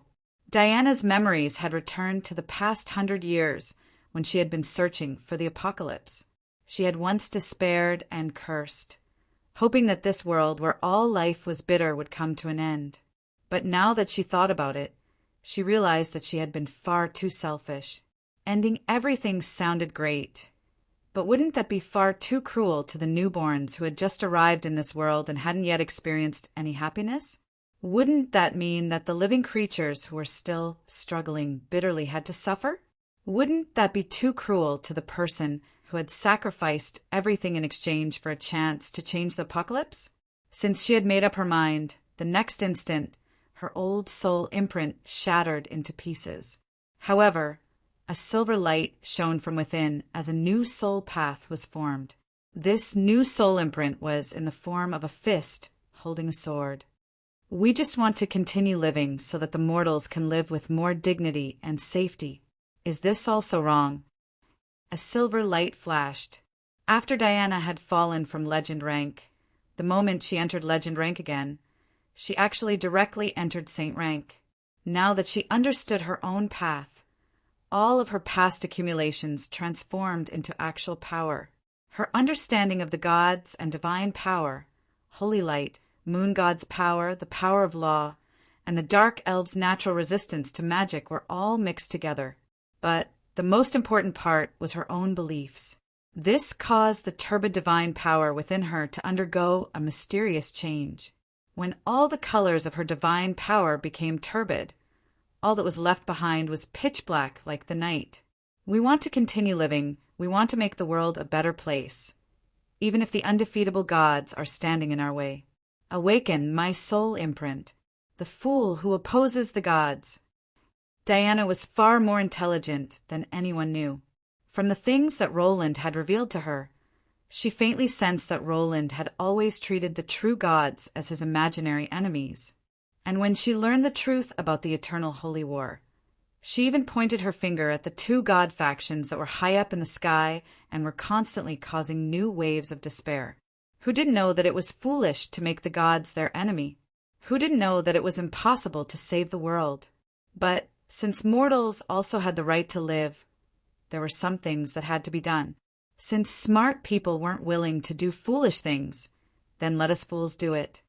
The fool? That's really suitable for me. Diana inexplicably recalled the man who always called her a big foolish girl. She laughed self-mockingly, but this only strengthened her resolve, as long as she could achieve her goal. So what if the world didn't understand her and laughed at her as a fool? At the very least, the person who also chose the path of a fool and a fanatic would definitely understand her choice. This path might be difficult, but it wasn't as if there weren't others who shared the same path. And that was indeed the truth. Not long after, the knight who also chose this thorny path also donned black armor and wore the medal of Blade of Resistance. But how many people knew the determination of the founder of this path, the big foolish girl, and the true name of the anti-holy knight, the homonym of the anti-holy knight, the anti-god knight? They were the knight of mortals. They opposed the interference of the existences high up in the world. They believed that mortals' fates should be decided by mortals themselves. They believed that the gods and demons should stay in their own territories. They dared to wave their swords at anyone who crossed their boundaries. And at that moment, in the Ottoman Empire's aquatic battlefield, when the first anti-holy knight in history stabbed her holy sword into the water, perhaps even the true gods would be astonished. I hope that this world belongs to mortals. After this simple statement, the sound of rain and the flames of war continued as if nothing had happened. However, what silently spread out was Diana's soul world, the world of mortals. The soul world kept expanding, but it seemed as if nothing had happened at all. The next instant, the rain clouds in the sky suddenly vanished along with the entire aquatic battlefield. In this world of mortals, the special powers of demons, angels, demon kings, and even gods would all disappear. And the anti-holy knight's signature abilities were all sorts of anti-magic and anti-divine powers. They were the protectors of the mortal plane, the mortal enemy of existences from other planes.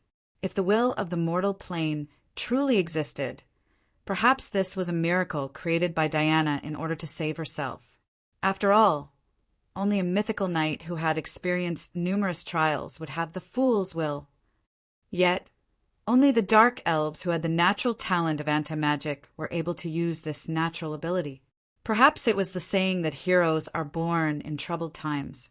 It was fate that allowed Diana to fuse everything she had under countless coincidences to create this unprecedented path. And on the battlefield right now, after the divine power forbidden spell was removed, there was no longer any suspense. The humans already had the advantage of timing and manpower.